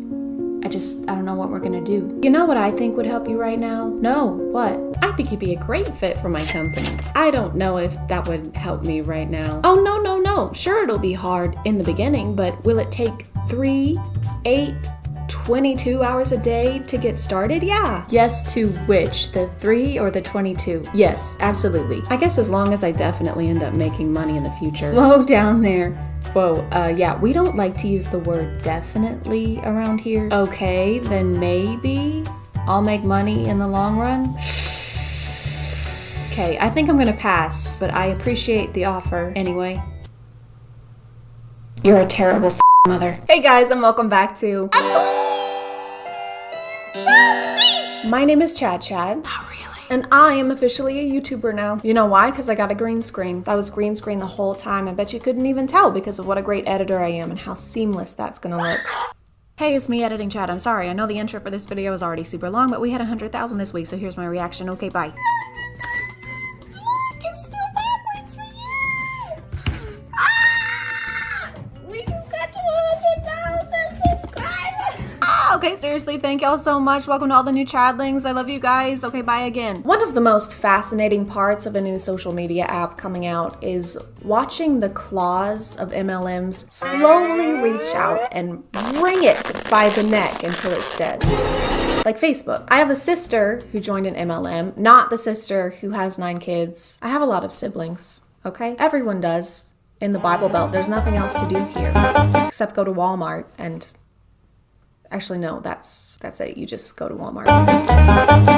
She joined an MLM that rhymes with ChadChad and became a life coach for them, which apparently meant that she just had to buy $200 worth of shake mixes to secure her slot, you know, so she could work for them. Disclaimer!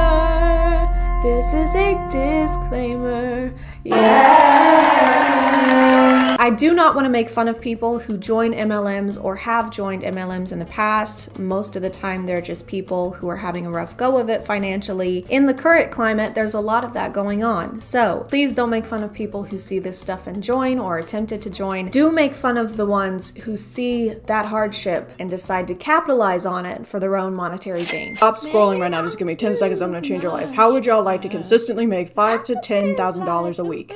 No. It's 100% legal and it's not a scam.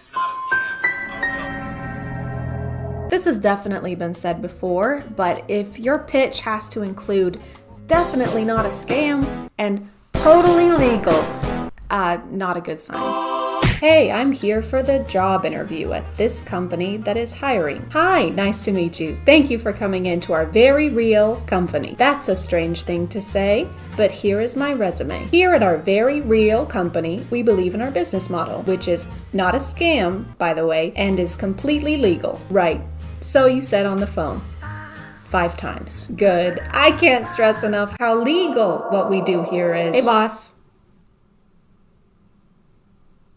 Hi, Steve. Yeah, I'm just in the middle of an interview right now. Yeah, sorry. Thank you, Steve. Sorry. It's a great place to work. You can go now, Steve. I love it. Go now, Steve. How many hours did you work yesterday? I worked 7. 7. And how much did you make? 7. 7 what? 7,000.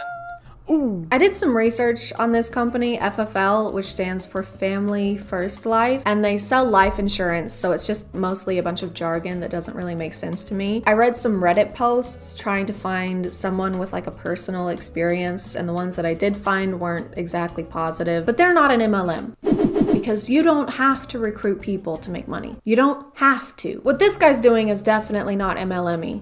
Though. He's just been asked to join by someone above him, and now he's asking other people on TikTok to join so that they can also try to make money by getting other people to join on TikTok. Per se, it's... How many hours did you work today? About 2. 2, and how much did you make? About 5. 5 what? 5,000. 5,000. Can anyone do this? Yeah.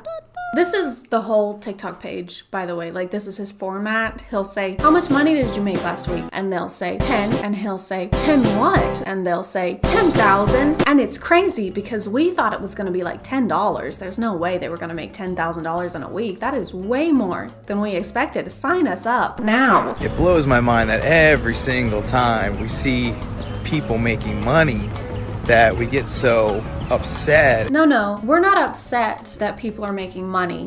It's because we don't believe that people are making money doing this. Why can't we just be happy for people making money?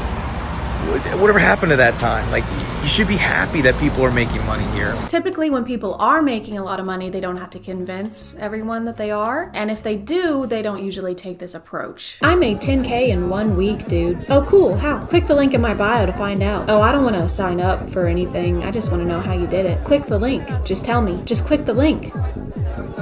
It seems like you're lying. Why can no one just be happy for me? Hey, Dad. Yeah. When did you switch careers? 4 months ago. How old are you? 64. How much did you make last month? 14. 14 what? 14,000. But in my defense, I only worked 2.5 weeks. Hey, they're doing the same thing as the other guy. It's almost like they use the same format and change it slightly in order to recruit people. Who else do I know that does that? Hey babe, I've been stalking your Insta and you seem like the perfect fit. Hey girl, I was wondering if you would want to be a How would you like to be a girl? Hope you're having a good week in space. Hey girl, I just read your blog. Have you ever wanted to start your Hey girl.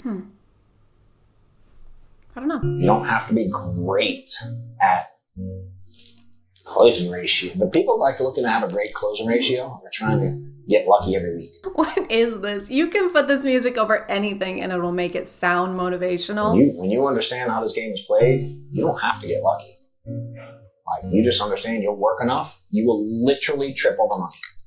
And if you do it consistently, I've always said money will rain from the sky. You don't have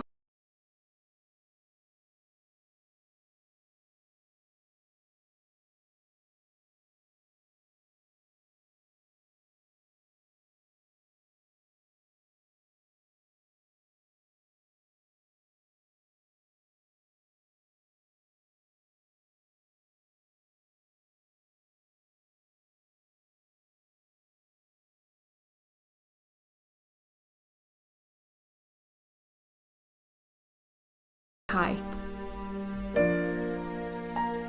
Now get out there and give some wedges.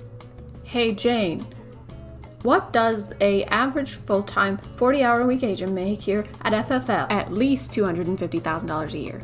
Hit us up if you're interested in making $250K a year. They also use copyrighted music. Hey, what does the average full-time 40-hour-a-week agent make here at FFL? At least $250,000 a year. Just call us to learn more. Word for word? Really? You couldn't add a sprinkle of personality to the script? Hey, what does the average full-time 40-hour-a-week employee make here at FFL? At least $250,000 a week.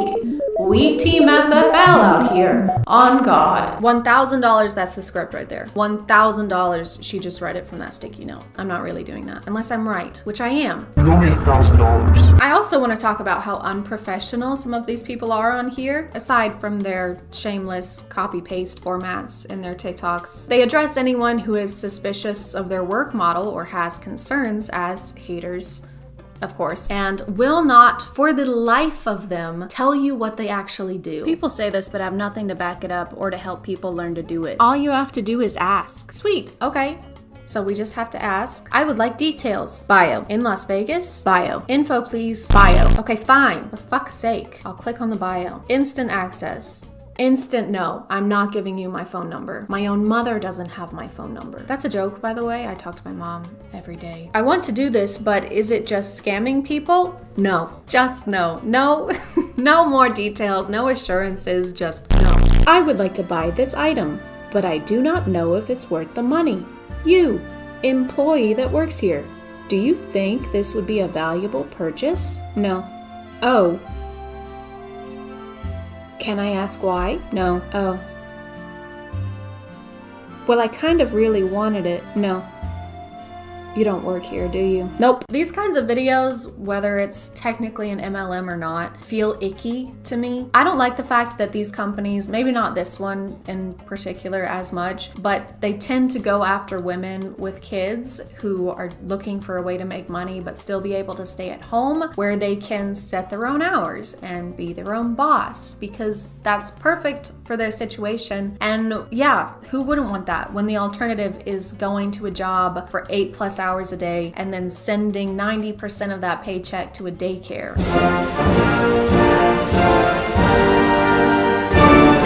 They talk about how they pay for you to get your license, or they give you free training so you can get your license, but then you pay them for leads. Leads like people to call to try and sell insurance to. This says it's $15 to $25 for each lead, and the minimum order is $20. So that's $300 to $500 that you're spending on leads. And just because you get the leads doesn't mean they'll turn into closing a contract. They can go nowhere. So then you'll have to buy more leads. I saw something that says you don't have to buy leads from them. You can get it somewhere else. But then what do you need this company for? Why do we need your company? What is the point of you? Oh, sorry. It's for the amazing TikTok scripts in the mass emails that they send to recruit people, even though you don't have to recruit people to make money. If you click on the link in my bio, you can make $250,000 at least in your first year. I made 20 last week. 20 what? 20,000. Feel free to correct me on anything I might have gotten wrong in this video. I do post once a week, so sometimes stuff can slip through the cracks while I'm researching. But hey guys, and welcome back to My name is ChadChad, and I believe in aliens. I never decided that. There was never a specific moment where I was like, you know what? I do believe in aliens. I do! Because I've always just assumed that, you know, in the endless universe, there are probably other places that can also support life. Like, there are a lot of ants in the world, but each ant probably thinks that their anthill is the only anthill in the world, but that's only because they haven't invented space travel yet. I've never met anyone who claimed to be abducted by aliens or who claims to have had some kind of extraterrestrial encounter. But I like to think that I'm an open-minded person and that I would hear them out, which is why today we're talking about Demi Lovato. Demi Lovato is a pretty well-known singer and was in a lot of Disney movies / TV shows. You've probably heard of them before, so I'm not gonna dive too deep into their history. But there was a certain clip that caught my attention the other day. So I woke up in my room and there was like 3 beings. And they were like, do you want to see your planet? And I was like, oh, sorry. You were like, hell yeah. I was like, hell yeah, let's go. This is a pretty short clip, so I wanted to get the full context of what's happening here. Demi has a new show called Unidentified that's streaming on Peacock TV. We'll get into that later. So the reason for this interview is that Demi is promoting their new show, and this conversation takes place after Kelly shows a clip previewing it. Well, wait, in that clip we just saw you looking for aliens. So have you seen an alien? Have you ever had an experience? I have never seen an ET face to face. Oh, that's something else I should mention. Demi doesn't believe that we should call aliens. They say that that is offensive to aliens.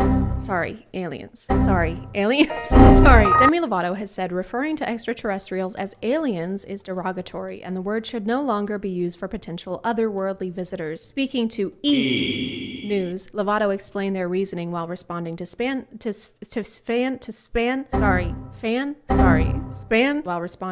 speculation that they have an unreleased song called Aliens, quashing the rumor. That's a weird word. It sounds like you're getting phlegm out of your throat. Quashing the rumor. The singer said their fans should know they don't call them aliens because it is a derogatory term for anything. My fans should know that I do not call them aliens because alien is a derogatory term for anything. Oh, that's so true. Even extraterrestrials, which is why I call them ETs. Which I guess I kind of get what they're trying to say here, but at the same time, I feel like this would be very, very low on an ET's list of concerns if they were to encounter our planet. Our government would definitely take it into custody and definitely perform less than humane tests on it, so it probably wouldn't be too worried about what word we were using to refer to it with. I will now use this circular saw to enter your brain cavity. I would prefer if you didn't. Then I will study your alien brain to discover all of your secrets. I don't have any... Excuse me, what did you call me? I'd say this is a case of let's cross that bridge when we get there, but the bridge isn't even built yet. The bridge isn't even under construction. The bridge is still in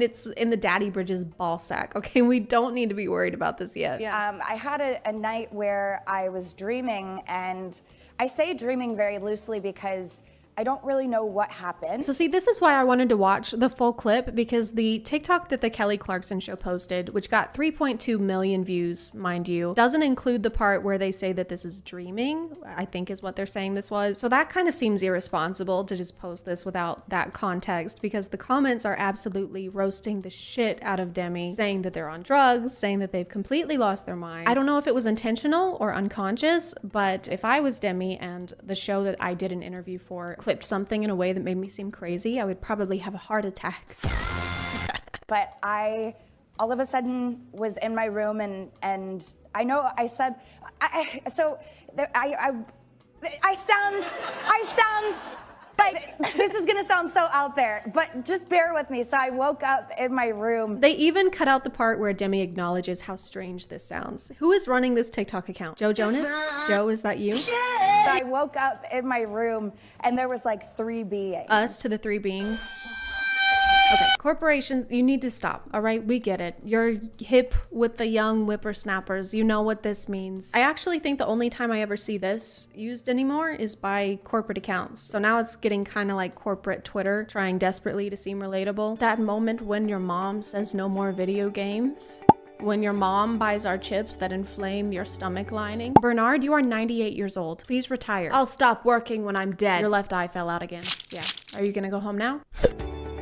You. Do you want to see your planet? And I was like, oh, sorry. You were like, hell yeah. I was like, hell yeah, let's go. Why did the ETs visit you just to show you your own planet? They traveled millions and trillions of miles just to show you that. They'd ask if I wanted to see my own planet and I'd be like, oh no, that's okay. I live here. I live here. I like whooshed out of my room and was like hovering over the planet. And then all of a sudden they're like, you want to see our planet? And I was like, hell yeah! Yeah. So, then I whooshed to this like pink and purple planet that I've never seen, but... Okay, so I Googled pink and purple planets after this just because I wanted to see if one actually exists, and it does. This one is called GJ504b, which is crazy because that's my brother's name too. It's 57 light years from Earth, is about the same size as Jupiter, and it's a gas planet. I doubt this was the home of the ETs that visited Demi just because it's literally made up of poisonous gas. I don't know, maybe they can survive the environment because they're also made of gas,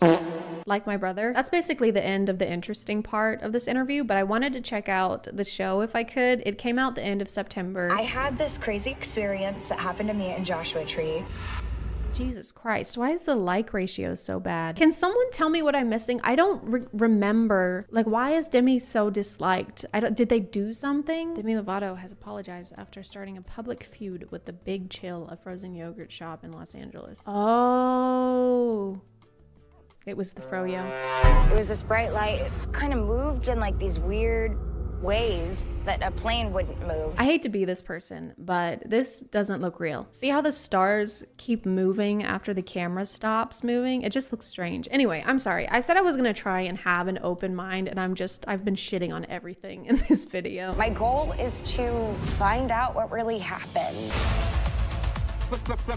That looks like a gnat. That looks like a bird. What if extraterrestrials aren't traveling light years to visit us? What if they're already here waiting for us to reach out? So, like a ghost? Is that a spirit box? Don't you use that to try and talk to ghosts? So it kind of just looks like they're going to be doing a lot of stargazing and yoga? No, sorry, that's a singing bowl. Still don't see how that applies, really. It really looks like a ghost hunting show, but they just throw the word UFO in there every few minutes. UFO experiencer. Demi Lovato serenades extraterrestrial entities, as you do. Carmen? We just got here. Again, this seems like a ghost hunting contraption. Paranormal investigator, right there. So I guess we're just lumping ETs and ghosts together. I feel like those are vastly different categories. Like the concept of an alien show is interesting because I've never really seen that before, but this just looks and feels exactly like a ghost hunting show, and about 3.8 million of those already exist. They're like cop shows. I watched one episode of NCIS in 2013, and now I never have to watch one ever again. Have you seen anything like ETs here, or UFOs, star people? So I guess we're asking the ghosts if they've seen aliens because the aliens, sorry, ETs, wouldn't be able to see them. So ghosts are like makeshift Ring cameras in this situation. From what I've seen, ghosts haven't been very open with us, like about what the afterlife is like or what they do in their ghostly spare time. So I just don't know if this is when they would decide to open up to us. What's your name? Were you murdered? Are you in this room with us right now? Have you seen aliens? Dude, yes. Okay, I was in the bathroom taking a ghost shit, right? Ask her if they're here, if there are star people here right now. Are there star people here right now?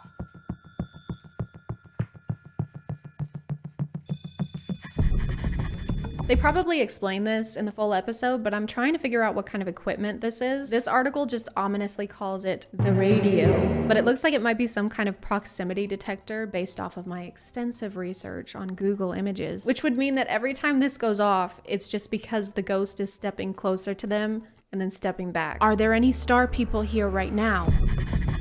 Are you a star people? Carmen, are you a star person?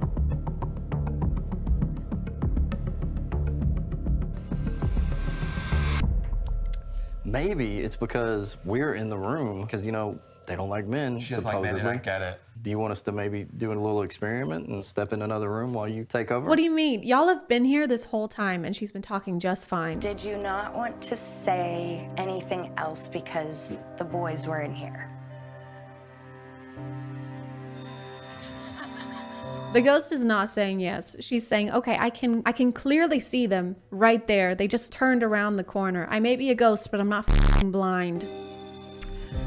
Okay. She has trauma. She does? Mm-hmm. Okay. How do you know? And that's why she doesn't like men. Okay, okay. I respect that. I respect that. Totally. What are these reactions? Can you imagine like going on a third date with someone and you open up about your trauma and they're like, okay, I respect that. I respect that. I do. Are you gonna pick up the check? I mean, I'm so sorry about that. I mean, that sucks, dude, but I don't get paid until Friday. Maybe if you sing a song as an offering, we could come back in the room. Oh, yeah. Okay. If I sing you a song, can my friends come back in the room? Okay, now y'all are just making up rules as you go. This is like trying to watch third graders play a game of tag. There you go. What the fuck is that? Is that a knife? Call the police, we're witnessing assault. Demi proceeds to sing Skyscraper to an extraterrestrial ghost. They didn't really specify. And then bam, there's actually what appears to be another man in the doorway over there. So the singing transaction they just did is null and void. I personally would not watch this show. Based on the preview and the clips that I've seen, I would rate it a ghost shit out of 10. It seems very over exaggerated and kind of cliche. I guess the audience would be Demi fans. I don't really know who else it would appeal to. If you're wondering why there's no green screen edits in this video, it's because I ordered a new one because my current one is ass. I'm really trying to exert the least amount of energy possible into filming, kind of like the producers of this show. I'm gonna call it there, guys. Thank you for subscribing, and if you are still here, thank you so much for watching. I appreciate you clicking on my video out of all the videos that are on here, and I'll see you next time. Okay, bye.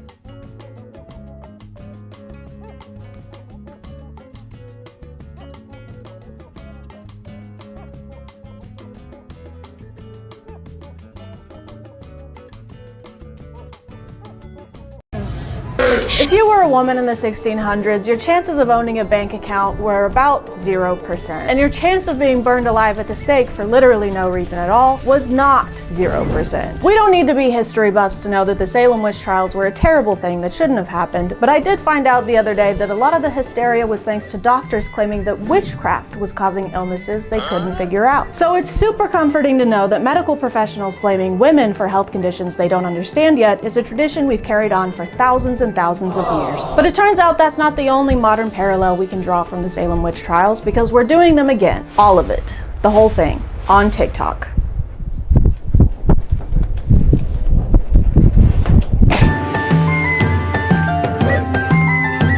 We may not be putting people on legal trial for witchcraft anymore, but that's not going to stop the internet from throwing allegations around. Makeup is witchcraft. I said what I said. Anytime you have to start trying to cover up and reconstruct your face with different powders and blushes and... She's wearing lip gloss as she says this, by the way. Lips don't shine like that on their own, by the way. She also keeps mentioning Transformers in this video. We got the men, you know, these Transformers, they out here looking more feminine than the women. And I don't really know why. Like, what does putting on a little mascara have to do with the battle between Autobots and the Decepticons? I like how we constantly hear variations of this on how makeup shouldn't be allowed because it changes our appearance too much. You don't look like that for real. With the makeup on and with the makeup off, you look like two completely different people. You're transforming. It's witchcraft. Like, okay, since when is changing how something looks a bad thing? Does she also hate it when people paint a room? Whatever you do not renovate your bathroom around on this lady, she's gonna freak the fuck out. A lot of these videos frame witches as being this kind of secret agent whose mission is to infiltrate the church. Okay, this is gonna sound crazy to some of you, but it needs to be said because it's real. Why did she slap us like that? What did we do? Does she think we're witches?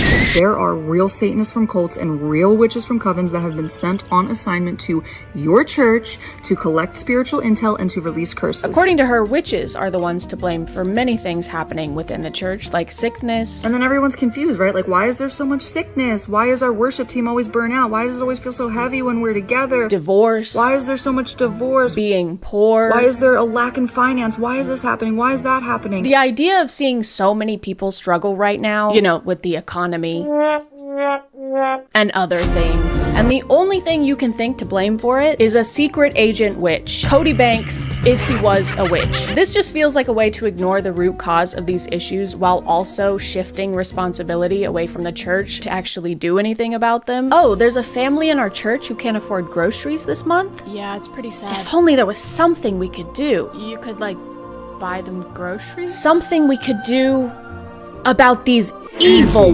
witches. She also lets us know that witches are sometimes sent after specific people. There was a witch that was sent on assignment against me. She saw my testimony. She got smacked by the glory of God. She repented, turned from her cult, and was born again. Hallelujah. Kind of like a hitman, but so far the only hits have come from her. So I think her implication is that the witches are sent to find Christians and convert them over to their side, which is terrible. How dare they invade someone else's space and then try and force their beliefs onto people? What a horrible and never been done before thing to do. Thank you to Bombas for sponsoring, and let's get back to the video. There's a common message in most of the videos I found that if you can't figure out who the witches are in your church, that's actually a skill issue. Witches are in the church. And guess what they are good at? Deception. Discernment is the #1 thing that is going to reveal if somebody is operating in something other than the Spirit of God. They basically say if you can't discern witches from actual Christians in the church, it's because you are a lukewarm Christian and aren't serving God hard enough. Which is exactly what I would say if I was trying to get my entire congregation to distrust each other. Oh, so you love and trust your community? That's actually because you're fucking stupid. There are literally witches serving Satan, and you would know that if you didn't hate God. The word discernment is used a lot in these. It's even considered a spiritual gift. Now, if you have the Holy Spirit, you get to have all the spiritual gifts that are outlined in the Bible. The spiritual gift of discernment, which many Christians in the lukewarm church or the American church today lack in. One that you don't get to have if you're a lukewarm Christian.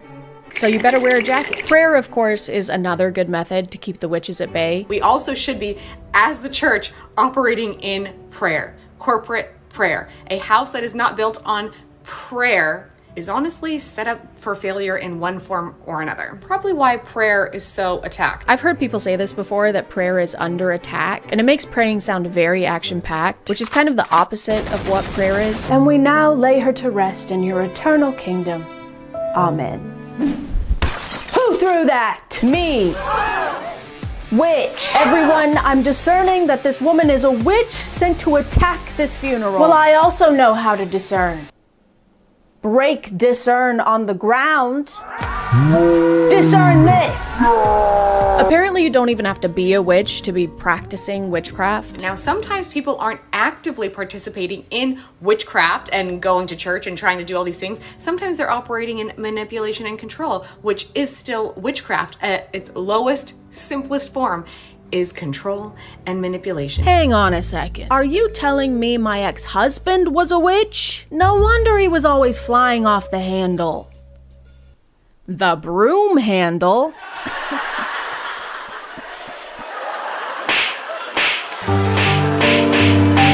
By the way, if you don't spot the witches in your congregation fast enough, they're gonna curse you. Can witches' curses affect Christians? Most Christians don't believe that they could possibly be cursed by a witch or warlock. He also says they'll have a much easier time cursing you if you haven't repented for your sins enough. Unrepentant sin in your life, which is rebellion to the Lord, which many Christians are in. Or if you're too prideful. Pride would be number 3, which most Christians are walking in. Also, many witches will astral project into your home and then monitor you. You mean they're gonna project their asses into my home? Astral project. I don't see a downside to this. I'm only seeing a backside here. These videos never really specify what's gonna happen after you're cursed by a witch. They mostly just talk about how it will happen and it will be your fault. Like, even if you accept a gift from one, you're screwed. Also, having anything given to you from a witch or a warlock in your possession, like jewelry, books, clothing, food, which will make a spiritual contract. Which has got to make church potlucks a little awkward. Rebecca, do you want some chili? Ooh, that looks delish, Stacy, but no, I'm okay. What, you don't like my chili? No,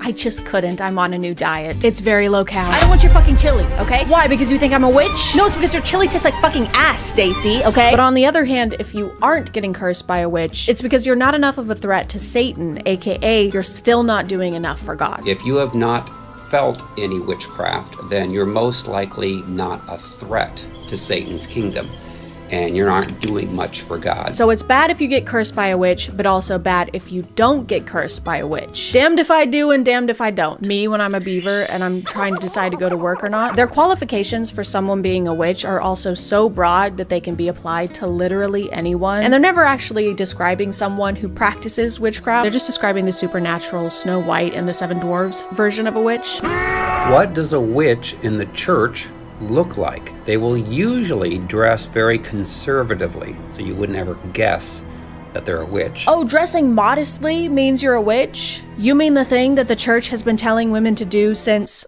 forever? Put some clothes on, whore! Okay.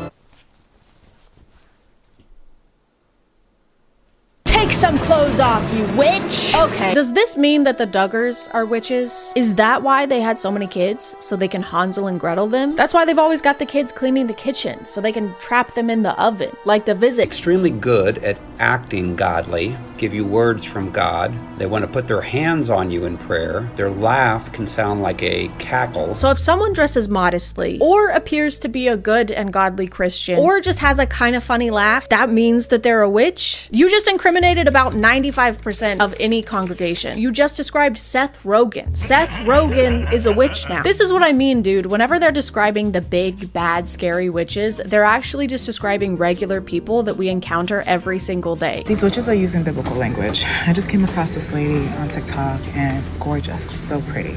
And that's always something that I know. If someone's beauty is very exaggerated. So when someone is beautiful, that makes you suspicious of them? Oh wow, you are so pretty. Oh, thank you. Too pretty. But then my spirit was like, this doesn't sound right. And I went to her page and I was looking at her stuff, and nothing was outwardly witchy. Like, she didn't say she was a witch. There was no information that gave specifically witch. So you saw a woman on TikTok who wasn't a witch, whose account had nothing to do with being a witch, and by your own admission had nothing outwardly witchy going on, and yet you still came to the conclusion that she's a witch? And I go to her link in her bio, and I'm like, oh, this is heavily Christian language. And I said, okay, witchcraft confirmed. I wonder where we've seen this kind of thinking before. I wonder if there's any other times in history where women have been labeled as witches despite there being no evidence to back those claims. Their explanation of witches are so dramatic and demonizing that it kind of feels like the Santa Claus for church-attending adults. The best protection against witchcraft is to forgive everyone. Humble yourself from all pride in your life. Repent for your sins. If you're good all year and on your very best behavior, then the big bad witches can't project their asses into your room and tell God that you're watching OnlyFans models twerk on dildos shaped like tentacles, okay? It's definitely a type of fear-mongering, but to what end? Like, what is the point in doing this? I'm not actually asking, I just said that for a segue. I know what the reason is. Money! Wow, what a surprising surprise! They're all doing this to sell something on the internet! I have a book called Freedom from Soul Wounds and Demons. Not only is he selling a book that teaches you how to protect yourself from witches, he's also selling an online course. Of course! Of course he is! This creator is also selling an online course, which is really funny because of this. Child, as I'm reading the descriptions, she's like, this course is to help you, find the power within. So this is your daily reminder that The witches are getting really good. So you saw her selling an online Christian course and decided that that conclusively proves that she's a witch, when you yourself are also selling an online Christian course and a book. These people need to stop writing books and start reading them. Please, touch booked. This creator also falls into the selling an online course category, but she belongs in a special subcategory that I found and like to call used to be a witch but then became a Christian and isn't a witch anymore, but now they spill all the insider secrets and all the hot goss about being a witch as a career now on the internet. It's a working title. You know, I didn't really feel weird about Halloween until I got delivered of demonic spirits. It glorifies demons. It glorifies darkness. It glorifies and celebrates death. It's actually disgusting, some of the Halloween decor that I see on people's front lawns. I can't believe that. How could we put that in our front yard? You don't like when death is celebrated or when imagery involving death is in people's front yards. You're gonna hate Easter. Wait until I tell you about what happened on the cross, dude. You know, the one that people put in their yards and on their bodies and in their churches? This subcategory is mostly people claiming that practicing witchcraft made them a horrible person while also sounding like they know nothing about witchcraft. She said, my husband had an affair with a woman at work. How much you charge me to destroy her? Holy shit, it's an actual witch hitman. Oh no, it's Agent 666. Wingardium Levio, kill that bitch. Okay, if your husband is cheating on you, don't hire a witch to kill that woman. Hire a witch to kill your husband. How much you charge me? I said, I charge you $10,000. This story is so unrealistic. You're telling me you agreed to kill someone for $10,000? That's it? That barely even covers the cost of materials. Have you ever bought a coffin? That leaves you with like $1,000 profit, max. Guys, who the hell is Max? This grift relies on engaging a Christian audience by demonizing non-Christians. So of course he has to pretend like when he was a witch, he actively hated all Christians. She said, by the way, she's Christian. I said, well, I do it for free. It's like in God's Not Dead, when the only way they can portray an atheist character is by making them the evilest person alive. Oh my god, a puppy! I fucking hate those things. Wow, look at this gorgeous sunset. It makes me sick. Oh my god, is that premarital sex? I fuck with that heavy. I bought a coffin. I bought 21 candles. I put everything together, and the devil comes in. I could feel his presence coming. She said, how God said to leave her alone. She can't be touched. Anyone who believes in a god can't be assassinated by witchcraft. Good thing that's a pretty niche demographic. Hey, if you ever have anyone you want to get rid of, just let me know. Oh wow, thank you. Unless they like the color blue, okay. Or if they've ever stubbed their toe on something, or if they've ever played or not played the video game Minecraft. Can do it. So I was a practicing witch for 10 years, was involved in black magic, rituals, seances, you name it, I was doing it. I like this one a lot because the pictures she uses to prove she used to do witchcraft are just her wearing eyeshadow and of her smoking. Girl, if that's all it takes, I think we all have practiced witchcraft, especially in 2016. I'm gonna tell you the top 5 ways that the devil deceives Christians into continuing to practice witchcraft even if they've renounced the outward practices that seem more apparent. Number 1, rebellion is witchcraft. So this is rebellion to your husband. Rebellion to your husband is witchcraft? Is it? Is it really? You know what? If you want to head back to the 1600s when your husband could get you thrown in prison for not making his bread crispy enough, you go right ahead. Enjoy wiping your ass with straw. And bubonic plague. Videos like these and ones that share experiences with witchcraft all have the same purpose of painting witches as these monstrous, comically evil characters that only exist for them to prevail upon. We had a witch come into our meeting and says, I'm more powerful than Jesus. And I said, oh, that's interesting. And I went over and said, hey, you doing okay? And he says, no, I can't move a muscle in my body. He says, what's going on here? And I said, well, there's someone that's more powerful here. This is just Wattpad for boys. He's basically writing fanfic where he has magical powers and defeats the other guy with magical powers because his magical powers are better and stronger. When they talk about witches, they aren't thinking of a person. It's really just a pawn that they're using in order to win battles, except the battles are invisible and made up, so they win every time. Their message is this double-edged sword that makes you suspicious of your community, mainly women, let's be honest, and paints other religions as something people need to repent and recover from. And since most of this is happening happening online and is coming from people who are ranting in their rooms or in their cars, it's easy to forget the kind of real world effects this kind of messaging can have and has had historically. The other day I saw this video of a woman getting her hair done at a salon, but for a reason we're going to talk about more in a minute, she has some blood in her hair. I need you to wash the chicken blood out of her hair. Wait, why do you have chicken blood in your hair though? Which is not something that I would personally want to wash out of someone's hair if I was a hairdresser. But these are her friends, they're her regular hairdressers, and they did. They show her transformation at the end, and she looks amazing. Her new hair is clearly giving her a confidence boost because she's smiling and she's glowing. So imagine my confusion when I looked in the comments and saw this. In the name of Jesus, I rebuke any negative energy from this video. Witchcraft is real! That was a destiny swap spell for sure. That was 100% a fate swap. She took someone else's life to better hers. I don't know witchcraft, but I know Jesus, and that isn't right. Nobody's talking about how she looks so drained in the beginning of the video, but at the end, she's literally refreshed. You mean like how people go and get their hair done, and then afterwards they look refreshed because they just got their hair done? Let me not start talking about the pasta ritual that some women do. I don't know what that means. Is that like when you go to Olive Garden and you eat the Alfredo tortellini dish, and it's really, really yummy? I like that ritual. That's a good ritual. People on TikTok immediately started labeling her as a witch, saying that this was some kind of witchcraft where she was trying to swap fates with someone. That bitch is a witch. That's witchcraft. That's evil as fuck. But worst of all, claiming that she had cast a spell here that caused the death of her friend's child. The stylist who washed the chicken blood out of her hair,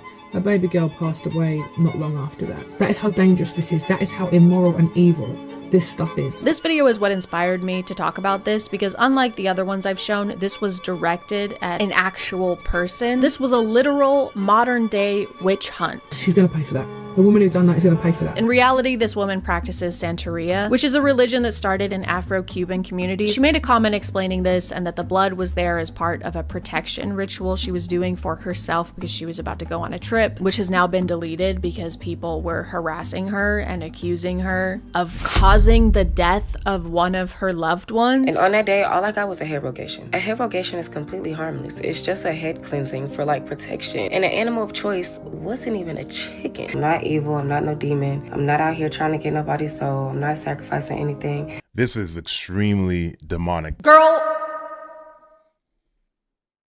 Girl, why is everyone acting like they've never seen blood used in any religion? It's literally used routinely in Christianity. Her daughter died the next day. It wasn't the next day, it was months later. This is like saying, oh, I went to church on Sunday and then on Monday, my husband died in a car crash. Clearly it was going to church that made my husband die in a car crash. But still people were commenting stuff like, okay, yeah, it may be part of her religion, but I don't care, there was blood involved. And so if there's blood involved, that makes it bad and scary. And all I have to say to that is, are you fucking dumb? Are you fucking dumb? Are you fucking dumb?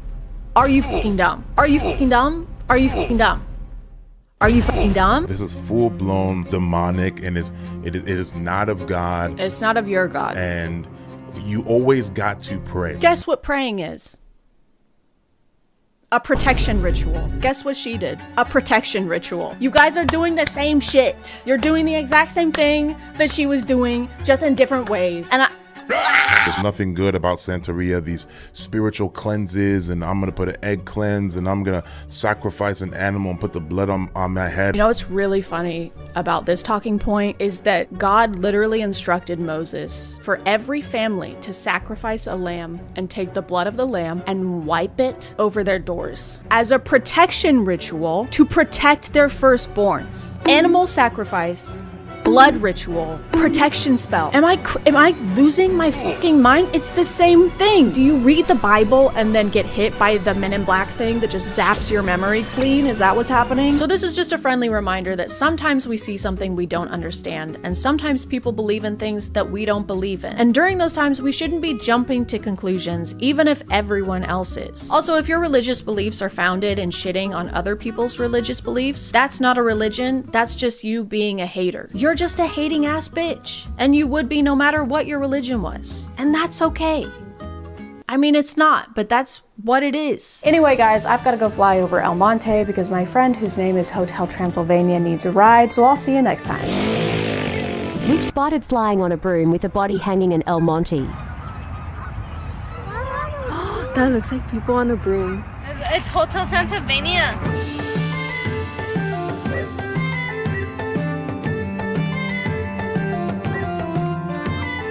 Hey guys, and welcome back to My name is ChadChad. And today I'm here all alone. It's just me, just by myself. There's no one else here. Except for Danny. Say hi, Danny. Hi, Danny. I was really worried that you were gonna just start recording a video by yourself. And I was just gonna sit here and like watch you. So like I said, I don't know if the first video of mine that you saw was the Alpha podcast, but you posted a video pretty soon after that for the War Room people where they like fight in wars and summon fire. That is correct, yes. So I figured you would probably need a refresher. I found this account for you. They just post inspirational quotes and like rules for alphas like ourselves. Did you say like ourselves? Like ourselves, yes. Thank you. It's gonna sound silly, it might be hard to believe, but nobody's ever called me an alpha male before. I'm more of the alpha than you. Okay. Here's where my alpha is, and then here's where your alpha level is. That's why we need to watch these. You might get on the same level as me. I doubt it. Thank you to Raycon for sponsoring today, and let's get back to the video. Can a woman help you become a millionaire?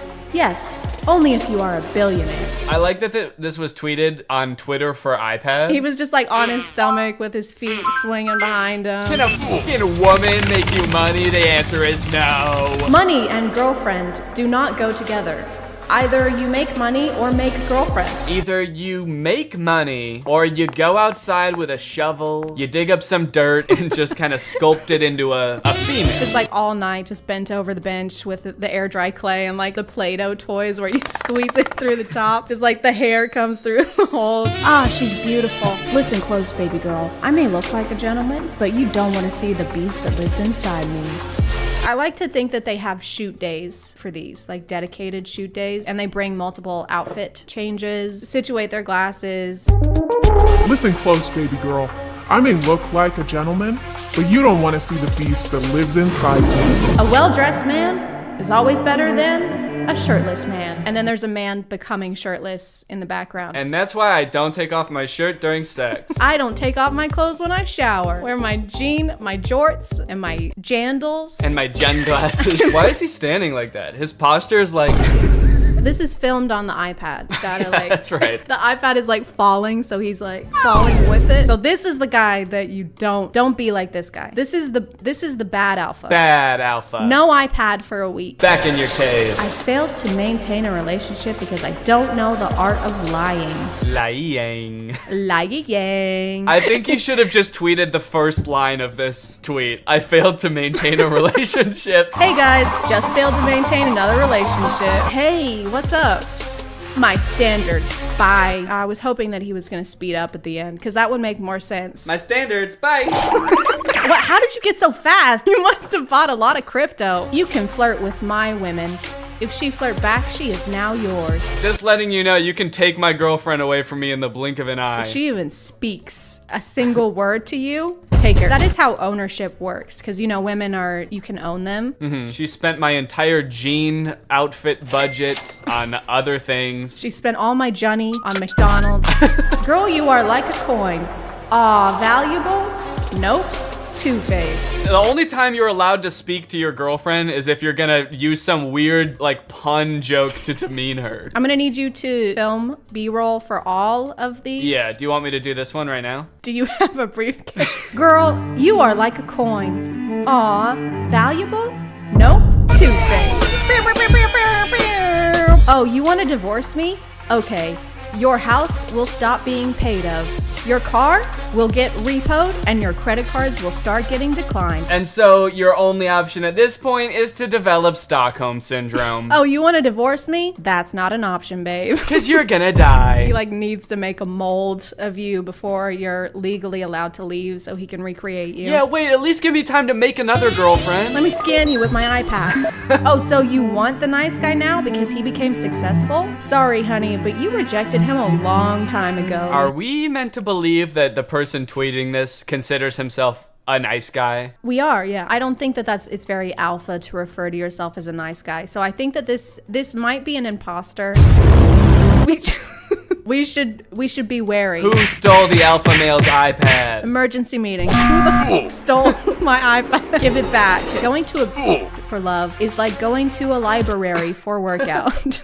Why does he speed off in the background? Like, watch how he speeds off. I gotta go. I gotta take a shit. And I'm leaving. What are all these videos of guys just like looking into the camera and like buttoning one button of a tuxedo jacket? Nothing says like I don't care about other people's validation quite like posting videos like this on social media. Do you guys like this outfit?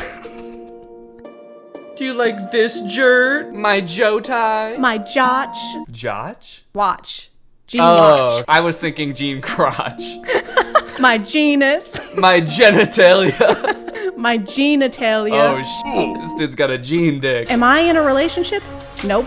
I'm single as a dollar and not looking for change. Whoa! Oh my god. Okay, do that one. Yeah, I can do that. Yeah, do that one. Make sure you get the push-up where all of their limbs stop touching the ground at the same time. I'll do that. So go ahead and read what you were reading. Am I in a relationship? Nope. I'm single as a dollar and not looking for change. I put my whole juicy in that one. I think I'm actually a little bit more alpha than when we started even. That leveled you up at least 3 alpha levels. So go ahead and pat yourself on the jack. We should love, not fall in love. Because everything that falls get broken. Kind of like how you broke all of your ribs. What do you mean? I'm fine. The second half of this video is just me calling you an ambulance. Yeah. I'm just gonna put you edited into an ambulance in the thumbnail. Take like a screen grab of me like in midair doing that. In midair. You're straight up and your legs are perpendicular. Anyone can dress like a boy, but it takes balls to dress like man. I've never worn a suit, but that's just because I don't have any balls. Last time I put on a suit, it was one of the hardest experiences of my life. I was cowering in the corner for hours before I had to put it on. We missed the wedding we were going to. Was it your wedding? Yeah, it was my wedding, and I was shitting and pissing. Oh, God. But at least I had the balls to do it. In my mind, that doesn't make you any less of an alpha. I think that you still deserve your level, which is still lower than me. Yeah, don't have to bring that up every time, but... We live in a society where people ignore each other to get others' attention. Most of these make sense. You know, like if your girl talks to somebody else, she legally belongs to them. This one, I'm not really getting what the message is. So this is alpha male trying to come up with some reason why not every girl wants to talk to him. She acts like she doesn't like me because she likes me too much. She told me not to come to her house. We live in a society where people tell other people, I don't know you, stay the fuck away from me. I'm calling the police. Why did you kill my dog? Sometimes even the devil on my shoulder asks, what the f are you doing? Where the f are we? Yeah. Why are you wearing that makeup? What the hell is going on? Did we just kill some people? Like, oh my god. Women always says, the divorce was not my fault. Are you specifically talking about the women that have divorced you? Because in that case, I think I'd agree with that. He's been divorced 18 times. Yeah. They always say, all these women, they're like, oh, it wasn't my fault. And all I did was work 24/7 and I never talked to them. How could it be my fault? I've never spoken to her. The most dangerous creation of any society is the man who has nothing to lose.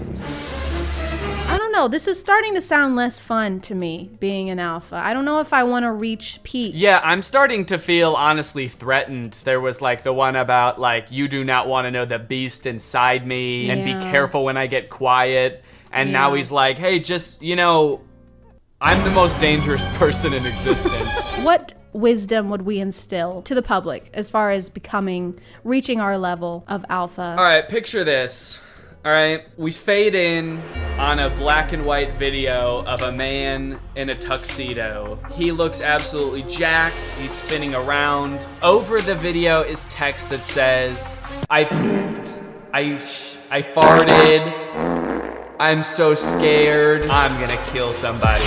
If you're here, you definitely know who Danny is, which is Jort's channel. If you want to go ahead and send me money, that would be cool too. I'll put Danny's Cash App somewhere on the screen. So send Danny money for the ambulance so that he can fix his arms. And in the meantime, thank you so much for watching. I appreciate you clicking on my video out of all the videos that are on here. And I'll see you next time. Bye.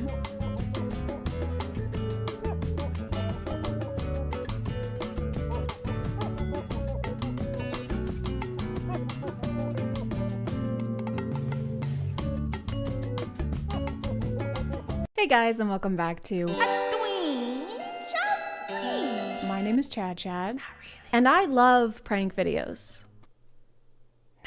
And we're not talking those harmless pranks that make people think that they're losing it for a split second in a playful way. No, we're talking throwing things at people's heads over store aisles. We're talking robbing bank pranks. We're talking destroying other people's property. We're talking full-on crime. Prank videos have honestly become like the Raisinets of internet content. No one really likes them, but they're always there for some reason, or for some reason. I really thought that we had come close to ending the reign of pranksters on the internet whenever those twins got arrested very briefly, and everyone collectively online was like, hey, stop, maybe, because we're really tired of this. But no. Prank videos are still here and they are not getting any better. I found this account. I found a couple like it, but I didn't document them or make any kind of note of it. I do this for a living, by the way. I'm a huge fan actually of how TikTok will delete funny videos for basically no reason, but will leave this up where these people are basically just flashing ass at the camera. That's perfectly okay, all right? Actually, that's what TikTok wants. Isn't that right, TikTok? So you guys heard it here first. Go forth and shake ass. This is Matt. As far as I can tell, he's the page owner since the women featured in these videos alternate a lot. How do you guys keep getting stuck in the car? I don't know. Oh my good. Well, good thing I have some scissors. Oh, save the day. I have a sneaking suspicion that I'm gonna have to blur out 90% of these videos. Matt's philosophy when it comes to making internet content seems to be, why make good content when you can simply not? When you cannot do that. Do the opposite of that. Thank you. You're welcome. Have a good day. Do you think when he was a kid, this is what he dreamed of doing? Hey, Deborah, what do you want to be when you grow up? I think I'm going to be an astronaut. What about I want to film myself cutting clothing off of women and then post it to kids online? Or a dentist. I'm going to give you 10 seconds to guess what happens in this next prank video. It's a tough one. You might need more than 10 seconds, okay? I'll give you a hint. It has a common theme with the last video we watched.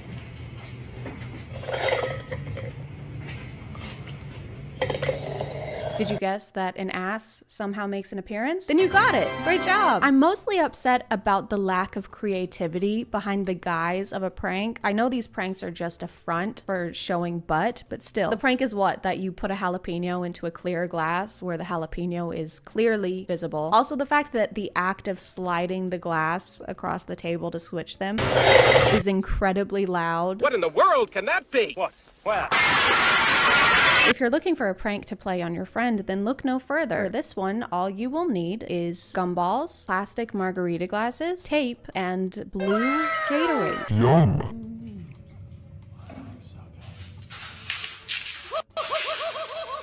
The fact that she didn't see the tape, this is staged. That's an astute observation. Another giveaway might be the fact that her headphones are plugged into absolutely nothing, but anyway. This prank is the same as the last one, except for this time he puts candy in the drink, and I was gonna make a comment on how that would not merit the same reaction as the jalapeno drink would, but then I saw that it's candy corn he's putting in there, so never mind. Oh, and there's also ass in this one. How many times can I say ass before I get demonetized? For this next one, you have to put rice in your window blinds.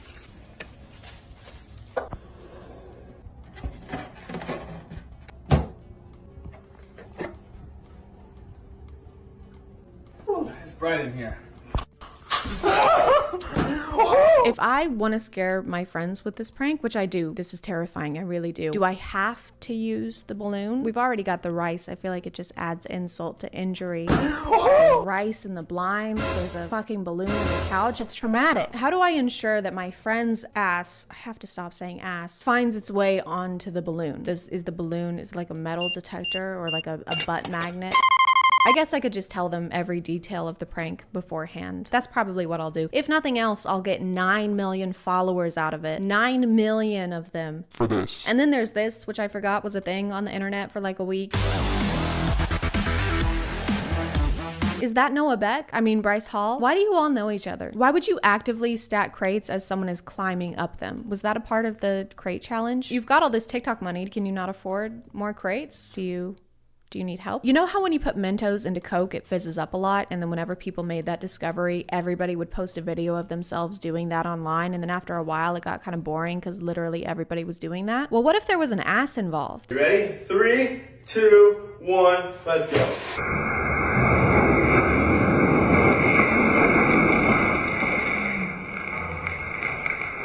I mean, what were you expecting? An explosion? You can't have an explosion and ass, okay? Don't get greedy. Also, you're telling me you can afford all this soda, but not more crates? I think we should set up a GoFundMe just for the crates, guys. All right, here we go. I'm sorry, guys. Seriously. All right, here we go. Wow, this is fun. TikTok, it was completely safe. How? You just dumped basically explosives on their faces. It looks like they're being tortured. TikTok did let this one slide though, so it was probably because of the disclaimer. Let's drop it. Uh-oh. What's it look like? Oh, not that bad. This is a great video. I especially like the part where nothing happens. How do you make a TikTok that is so pointless but still gets almost 20,000 likes? It seems like before he discovered the secret to unlocking the TikTok algorithm, it's ass. He did a lot of videos where food is just wasted. Gumballs, Skittles, cereal, even green beans.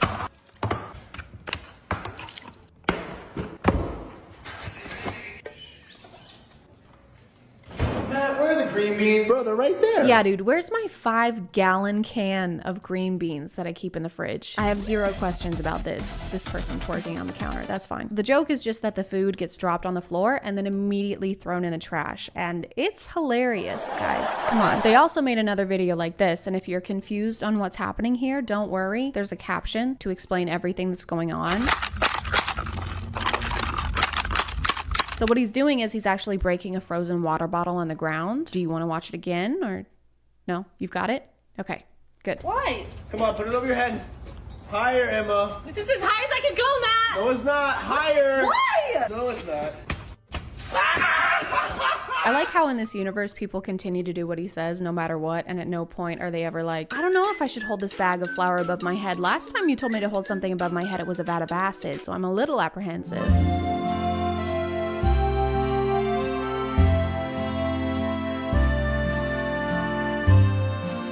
Okay, girls, new rule. You're not allowed to wear booty shorts or revealing clothing because you shouldn't show your ass off to people unless it's on the internet and it's to millions and millions of people. What is this wall that just says gassy? It kind of looks like the background for a podcast. I would love to see how an episode of that would go. I guess before the page really started blowing up, not that many people wanted to collab with him, so he would have to improvise and prank himself. So he would think of the prank, set it up, and then act like he was the one being pranked. Very impressive. It's a one-man show.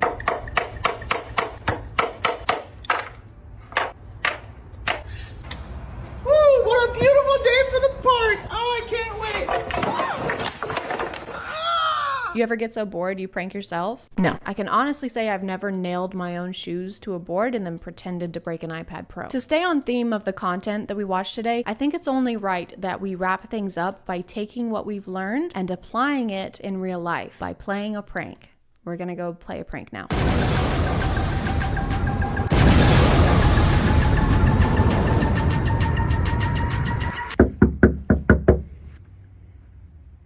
Hey. I'm very scared of what's gonna happen to me when You just got pranked.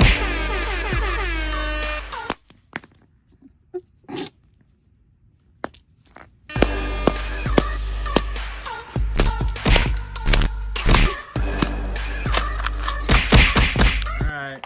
Get wrecked. I'm gonna call it there, guys. Thank you for subscribing, and if you are still here, thank you so much for watching. I appreciate you clicking on my video out of all the videos that are on here, and I'll see you next time. Okay, bye.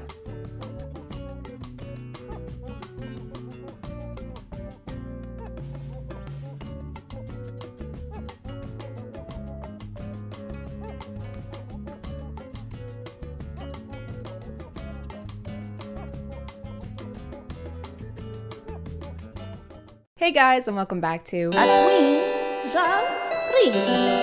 name is ChadChad. Not really. And have you ever been naked? If you have, shame on you. That's disgusting. Put that away. At some point in history, even though there were dinosaurs and like other people literally trying to eat us, we were like, you see this? That's kind of weird. We should cover it up. And so we invented clothes. More specifically, a woman named Eve, well-known wardrobe denier and fruit enthusiast, invented clothes accidentally. Fast forward a little bit, a few million years or a few thousand, depending on who you ask, and now we just won't stop making clothes. We have clothes that look like this, clothes that look like that, one shirt, two shirts, red shirt, blue shirt. This wasn't planned. You can even eat some in a house with a mouse, I've heard. Don't eat clothes. Don't do that. Now the fashion industry is worth billions and billions of dollars, and it's because being not naked is a capitalist agenda promoted by Big Parm, Big Parmesan, Big Cheese. Big Cheese doesn't want you to be naked. You should be ashamed of yourselves. But we can't just keep buying clothes. I mean, not all of us can afford a shirt that looks like someone already bought 50% of it, or to spend $80 to look like we just escaped urgent care. So what are we supposed to do? Just not wear clothes? Don't you fucking dare. What if I told you that you could stay fashionable without having to actually wear clothes?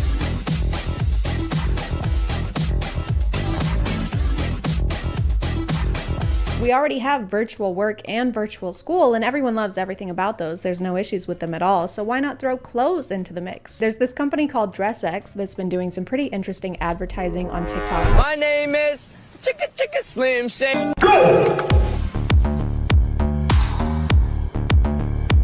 You may have seen some of their biggest hits featuring Water Dress. But this is a real find. Which is not a film about a young boy who finds a sentient mythical dress in a Scottish lake, unfortunately. Their hook is basically, hey, do you like buying clothes without having to try them on? Well, what if you never got to try them on?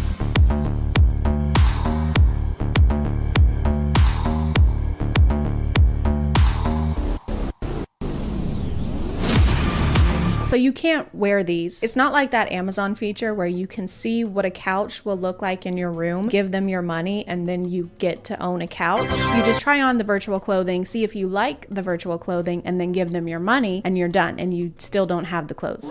Or money. It's kind of like getting an outfit in a video game, except we're not in a video game, and you don't actually get the outfit, it just floats in the general vicinity of your character.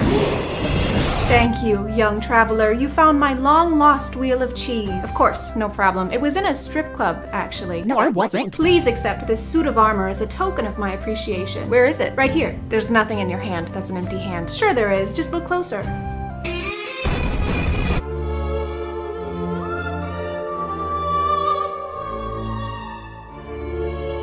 Now this one actually looks really good because I can see the appeal of looking like someone would use you to mail a porcelain doll. Apparently you're not supposed to use these for videos, even though this TikTok account exclusively advertises by showing these clothes in video. You're technically supposed to use them for Instagram pictures or any kind of pictures because that's when they look best, which I don't think is a great selling point. You are gonna love our virtual clothing line. It's gonna make you look beautiful, but I swear to God, if you move a single muscle, everyone advertising this company on TikTok is basically saying that it's okay that these look choppy and bad because they're for pictures. But if you freeze a frame on any of these TikToks, they look nothing like the final product pictures they're showing, which makes me think the company or they are editing the clothes onto themselves and changing the lighting and the size to make it actually fit. But do you know what else you can edit to fit yourself using Photoshop? Literally anything. You can edit yourself wearing a paper towel roll with a necklace made of thumbs, and I will actually do that, and I will put it here right now, and it will look incredible, and it will have also been free. Some of you might be thinking, shut up, Chad. I don't mind buying a couple Snapchat filters, but worse, to up my Instagram game. What can they be, a couple bucks? I mean, they are digital, which means that they can be reproduced a limitless amount of times, and there's no production cost after the initial design, so the prices should probably reflect that. First of all, never tell me to shut up again, and second, no, they cost just as much as real clothes. The water dress that we saw earlier is only $120. What a steal. Actually, they're stealing from us. This is theft.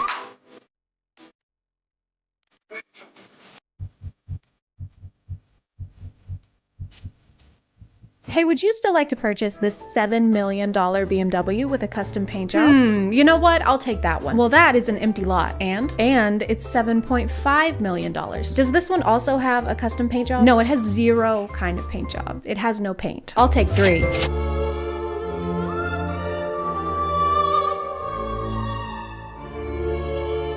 This one is called the Oracle dress, and it's $110. It's called that because after you put it on, you begin to prophesize that you just wasted $110. This one is also really good for first dates. Thank you so much for agreeing to pay the bill. You really didn't need to do that. Oh no, it's my pleasure. Let me just grab my card. Sure. One sec. Let me just...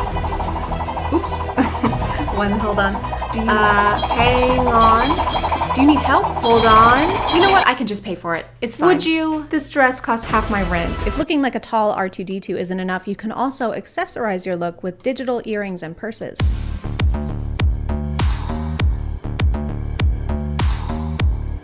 They like to advertise their clothes and accessories like they solve problems that we don't even have.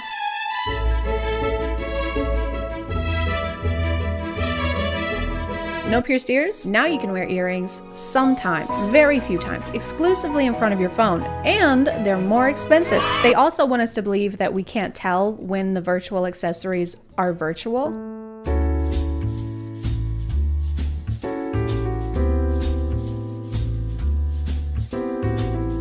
I don't know, guys. This is hard. This is like Where's Waldo? If Waldo was 5 times bigger than everyone else and kept glitching off of the page. It feels kind of insulting that they think we can't tell when these are virtual. I can't tell if they're gaslighting us or if they just think we're stupid. Guess which one of these are real? That one. Nope. Okay, then that one. Wrong. Neither of them are real. And that's counterfeit. That's counterfeit. No, it's not. It's not counterfeit. R2-D2, guys. Cuff her. They've also single-handedly saved the environment because by selling virtual clothing, they aren't feeding into fast fashion or getting thrown out into landfills.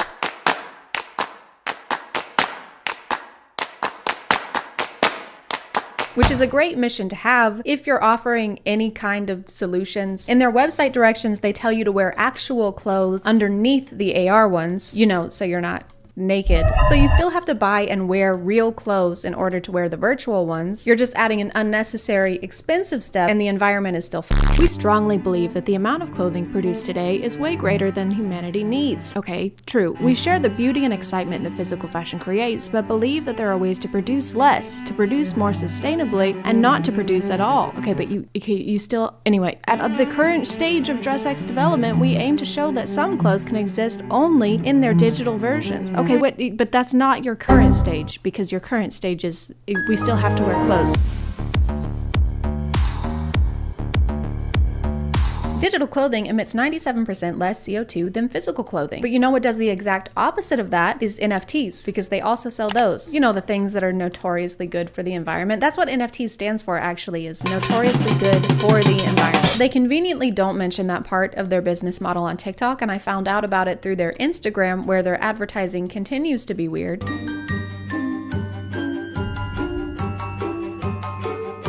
Physical only fashion is so outdated. Is this Regina George? Do you have Regina George doing your marketing for invisible clothes? Oh my god, I love your shirt. Where'd you get it? Oh, thank you. It's thrifted, actually. Oh, so you want the world to die. What? No. If you're not naked, you can't sit with us. Experiment with your style wearing 100% digital looks. It's fast, non-polluting, less expensive, and just super fun. Absolutely, they are non-polluting, but the NFTs that you're selling 2 posts down are not. Do you guys just forget that you're selling NFTs? Or welcome to our clothing office. This is where we design our AR clothing. It's a lot of fun and we all love to work here. And this is our global warming office. This is where we mine Ethereum and produce over 45 million tons of carbon dioxide per year. It's a little sweaty, but we'll do whatever it takes to be able to own a picture of an MMO loading screen. Creating your meta closet has never been easier. I don't care how many closets you met, okay? How about you meta some bitches? They say somewhere that their products are for influencers who probably buy clothes for social media and then don't wear them again, which is a very small demographic to cater to. Plus, I can't really picture Emma Chamberlain wearing an infinite balloon animal scarf. Their Instagram looks cool. Like, their designs are cool as art, but you can sell art without using more energy a year than the Netherlands. Like this one, for example, is really cool. Today's your last chance to get these virtual jeans so you can look like you're pissing yourself twice simultaneously. Simultaneous pee.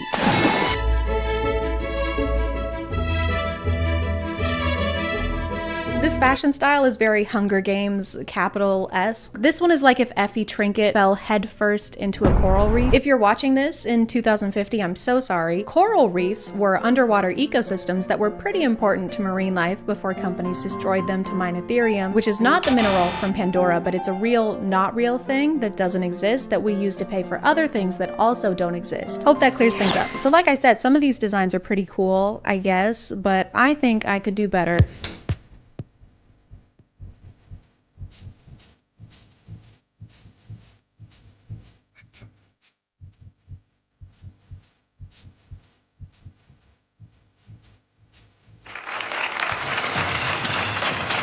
If you want to help out the environment, just do the regular things, like don't shop fast fashion if you can afford to, or even if you just keep your clothes for longer, like if you wear your clothes for longer. I've been wearing these clothes for 3 weeks straight. I smell really bad. I'm gonna call it there, guys. Thank you for subscribing, and if you are still here, thank you so much for watching. I appreciate you clicking on my video out of all the videos that are on here, and I'll see you next time. There are many things in this world that we don't have enough of. Kindness, for example, and some common fucking sense for another. But more importantly, there is a concerning lack of Cinderella movie adaptations. There's just never enough of them. We've actually talked about a Cinderella movie on this channel before, a long, long time ago in a land far, far away. Get off my dad! And now we're gonna do it again because they keep making Cinderella movies again. I actually found this one on YouTube, but it isn't your typical Cinderella story because it's about Cinderella in the Caribbean. It's in a different place, so that makes it a different story, too. I was really drawn to the thumbnail because usually Cinderella involves magic and glamorous gowns. But the two characters here look like they just got out of Wednesday night youth group. So I guess the mice are out of a job. What are they gonna do, sew her a pair of capris while they listen to Britt Nicole? Or Brie Nicole? Our Cinderella in this version is named Ashlyn, not Cinderella, not Ella. There's actually no reference whatsoever to the name Cinderella, and if you thought there would be, that's crazy. Why would you think that? What's wrong with you? Ashlyn is a hardworking, full-time student who also interns at an elementary school and also works for an accountant in between classes, just in case you thought she wasn't working hard enough. I like that in order to communicate that she's a good person and a likable character, they have to make sure that she has no time for herself. Look at her! She works 24/7 and can barely afford to rent a studio apartment. This is how we all should be. I think her boss at the accounting firm is supposed to seem like a nice guy, but to me it seems like he's letting her do his whole job for him. Miller's taxes are done. Good. How are the Ramsey returns going? I just finished entering all the tax records they gave us. You are moving so quickly. I don't know how you do it with everything you're juggling, but you're leaving me in the dust. Oh. Ashlyn, can you do this entire tax return that I'm getting paid to do? You're just so much better at accounting than me. Me, the accountant. True to its source material, the movie does have an evil stepmother, and she does wear purple eyeshadow. That's how you know a female character is evil, if she wears purple eyeshadow. She also might be Andrew Tate in disguise because she has a very visceral reaction to Ashlyn offering her non-sparkling water. Can I get you something to drink? Oh, something bottled and sparkling. I have tap water. Ew. Which would make sense since they're both known for treating girls like servants. Her stepmom is having a destination wedding and really wants Ashlyn to come, which is confusing because up until this point, her stepmom has apparently wanted nothing to do with her, but she refuses to take no for an answer. Do you know how much tuition costs? I have to work so I'm able to afford. What have I paid for your tuition? She's even willing to pay thousands and thousands of dollars in tuition so that her stepdaughter, who she hates, will come to her wedding. She explains that family is important to her fiance, and that's why she wants Ashlyn to come so that she can meet him and his son, which actually explains nothing. That's not a good enough reason to take on a massive financial obligation. All of this could have been solved with a single FaceTime call, Miriam. That's the stepmom's name, Miriam. I forgot to say that. Ashlyn finally agrees to go, but only after her stepmom pulls the dead dad card. Wouldn't your father want you to do this for me? Wouldn't he want you to support our family? Come on, Ashlyn. Wouldn't your dead dad want you to come to my destination wedding? Wouldn't your dead, buried, and I can't stress this enough, deceased Papa wants you to drop everything in order to spend time with me, a person who doesn't treat you very well? When she gets to the Caribbean, Ashlyn finds out that her stepmom got first-class tickets for everyone except for her, and that they left her at the airport. This is Miriam Vanderbilt. Please leave me your information so I can return your call. Ciao. So her stepfamily is mean to her right out the gate. The airport gate. Just a little gate humor for you. Didn't want to gatekeep, wanted to gate give. You know something else that shouldn't be gate kept? Is today's sponsor. Bombas for sponsoring, and let's get back to the video. Her family is staying in this super nice villa, and Ashlyn is forced to stay in a room that everyone else acts like is gross and insulting, but really is just a normal looking room. Mom thought you'd feel at home in this room. Thanks. Whoa, this room is cozy. Is it one of the housekeeper rooms? We meet her step-siblings, Jerry and Fiona, and all you need to know about them is that they are stupid. They are very dumb, and they don't know anything at all. I'm a sports statistician. You misspelled statistician. Whoops! They also immediately start treating her like she's a servant. Dinner will be ready soon and the table needs to be set. Get to it. Because this is a Cinderella movie and they need to stay true to that part of the story, I guess. Even though it doesn't really make sense because Ashlyn is an independent adult who doesn't live with them and has no reason to just do whatever they say. If anything, Ashlyn should be the one telling her stepfamily what to do because they needed her here badly enough to pay for her entire tuition. But asking Ashlyn to do chores is really the meanest thing they do consistently. You forgot the silverware. Oh. This won't do. Ashlyn, clean up the pool, will you? It's not like they're locking her in a room or anything, which again, when you consider that she's getting her entire tuition covered, that doesn't seem like that bad of a deal. Ugh, I can't believe I have to take out the trash like twice while I'm on vacation on a beautiful island in exchange for not having to take out student loans. God, I hate my life. We finally get to meet our Prince Charming, but instead of ruling a kingdom, he's ruling the grill. And when he and Ashlyn see each other for the first time, she's so starstruck that she completely forgets how to speak and how to hold a fork. Oh. Hi. Sorry, Hi. I'm Noah. Ashlyn. Welcome. And then he helps her set the table so they can eat their kebabs. Now that's what I call a meet cute. Jojo Siwa dance. What does Jojo Siwa dance mean? I wrote this script a while ago and I have no idea what this means. I don't even know a Jojo Siwa dance. That's not right. Jojo Siwa dance. Okay, I got it. Noah is a structural engineer and says that he likes it aside from all the math he has to do, and Ashlyn jokes that she too has a dislike for math. I would have avoided anything that involves too much math. Which would be a totally fine thing to say if she didn't actively work for an accountant. Oh, I work for an accountant. They explain this away by her essentially saying, yeah, it's a tax accountant though, so it's not like real math. It's a tax accountant. I mostly record numbers, data. It's nothing I really have to stew over. Girl, you're calculating and filing people's entire tax returns, and now you're admitting that you do it without using math? Hey, I just finished filing that tax return for the massive company. Oh, that's great, Ashlyn. Thank you so much. Sure thing. Here you go. Ashlyn, this is a drawing of a boomerang? Yes, you wanted a return. Ashlyn, we can't submit this. The deadline is tomorrow. Oh, come on. I'm sure Toys R Us Incorporated will be just fine. Bruce, the evil stepmother's fiance, even though she hasn't really done anything evil so far, she's been pretty chill, honestly. Her fiance wants to get to know everybody better, so they play a game where they have to guess information about another person. Favorite sport? Oh, that's a good one for you. Basketball. Baseball. Going with basketball too. Football. Football. That's it. I got it first. Of course, Ashlyn knows everything about her stepfamily because she's the good one, but her stepfamily knows nothing about her because they're the bad ones. At one point, they need to guess what her favorite hobby is, and no one has any idea. Painting. Cleaning. Reading? Crocheting. No, I don't know how to crochet. I thought I'd get it for sure. So Prince Noah decides to guess fishing. I know what mine would be, so I'll go with that for a shot in the dark.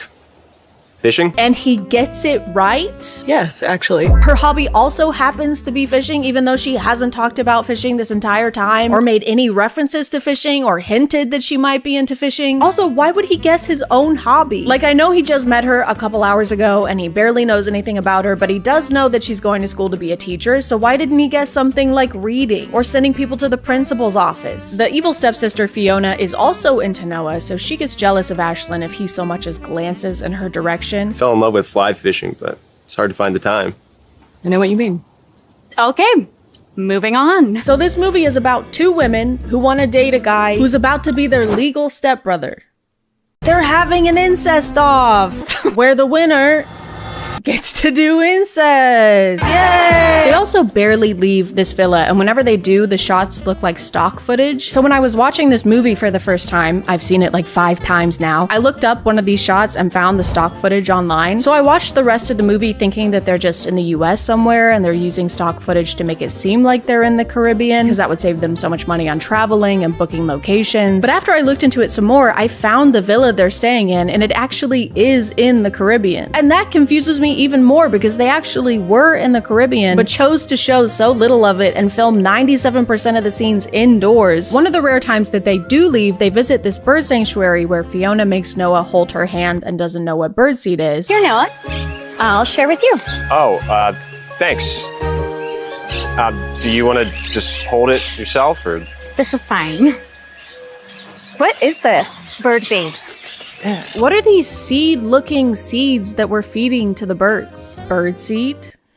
Ew! They're only there for a couple minutes before heading back to the villa where the guys have this conversation. Any good games on? Football? Excellent. This sounds like an exchange between two aliens pretending to be human men, but neither of them know that the other one is an alien. Did you see the sports game last night? Yes. Sports. Excellent. Egg salad. Egg salad. A recurring bit in this movie is for characters to not know what something is. For example, Bruce, who is in his 60s, has apparently never encountered a bakery before. We're leaving for the cake place. The bakery? Yes, that. The wedding bakery or whatever they call it. Oh, okay. Oh, they give samples too. Yeah, Bruce, that's the whole reason you're going. You know, to try cake for your wedding? Does he know he's getting married? Has anyone told him? While they're at the bakery, Ashlyn and Noah bond over a very deep, very layered conversation. Wish this had more frosting. Really? Yeah, I prefer a 1-to-1 ratio of cake to frosting. That sounds delicious. Horrifying. You can't taste the cake with all that sugar. Well, that's why you also have fillings.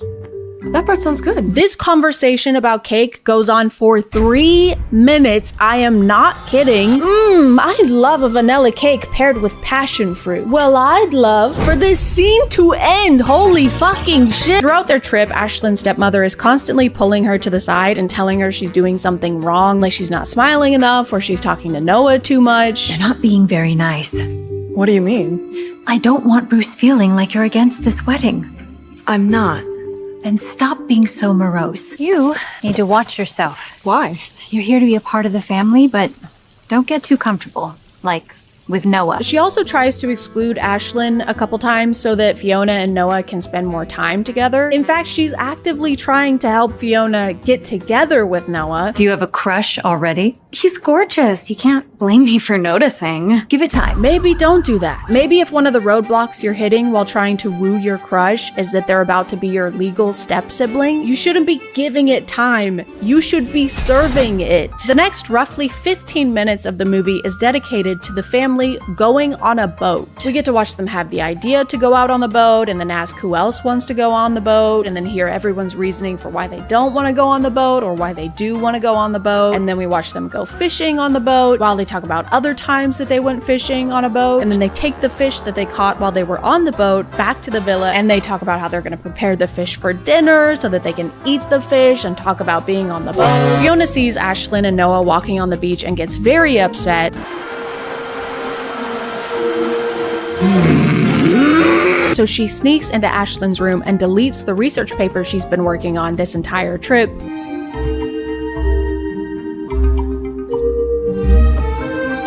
You know, so that she can do incest instead of Ashlyn doing incest. In order to rewrite her essay, Ashlyn has to stay home and we get to watch the rest of the family order dinner. Have we all had enough time to decide what to order? Yes, I think so. Please, start here with Miriam. I'm still debating.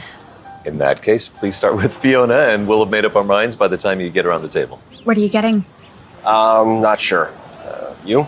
I'm thinking a salad. I'm thinking of ending it all. Usually in Cinderella movies, Prince Charming's valiant act is to find Cinderella amidst a sea of women desperate to marry him. Despite all the odds, despite his face blindness, he finds his one true love. In this one, though, he does something far more valiant and brave. He orders her a cup of soup. I think this is why they thought it was important to show the ordering in such detail. Guys, did you fucking see that? Look. Look at this right now. It's crawling! Oh my god! That was just crawling around! I think this is why they thought it was important to show the ordering in such detail, is to show how thoughtful it was of him to do this for her. And listen, I dated a guy who would pick his nose in the movie theater. So I'm no expert in high standards. But isn't this just a decent thing to do? This is something that a friend should do for you if you can't make it to dinner. Why is this the grand romantic gesture of the film? Unless you've got a glass slipper or $1 million hidden under there. Get that soup out of here, you bisque. Her evil stepbrother Jerry has a side plot where he has a gambling addiction, which is probably something they could have spent a little more time fleshing out if they just had any scenes that they could maybe trim down a little bit, or trim down a lot, or cut out completely. Jerry wants his mom to get Bruce to pay off his gambling debt. If we ask Bruce... When? Before the wedding, when he learns about your wasteful habit? Or after, when he'll feel like I lied to him? But she doesn't want to do that because she loves Bruce and doesn't want to use him for his money. What an evil bitch. Noah begins to pick up on some subtle hints that Ashlyn's stepfamily treats her a little poorly. Dad, there's something that's been bothering me. Okay, what? Have you noticed how Ashlyn is treated differently than Jerry and Fiona? Meanwhile, her step-siblings have spent the entire movie looking at her like this. Because of this and her stepbrother's attempt to get money from Bruce, the wedding gets called off. At this point in the movie, I'm expecting this to be your typical main conflict that's gonna get resolved within the last 5 minutes, and mostly everyone is gonna live happily ever after. However, I forgot that this movie hasn't made sense so far, so I don't know why I thought it would start to then. Vipers.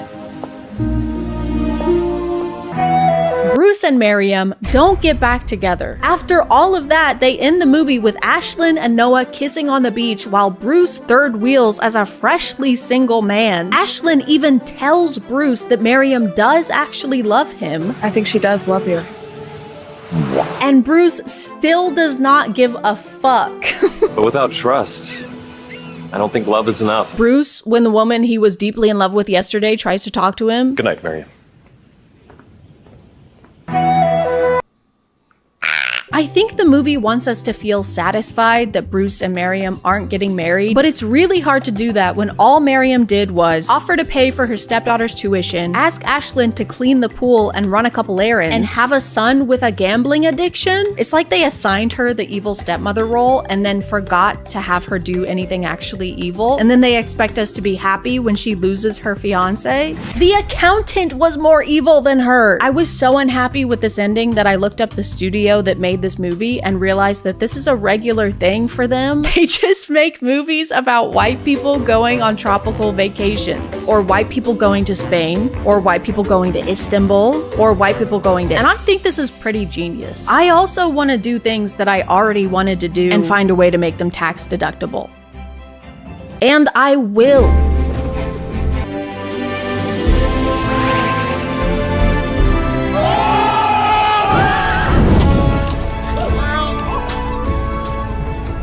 It's a tax write-off. It's a tax write-off. It's a tax write-off.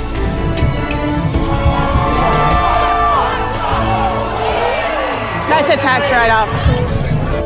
It's a tax write-off. It's a tax write-off.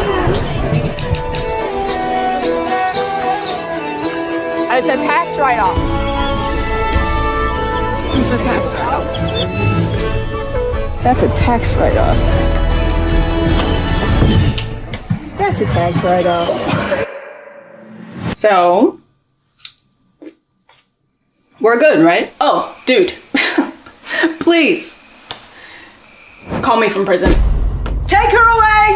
Wait, no! It was a tax write-off! It was a tax write-off! Wait, my shoe fell off! Wait, I got my fucking shoe! I'm gonna call it there, guys. Thank you for subscribing, and if you are still here, thank you so much for watching. I appreciate you clicking on my video out of all the videos that are on here, and I'll see you next time. Okay, bye.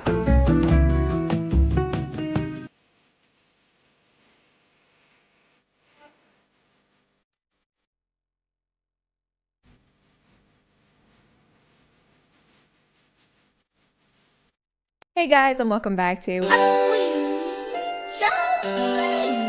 My name is ChadChad. Not really. And today we're going to talk about women. What are they? How are they? Why are they? No one knows. They're a true mystery. At least that's what the people featured on r/nothowgirlswork seem to think. Sometimes I'll find a comment under one of my videos that says something completely unhinged, like this one. But whatever, right? It's just one person. It's not like a lot of people actually think this way, right? Right? Am I right? This is basically just a catalog of people making wild claims and obviously not knowing how women or relationships work. We're sponsoring today, and let's get back to the video. Men, this is why you don't allow women to go away for girls' weekends. It's the same reason I don't park my McLaren in a shit neighborhood for a weekend. Who the f is McLaren? She sounds hideous. You are creating the circumstances for bad things to happen. It's called holding frame in the relationship.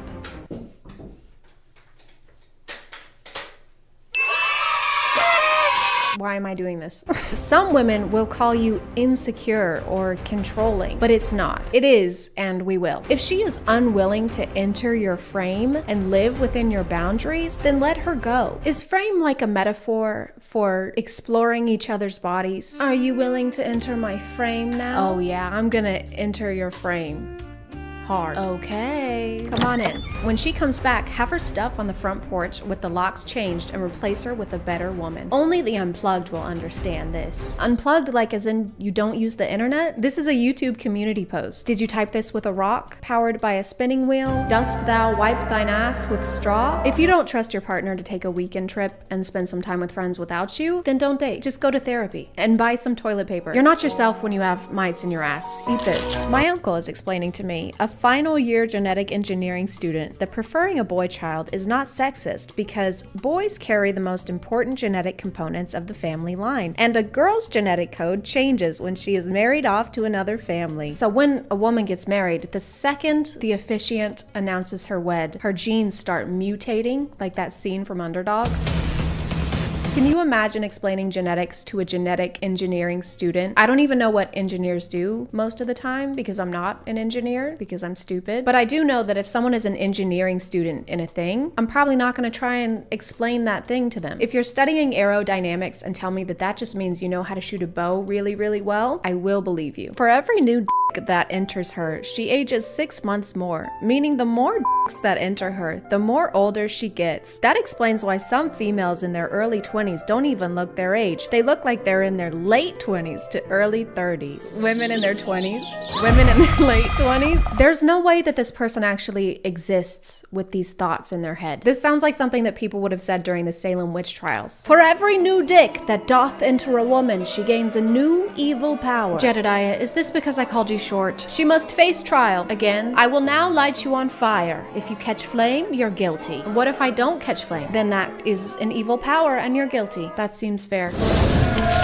I'm educating women right now about NFTs, and I'm hearing these women say, my brain haven't worked like this in weeks, months, and years. A natural, genuine smile came across my face. I'm thankful. Did they all clap after that?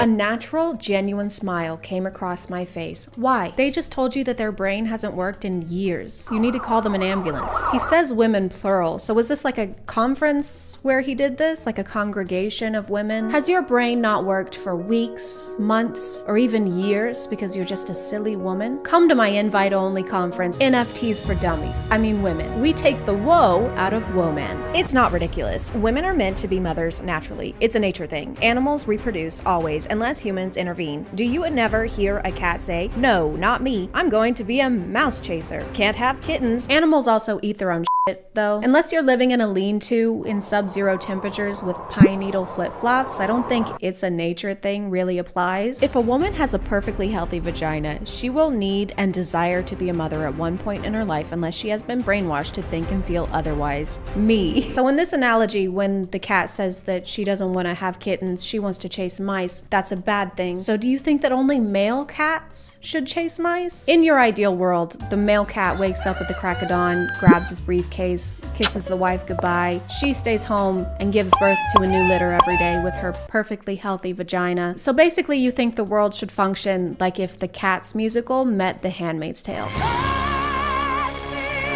4'11 to 5'3". 5'4 to 5'8". Spoiled brat. 5'9 to 5'11". psycho. 6 foot and up, a man. What height can we be then? You just listed like all the heights. If you're a woman, you're not allowed to have a height. No measuring your length in any way. It's best actually if your height is 0. Just don't exist. Problem solved. If a woman dumps you, there's only one thing that you can do.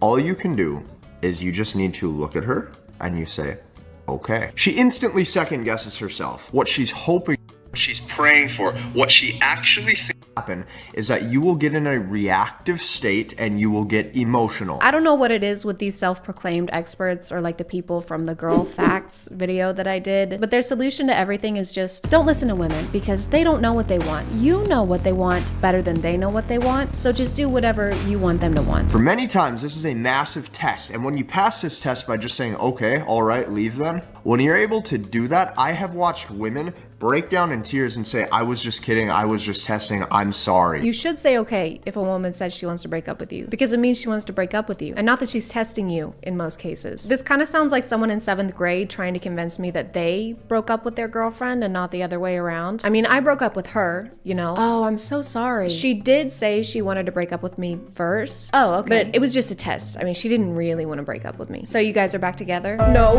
When you're able to just look a woman dead in the eyes and you just say the words, okay, this shows massive strength. This shows massive strength. It's just saying okay, because not a lot of people can actually say that. It's a rare thing. Someone help! There's a massive monster about to crush the Empire State Building again. Okay. Oh, thank God. You saved us again, okay, man. Okay. No woman has ever broken up with you. Okay. I love you. I love you. You are a I love you. I love you. I love you. Bitch. Theory confirmed. No matter how many times you say I love you to a woman, she will always see the bad things. Wow, this is incredibly profound. I like how they say theory confirmed, like they had developed a hypothesis before they started this conversation. Or was this a cover-up, like she made them mad and this was supposed to be a discreet way of getting back at her? I love you? Oh, you're the love of my life? You complete me? I fucking hate you, and I want to spend eternity by your side. Excuse me? See, this is why I never say nice things to you. There's a lot of science jargon here, which is strange because most of these people seem like they've never cracked a book. I think it's because they don't have any personal experience with these things, so they try to convince everyone they know what they're talking about by using really complicated words. So as opposed to saying something like women are sluts, they plug it into thesaurus.com. Not to pontificate, but the female gender and their promiscuous habits are irregardlessly taking away from their pulchritudinous appeal. This ubiquitous cacophony must be supercalifragilisticexpialidocious. Men, women are always evaluating your masculinity like a radar sending waves. They are observing you, even from a distance, as to what kind of man you are. Play along to your advantage. This one's actually true. Women are all beluga whales and use echolocation to find mates. This one's masculinity is mid. This guy calls himself a nice guy. This one sucks at chasing mice. Women, blue hair does not make you attractive or give you attention in any positive way. Natural hair is the way to go. Sincerely, all men. Exactly. I've no idea how a woman thinks a rainbow hair color is attractive to men. Example, a previously very sexy 20-something woman I know spent a few $100 in a high-end salon to look like this, thinking it was hot. Many women don't understand male sexual attraction. I don't know why so many people in this thread are against dyed hair. There's another one here. Not all women are attracted to men, and not every choice is made with the sole purpose of attracting men. Even if it was, I don't think that women with colored hair would date someone who tells them it's unattractive. That's usually not a good sign of compatibility. It's like they think women wake up in the mornings and our first thought is, how can I attract as many men as possible today? Today I woke up and went for a stroll in the forest. No husband will want a wife who wastes time on things like social media and education. I took a shower and got ready for my studies in child rearing and bread kneading. No makeup, of course, except for concealer, foundation, setting powder, neutral eyeshadow, blush, lip tint, mascara, and setting spray. Natural beauty only. Then I read for a short time and waited for my future husband to find me. Didst thou say short? Oh no, I said I read. She must face trial. What the f? I'm gonna call it there, guys. Thank you for subscribing, and if you are still here, thank you so much for watching. I appreciate you clicking on my video out of all the videos that are on here, and I'll see you next time. Okay, bye.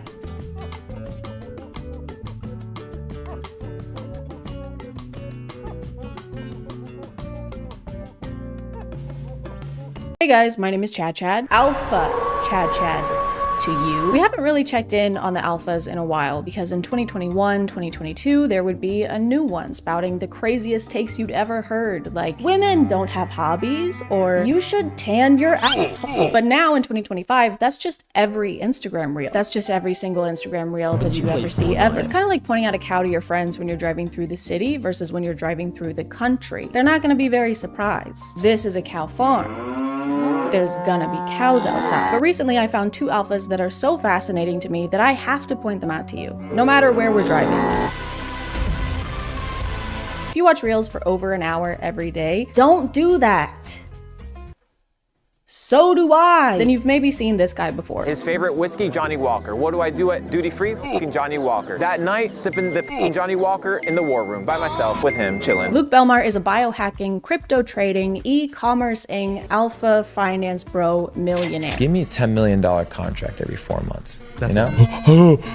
By the way, I didn't realize what biohacking was until a few days ago. Apparently, it just means changing your diet and routine to try and improve your life. That's obviously a simplified definition, but based on the term they've been using, I thought it was a lot more serious than that. Biohacking is your ability to reverse engineer life. Bio means life. Hacking through it is your ability to figure out the most optimal ways to experience life. So it kind of seems like they've just alpha-fied taking care of themselves. Hey bro, you want to film a podcast episode real quick? Because we need to convince ourselves we're doing something fiscally profitable in order to sincerely talk to each other. Sorry dude, I can't. I'm biohacking. Bro, what? You're biohacking? That's crazy, dude. That's impressive, for real. Yeah, thanks. I know. I'll let you get back to it, okay? You focus up, all right? I'll talk to you later. Okay, see you, bro.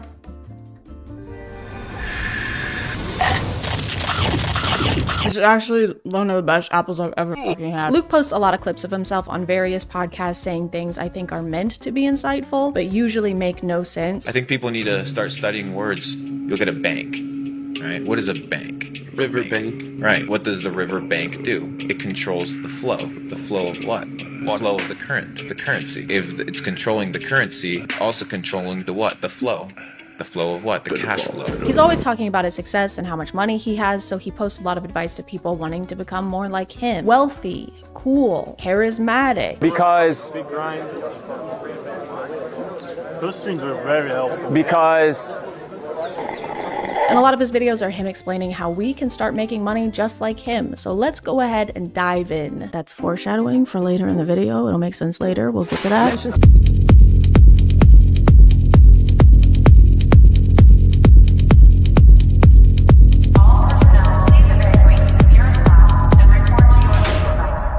The secret to being rich, guys. Ask rich people to give you money. Pretend to be their friend so you can use them for personal financial gain. It's a side hustle because you're hustling them. At the end of this clip, he also says this.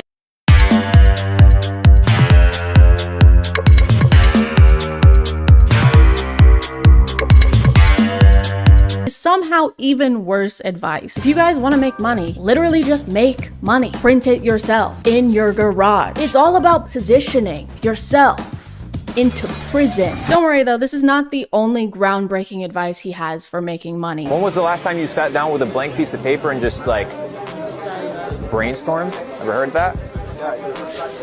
Yes, I'm pretty sure they have heard of that. He has so many people listening to him right now, they're hanging on every word he says, and he uses that opportunity to ask if they've ever heard of journaling. I got a problem at the top. Give me 100 solutions for that problem.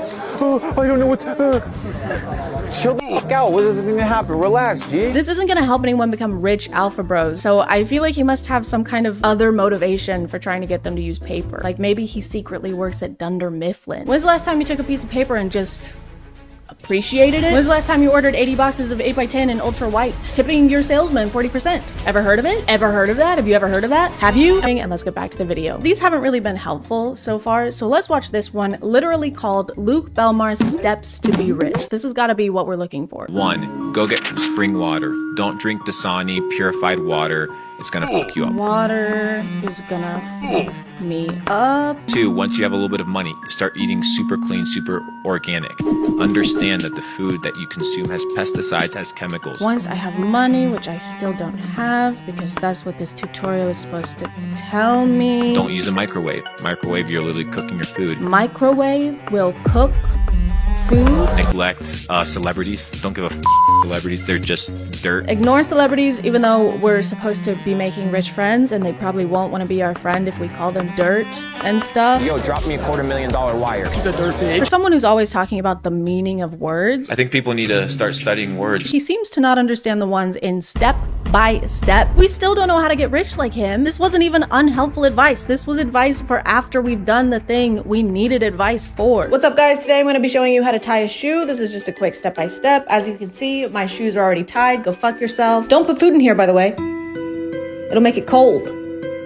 Be careful. Is that Chris Hemsworth? Oi, it's me, Chris Hemsworth. Get the fuck out of here, Chris. I'm gonna beat you up. You're gonna be so Thor tomorrow. I think one of the funniest things about Luke, though, is that he is completely obsessed with the Taint brothers. You know, the convicted human traffickers. You know, some of the worst people on the planet, some of the worst people alive right now. He talks about Andrew's brother Tristan so frequently and with so much excitement that it's like he's a freshman in high school, getting to hang out with the mean, popular seniors. Tristan Tate got us lit on Blue Label, Johnny Walker, $250 cigars, $500 cigars, right? What an experience. So we're gonna go hang out with them today again. Dude, the guy did a 5-day fast. First thing how he breaks his fast, cigars and whiskey. And still outruns us. What a G, bro. Dude, this guy starved himself, spent $1,000 on consumable goods, and still trafficked women right after. That guy is sick, dude. In the head, he's fucked up. Your favorite car, bro? The red one, the Aston Martin. Tristan thinks well, guys. Critical thinking, I fucking love it. Hello? Who, Luke? Yeah, he's here. One sec. It's Krispy Kreme. They said they want to offer you a job. They said because you're so good at glazing. He didn't even explain his thought process for why this is his favorite car. He just said the color. He literally just said the color of the car. That didn't even take regular thinking. The red one. Luke reacts to everything Tristan says like Tristan is paying him, which he might be. Yo, drop me a $250,000 wire. Tristan Tate, piece of dirt. Allegedly, most definitely, allegedly. 1000% for sure, no doubt in my mind, allegedly. It's like Luke is on payroll and he's trying to keep his job. I think we should move this filing cabinet over there. Yes, genius. That's why this guy's in charge, right? No, actually, I hate that spot. That's the worst spot in the building. And I've always thought that. I've always said that. I don't know, maybe we should move the filing cabinet to onto my butt? But then it'll be in the way. How will I kiss it? Your butt. How will I hold it and kiss it and make out with it then? It's so crazy whenever people talk about the Taints like they're literal gods because again, they're convicted human traffickers. And second, the least alpha thing you can do is look up to a man. Like, why are you looking up? What were you doing down there? It's also such a public way to announce what kind of person you are to the world. Like, this is where you want to be. This is where you want to end up. This is your guy. Wooly Willy is your guy. I think this gives a pretty good idea of what kind of person Luke Belmar is because wanting to be around the Tate brothers is like wanting to be inside a toilet bowl because it means you're probably a big piece of shit. The water advice is pretty recurrent in all of Luke's teachings. It keeps coming up. You can do Mountain Valley spring water. You can do Avian. Evian. I love Evian. Yeah, those are good ones. Tastes good. Fiji?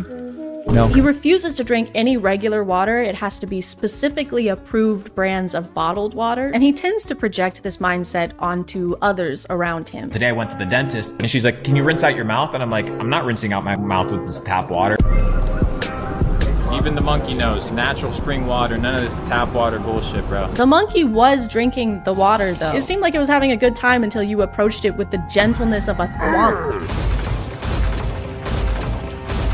See, even monkeys know water is bad. I feel like once again he was inspired by the Taint brothers and Andrew always talking about bottles of water. I mean bottle of water. Bottles of water. Bottles of wattles. Bottle of water. I don't know when or why this mindset started, but maybe this clip has something to do with it. Hey, your little 13-year-old daughter has acne. Let's put her on birth control to regulate her emotions. And now you put 100 million women in the United States on birth control. It goes to your urine. That estrogen goes into the water. So now you have all these feminized men drinking this tap water. I guess this explains his and his fellow alphas' fear of water, because the mark of a true alpha is being scared of the basis of pretty much all life. We're not scared of anything. Yeah, we're all really tough.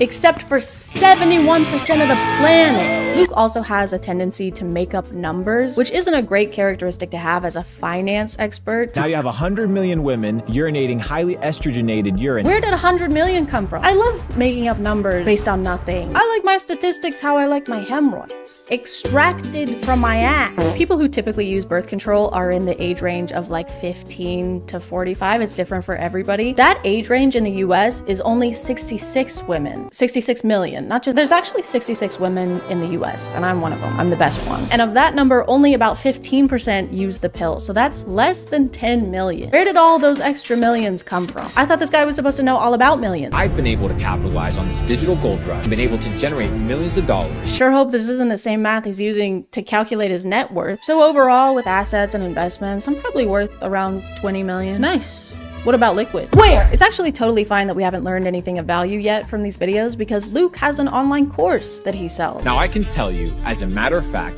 that there's people your age making an absolute fucking killing online, whether it's through e-commerce, drop shipping, crypto. He has an online course that makes him most, if not all of his income. What? Bones, what is happening? Who could have seen this happening? Why didn't you warn us, Bones? It's technically not just courses he's selling. It's actually a club where you get exclusive opportunities to connect with fellow entrepreneurs, which is something you can do on Instagram. All you have to do is comment the words Capital Club and I'll send you a private link so that you can tune into this private event. Do you guys think it's private? Sorry guys, I just didn't catch if it was private or not. Could you guys let me know if it was private or not? Here are some examples of the exclusive connections you can make after giving Luke and his entourage up to $15,000. What do you guys do? Full-time trading. Full-time trading? Yeah. What markets? Forex and commodities. Where's my commodity? All right, there you go. Connect.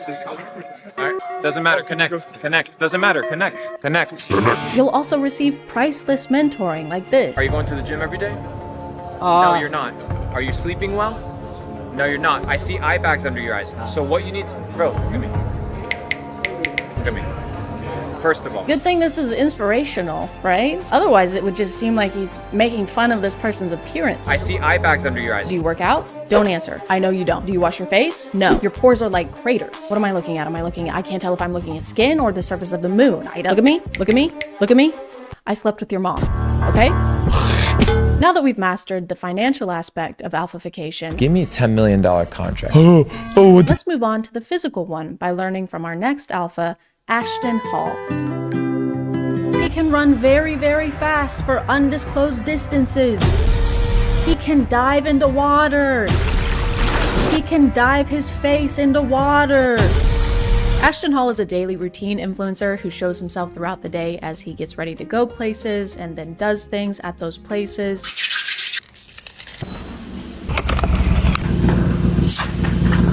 By the way, Chris James is how I learned about this guy because I deleted X from my phone. I couldn't stand to be there or look at it anymore. So everybody say, thank you, Chris James. Thank you. Is he gone? Thank God. That guy has 2 first names. Like, how many do you need? Don't be greedy. Ashton has been getting a lot of attention over this last month for how crazy and unrealistic his routine is. For example, he starts the day by waking up at 3:50 or 3:55 in the morning.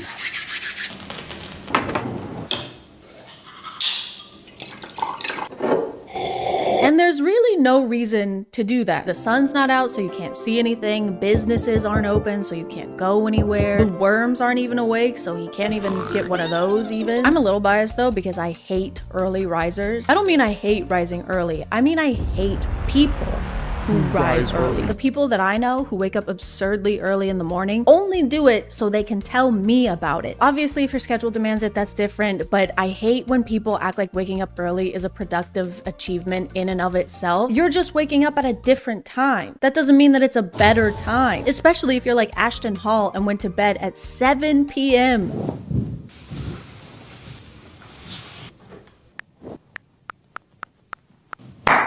Actually sleeping more than most people. He goes to sleep at 7 and then doesn't wake up until 3:50 in the morning. That's almost 9 hours of sleep. Why am I doing so much math in this video? His morning routine video that went super viral says this in the caption: day 191 of the morning routine that changed my life. 3:50 a.m. to 9:30 a.m. Sin lives late at night. If you're dealing with a weak mind, bad decisions, or lack of productivity, go to sleep early. Sin lives late at night.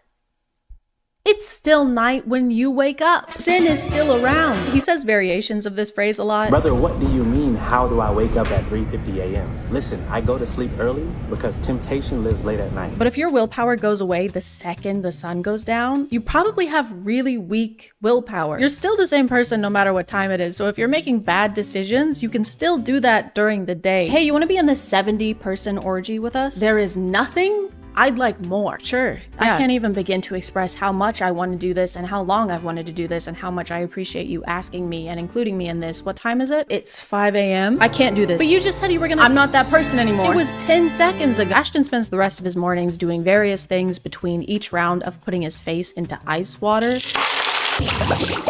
Dipping his face into ice water is kind of like his checkpoint throughout the day.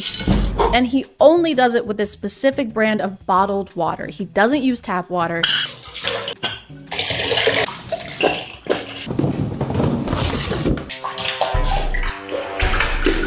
He doesn't even use tap water to rinse his mouth after brushing his teeth. Luke Belmar is beaming. I'm not rinsing out my mouth with this tap water. He's smiling with his teeth that are untainted by regular plain water. The only taint in his mouth is Tristan's. Sometimes Ashton will show himself doing his skincare and hair care routine.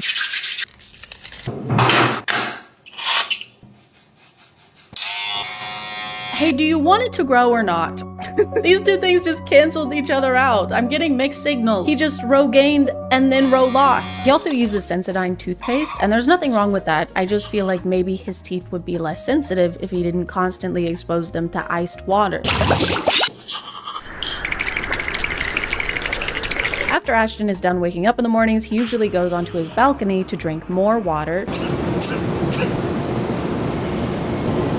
My favorite part of this is when he squats after finishing his push-ups to drink more water, because the wind moves his pant legs around, but when I first saw it, I just thought his legs were shaking. Yep, just finished doing push-ups for 16 minutes straight. That is actually literally gonna make my legs hurt tomorrow. One of the weird things about Ashton's content is how his wife is included in it. Actually, it doesn't even feel right to use the word included because she's not included. It's just her hands. She doesn't have a name or a face. She's literally just a pair of hands. Usually when other people show up in his videos, they're actually shown.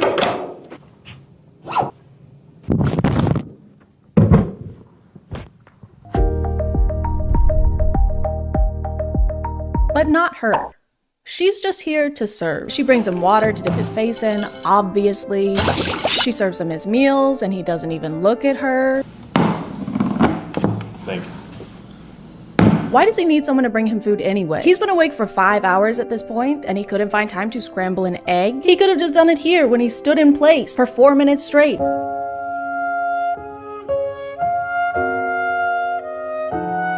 He could have just stood in front of an oven instead, or a stove. I mean, can you cook eggs in an oven? I don't know. My wife makes them for me. His wife's hands also pick up his messes. They clean up after him. She cuts up his bananas so he doesn't have to eat them the gay way. She even has to dress him sometimes.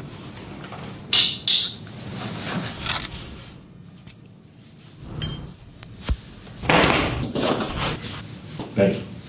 The way these are filmed makes it seem like he is a knight preparing for some kind of jousting tournament, and she's a squire. She's just there. Your chain, sire. I am but a lowly street urchin, and it is my greatest honor to place this adornment upon your regal nape.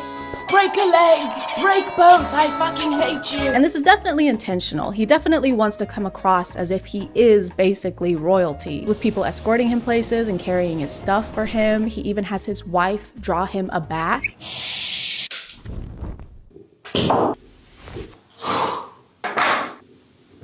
Thank you.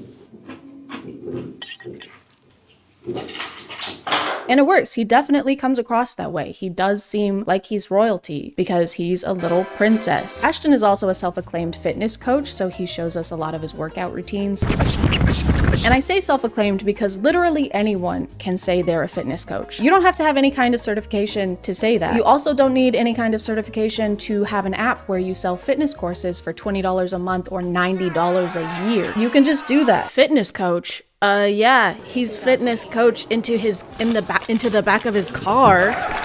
The production quality of his running videos is insane. They have 2 camera rigs set up in 2 different cars so they can drive on either side of him and film him running in super high def. They've got him in slow motion, he's covered in sweat by the end, and you would be too if you ran for less than 10 minutes. Less than 10 minutes. He doesn't even run for 10 minutes. He starts running at 7:27, and by 7:36, according to him, he's done running. He's done standing, too. He's in the air. He already did 4 minutes of that this morning. He doesn't need to do any more. He spent more time prepping and traveling to this location than he did running at this location. He could have just run down the stairs at his building instead of taking the elevator and saved himself like an hour and a half. Does that even count as a workout at that point? This is more like fleeing. He just briefly fled. He also tends to make a lot of noise during these intense runs. Wait, what's he saying? Guys, he's saying ice.